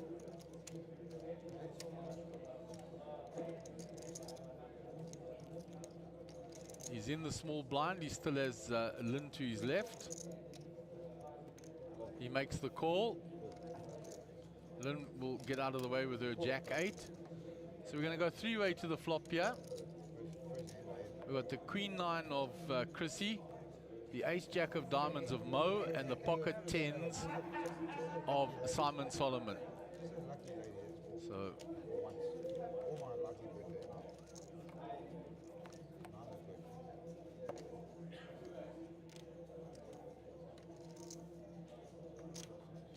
4, 5, 6. There's an 8. There's a sweat there now, little and blank. And the pocket 10s hold up, and 2 players are eliminated. Simon Solomon scoops a nice big pot there, 146k, so 84.4k plus. We'll see Chrissy exit and Mo Osmond exit. They're both heading towards that cashier's desk. There's the day 1C, the turbo. Perhaps they're going to have a little last spin at it with that.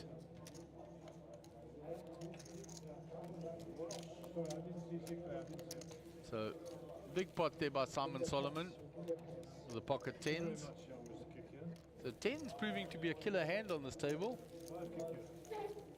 As he's scooping his, we'll get there. So it says 37 players in, we've just lost 2, so we're down to 35 players from the 155. And there were 11 that survived day 1, so it's been a bit of a war of attrition. And then we'll see how many we get in from day 1C, the turbo.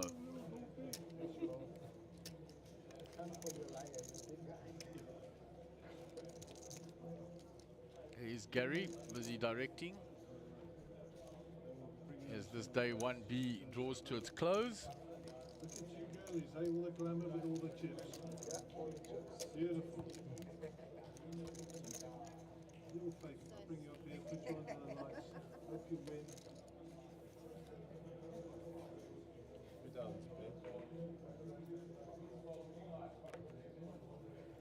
Clive folds around to Matt. Matt hasn't had much to work with. He's got almost the same stack that he came to the table with. Played the hands that he could well. There's been a lot of action around him, so not many spots where he could do anything.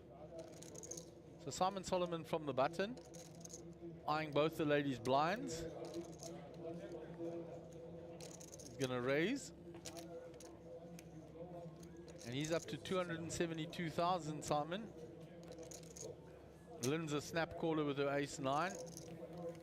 And both ladies have doubled up since they joined the feature table as well. So a lot of chips up at that end of the table. Lynn gets the best of that flop. She's hit the 9.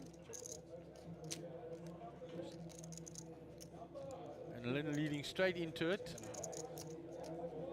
And that should get rid of Simon.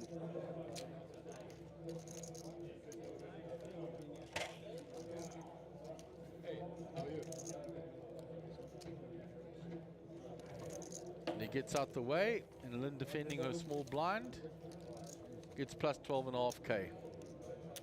So all 3 of the players at the top of the table there, over 200,000 chips.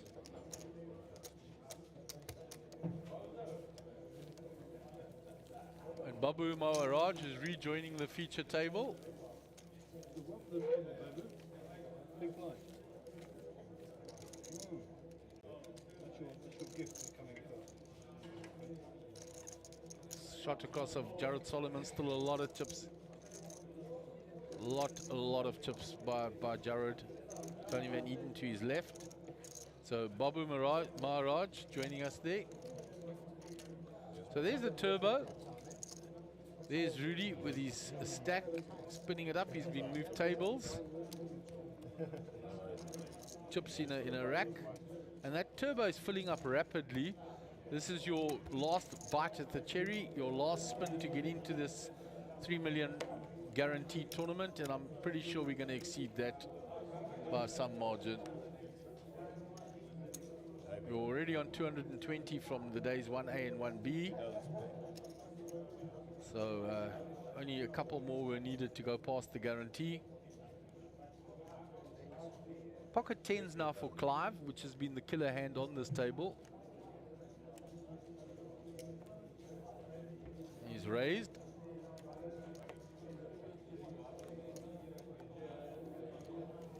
Quick folds round.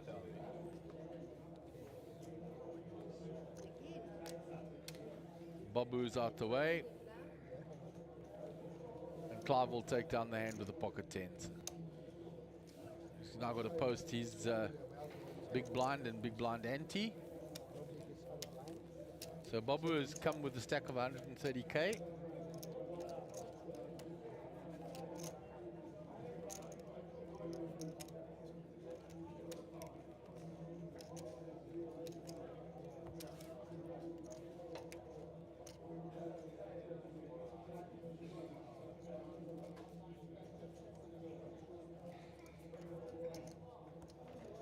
There's Stephen Courtney, Rajiv.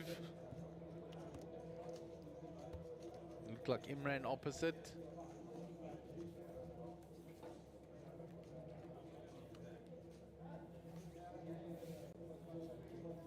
So Matt, as I was saying, hasn't had much to work with. Done the best he could in the situations and spots he's had. Maintained his stack, folds.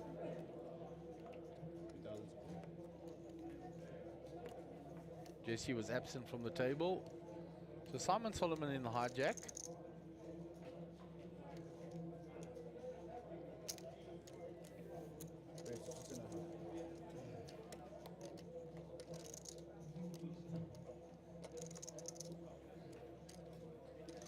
So Simon is raised all the way around to Clive in the big blind. And as I said, we know Clive defends.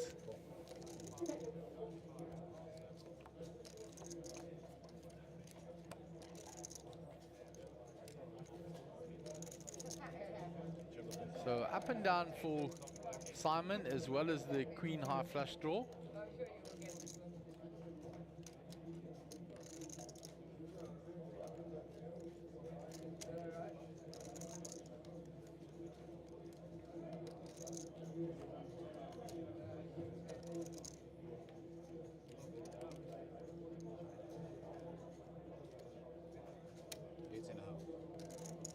He continues. Clive out the way, obviously no spade in his hand.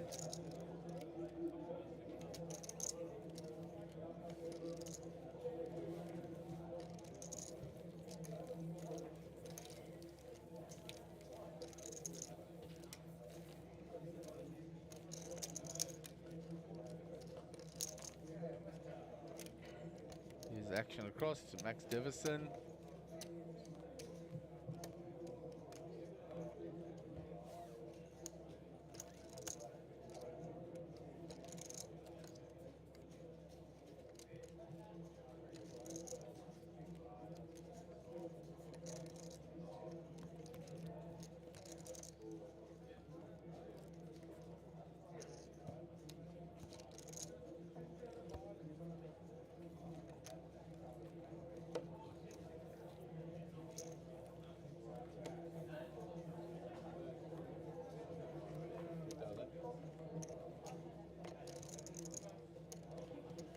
So Jesse under the gun.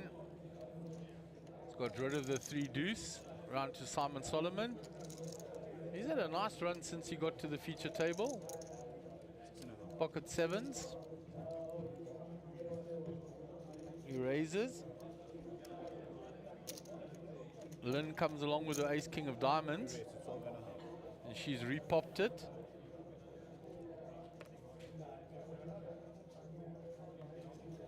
She's given him a price to call though.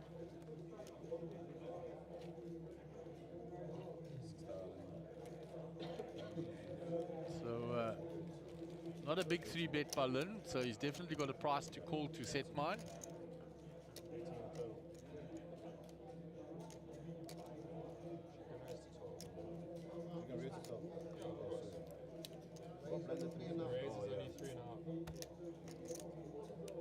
So he calls. Lynn gave him a price.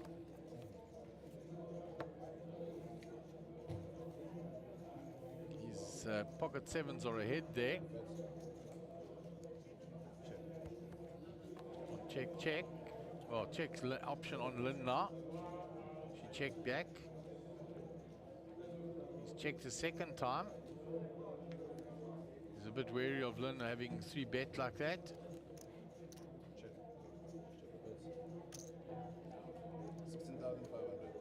Lynn bets. Lynn betting the turn.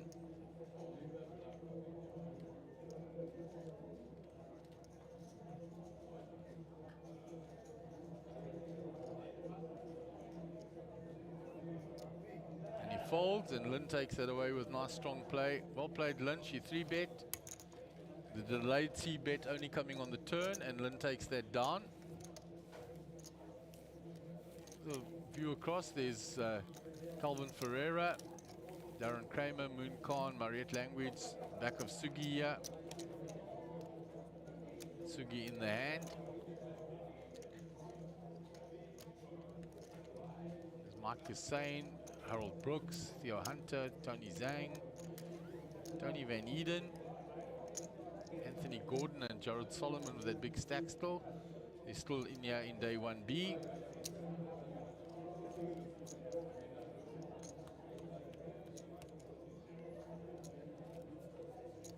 No doubt Gary will bring us lots of tidbits of information from the outer tables. Well, the craziness has subsided somewhat in the turbo. To be confirmed, but I think the guarantees have been made. I'm not sure. That's to be confirmed. Darren Kramer sporting a very big stack of chips, which is always dangerous. There'll be no drawing for 3, 4 or 5 hands at the end of this session. It'll be considered a continuation. There'll be no bagging and tagging. There will be a count of chips and they will be recorded, and those chips will be reissued later. That's how they're going to do it. But yeah, it's still a bit manic down in the turbo corner, and the usual protagonists are misbehaving, shall we say. And at 15k a spin, nice. Yeah, and the guys were earlier were flipping for 1,500 rand each, and it was 10 of them, and whoever won the flip won the seat. So you get the idea. All a bit of fun, as they say. Anyhow, it looks like Clive's got a few chips here. I was standing behind him just now, as we get a close-up of Lenny Freeman. I think that's Lenny. His Ray-Bans. Ray-Ban Peen, no less. Whatever that is. And there is a view of the turbo table, one of them, JP Otsu, Imran and Mark Lamata. Edgar Antenzana, and of course Maz Bako. He's enjoying South African poker, by the way. Oh, is he loving it? Yeah, there's a bit of a twist and we have a lot of fun here, etc., etc. So, nice bit of feedback from somebody who's travelled the world. The two ladies doing extremely well on the feature table. Yeah, I don't know if the mic picked me up, but I did go up there earlier and say that the glamour is all this end and so are all the chips. Picked that up on the mic. Yeah. So yeah, it's great to see the ladies doing well. And Babu's back at the table, as I see. And I saw Clive's wife, the ever patient lady. She was outside. And you're right, you picked up that Jared does got a big stack there. And also Brian Diab has still got a very healthy chip stack. I don't think he's leading, but he's certainly doing well. So well done to him, because he's not on the easiest of tables. I did mention, because Franco D'Amato and Evro sat next together in that corner. I was surprised that there was not more noise coming from the corner. Was the point I made. Franco says, I'm going in the break, I'm going to sleep and warm up. He says, and then I'll be back to make noise. I'm like, I wish I never said anything there. So Simon Solomon has also prospered since he joined us. He eliminated 2 players in one hand. He eliminated Chrissy Late, who was very short stacked, and Mo Osman. I saw both of those players go out. I was stood at the side of the table. Okay, I'm not sure what you caught. Yeah, I called the tail end of the hand, and it was the pocket 10s, I believe. That is it. Simon.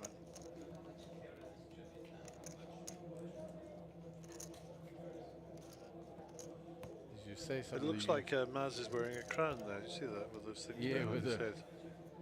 The rope and stands behind him. How bizarre. King Maz. I'm sure he was a king in his country of origin. Ace King, talking of kings, for Babu.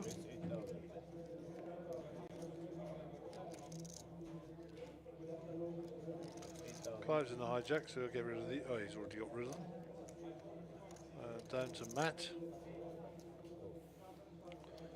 Around to Jesse Rosen.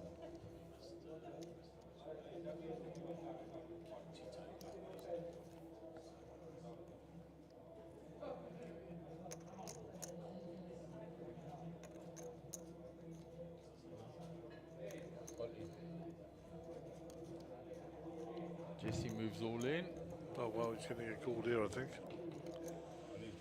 Let's see if he's stepping in the right direction. We still got other players. Cool out.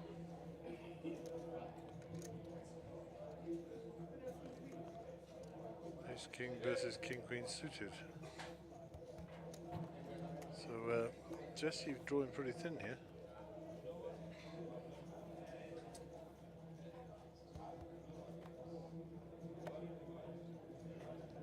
Queen and a queen only. There's only two left in the deck.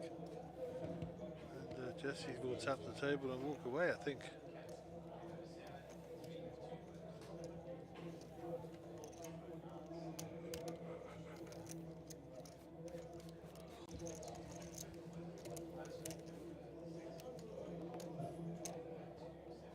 So we bid farewell to Jesse.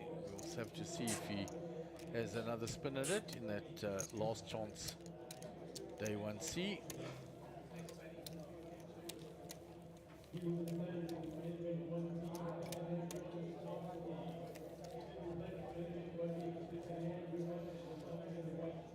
And if they are spinning it like you said, there will be a substantial amount of chips coming through from whoever survives that day 1C.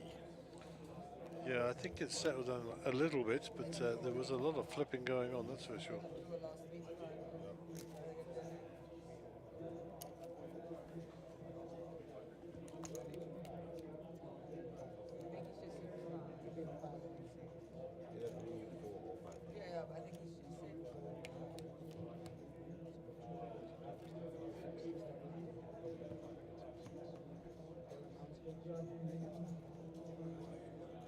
Don't you deal with the blinds within before you bounce? No. Because of for us? Yeah. 1B. So it sounds like they've changed their mind and they are drawing for how many hands, which is rather bizarre as the TD told me to be different, but there you go. I don't think we drew last night.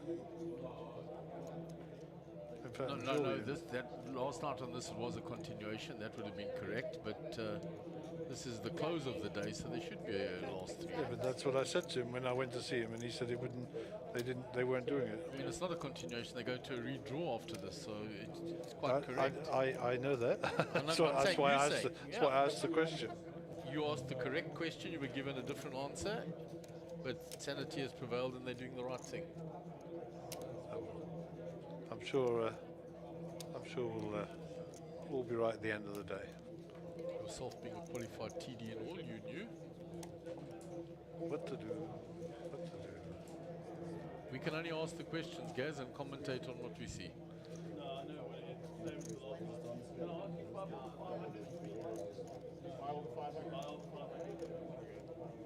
There's quite a buzz out there with that day 1C. The noise level is amped up in the room. You hear it in the background. Lots of frivolity. There we go. There's Big Mo's already jumped back in there. There he is there in the same table as Bozo. Imran, yeah. Is it last four hands? I don't think he gave a number.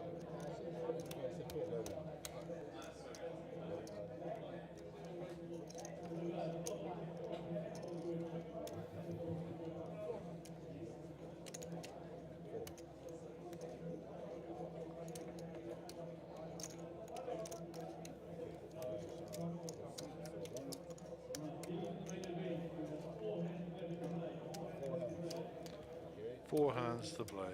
Getting one player to buy up all the 500s.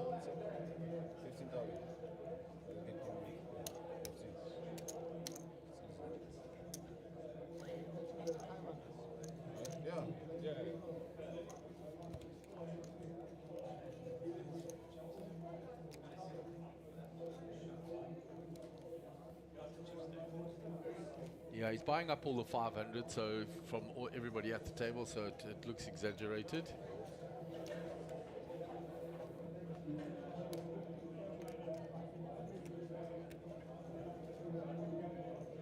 But you certainly won't miss Franco in the room, whether it's by brightness of clothing or noise volume, or both.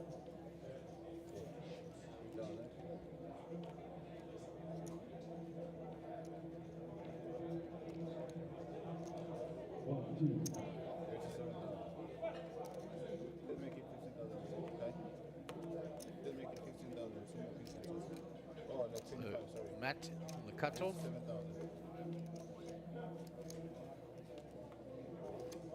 It's raised and taken down the hand.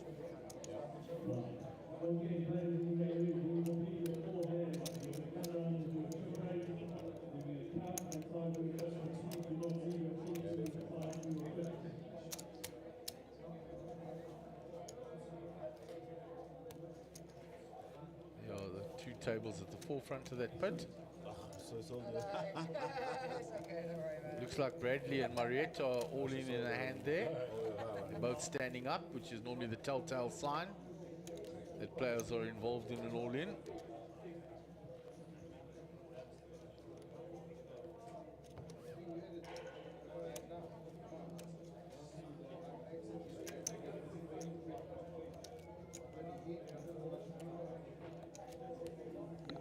Clive will be under the gun.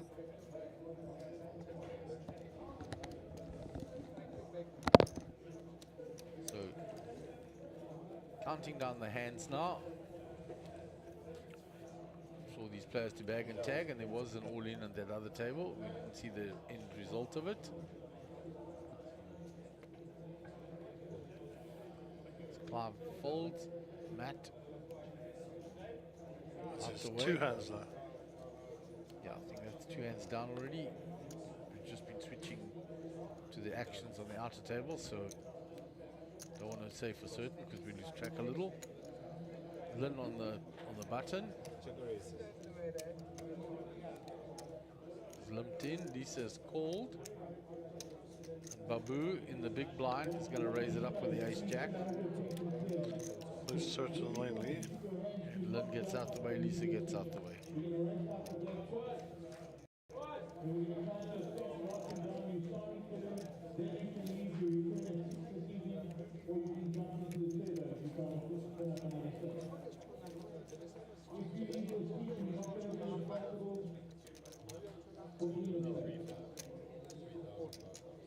Here's Jay Sol. Jared Solomon, Solo, Solly, any one of the above. He's going to raise from the button there. So I think we're approaching almost the last hand here. Second last, the dealer says.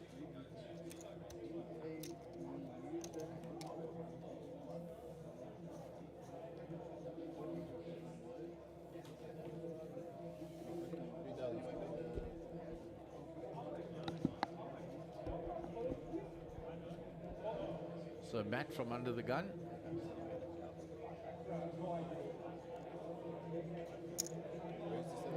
Puts in the raise. How much was that?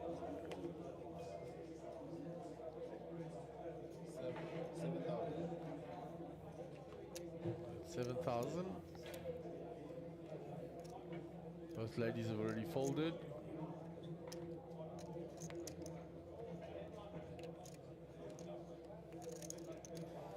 Clive makes the defense, as expected.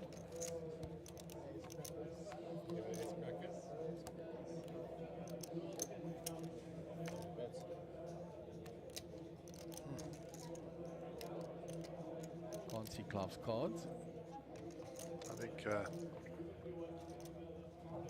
Oh no, that's Matt's chips in the box. I was going to say chips in the box, but it's Matt's in the box. Showing the aces.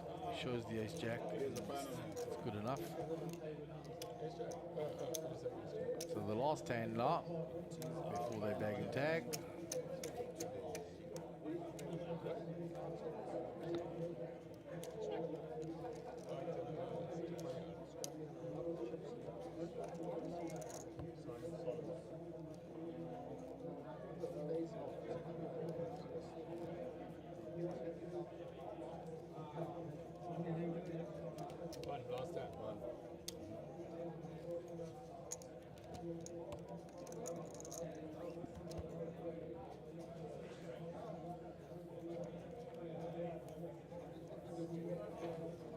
So hand number 83 is the last hand of this day 1B.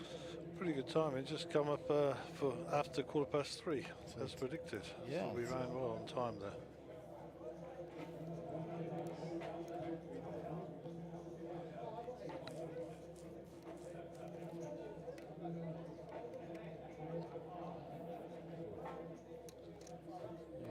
last 4 tables on the outer tables there. Nothing wrong with the walk.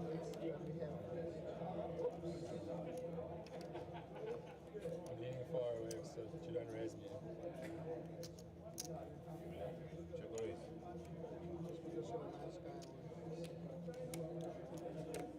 Let's take a block. Check block.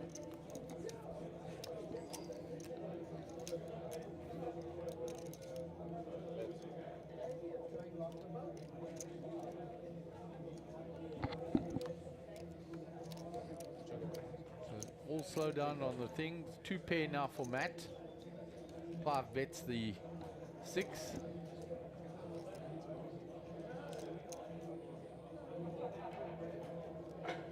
So action on that feature table still. Matt raises with his 2 pair. That should get rid of Clive, and that'll be the completion of this hand. Clive's still pondering. Getting a bit sticky is Clive. Yeah, he is. He hasn't made the call yet. He's just contemplating it. He's got 3rd pair there. He's been re-raised here on the turn.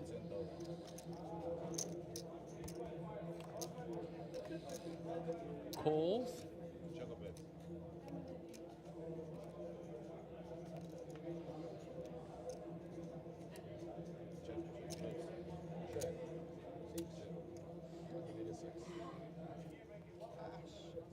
Pairs, I wasn't very happy with the group.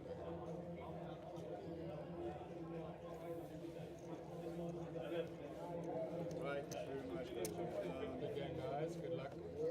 Later. Good luck. Any spare 500?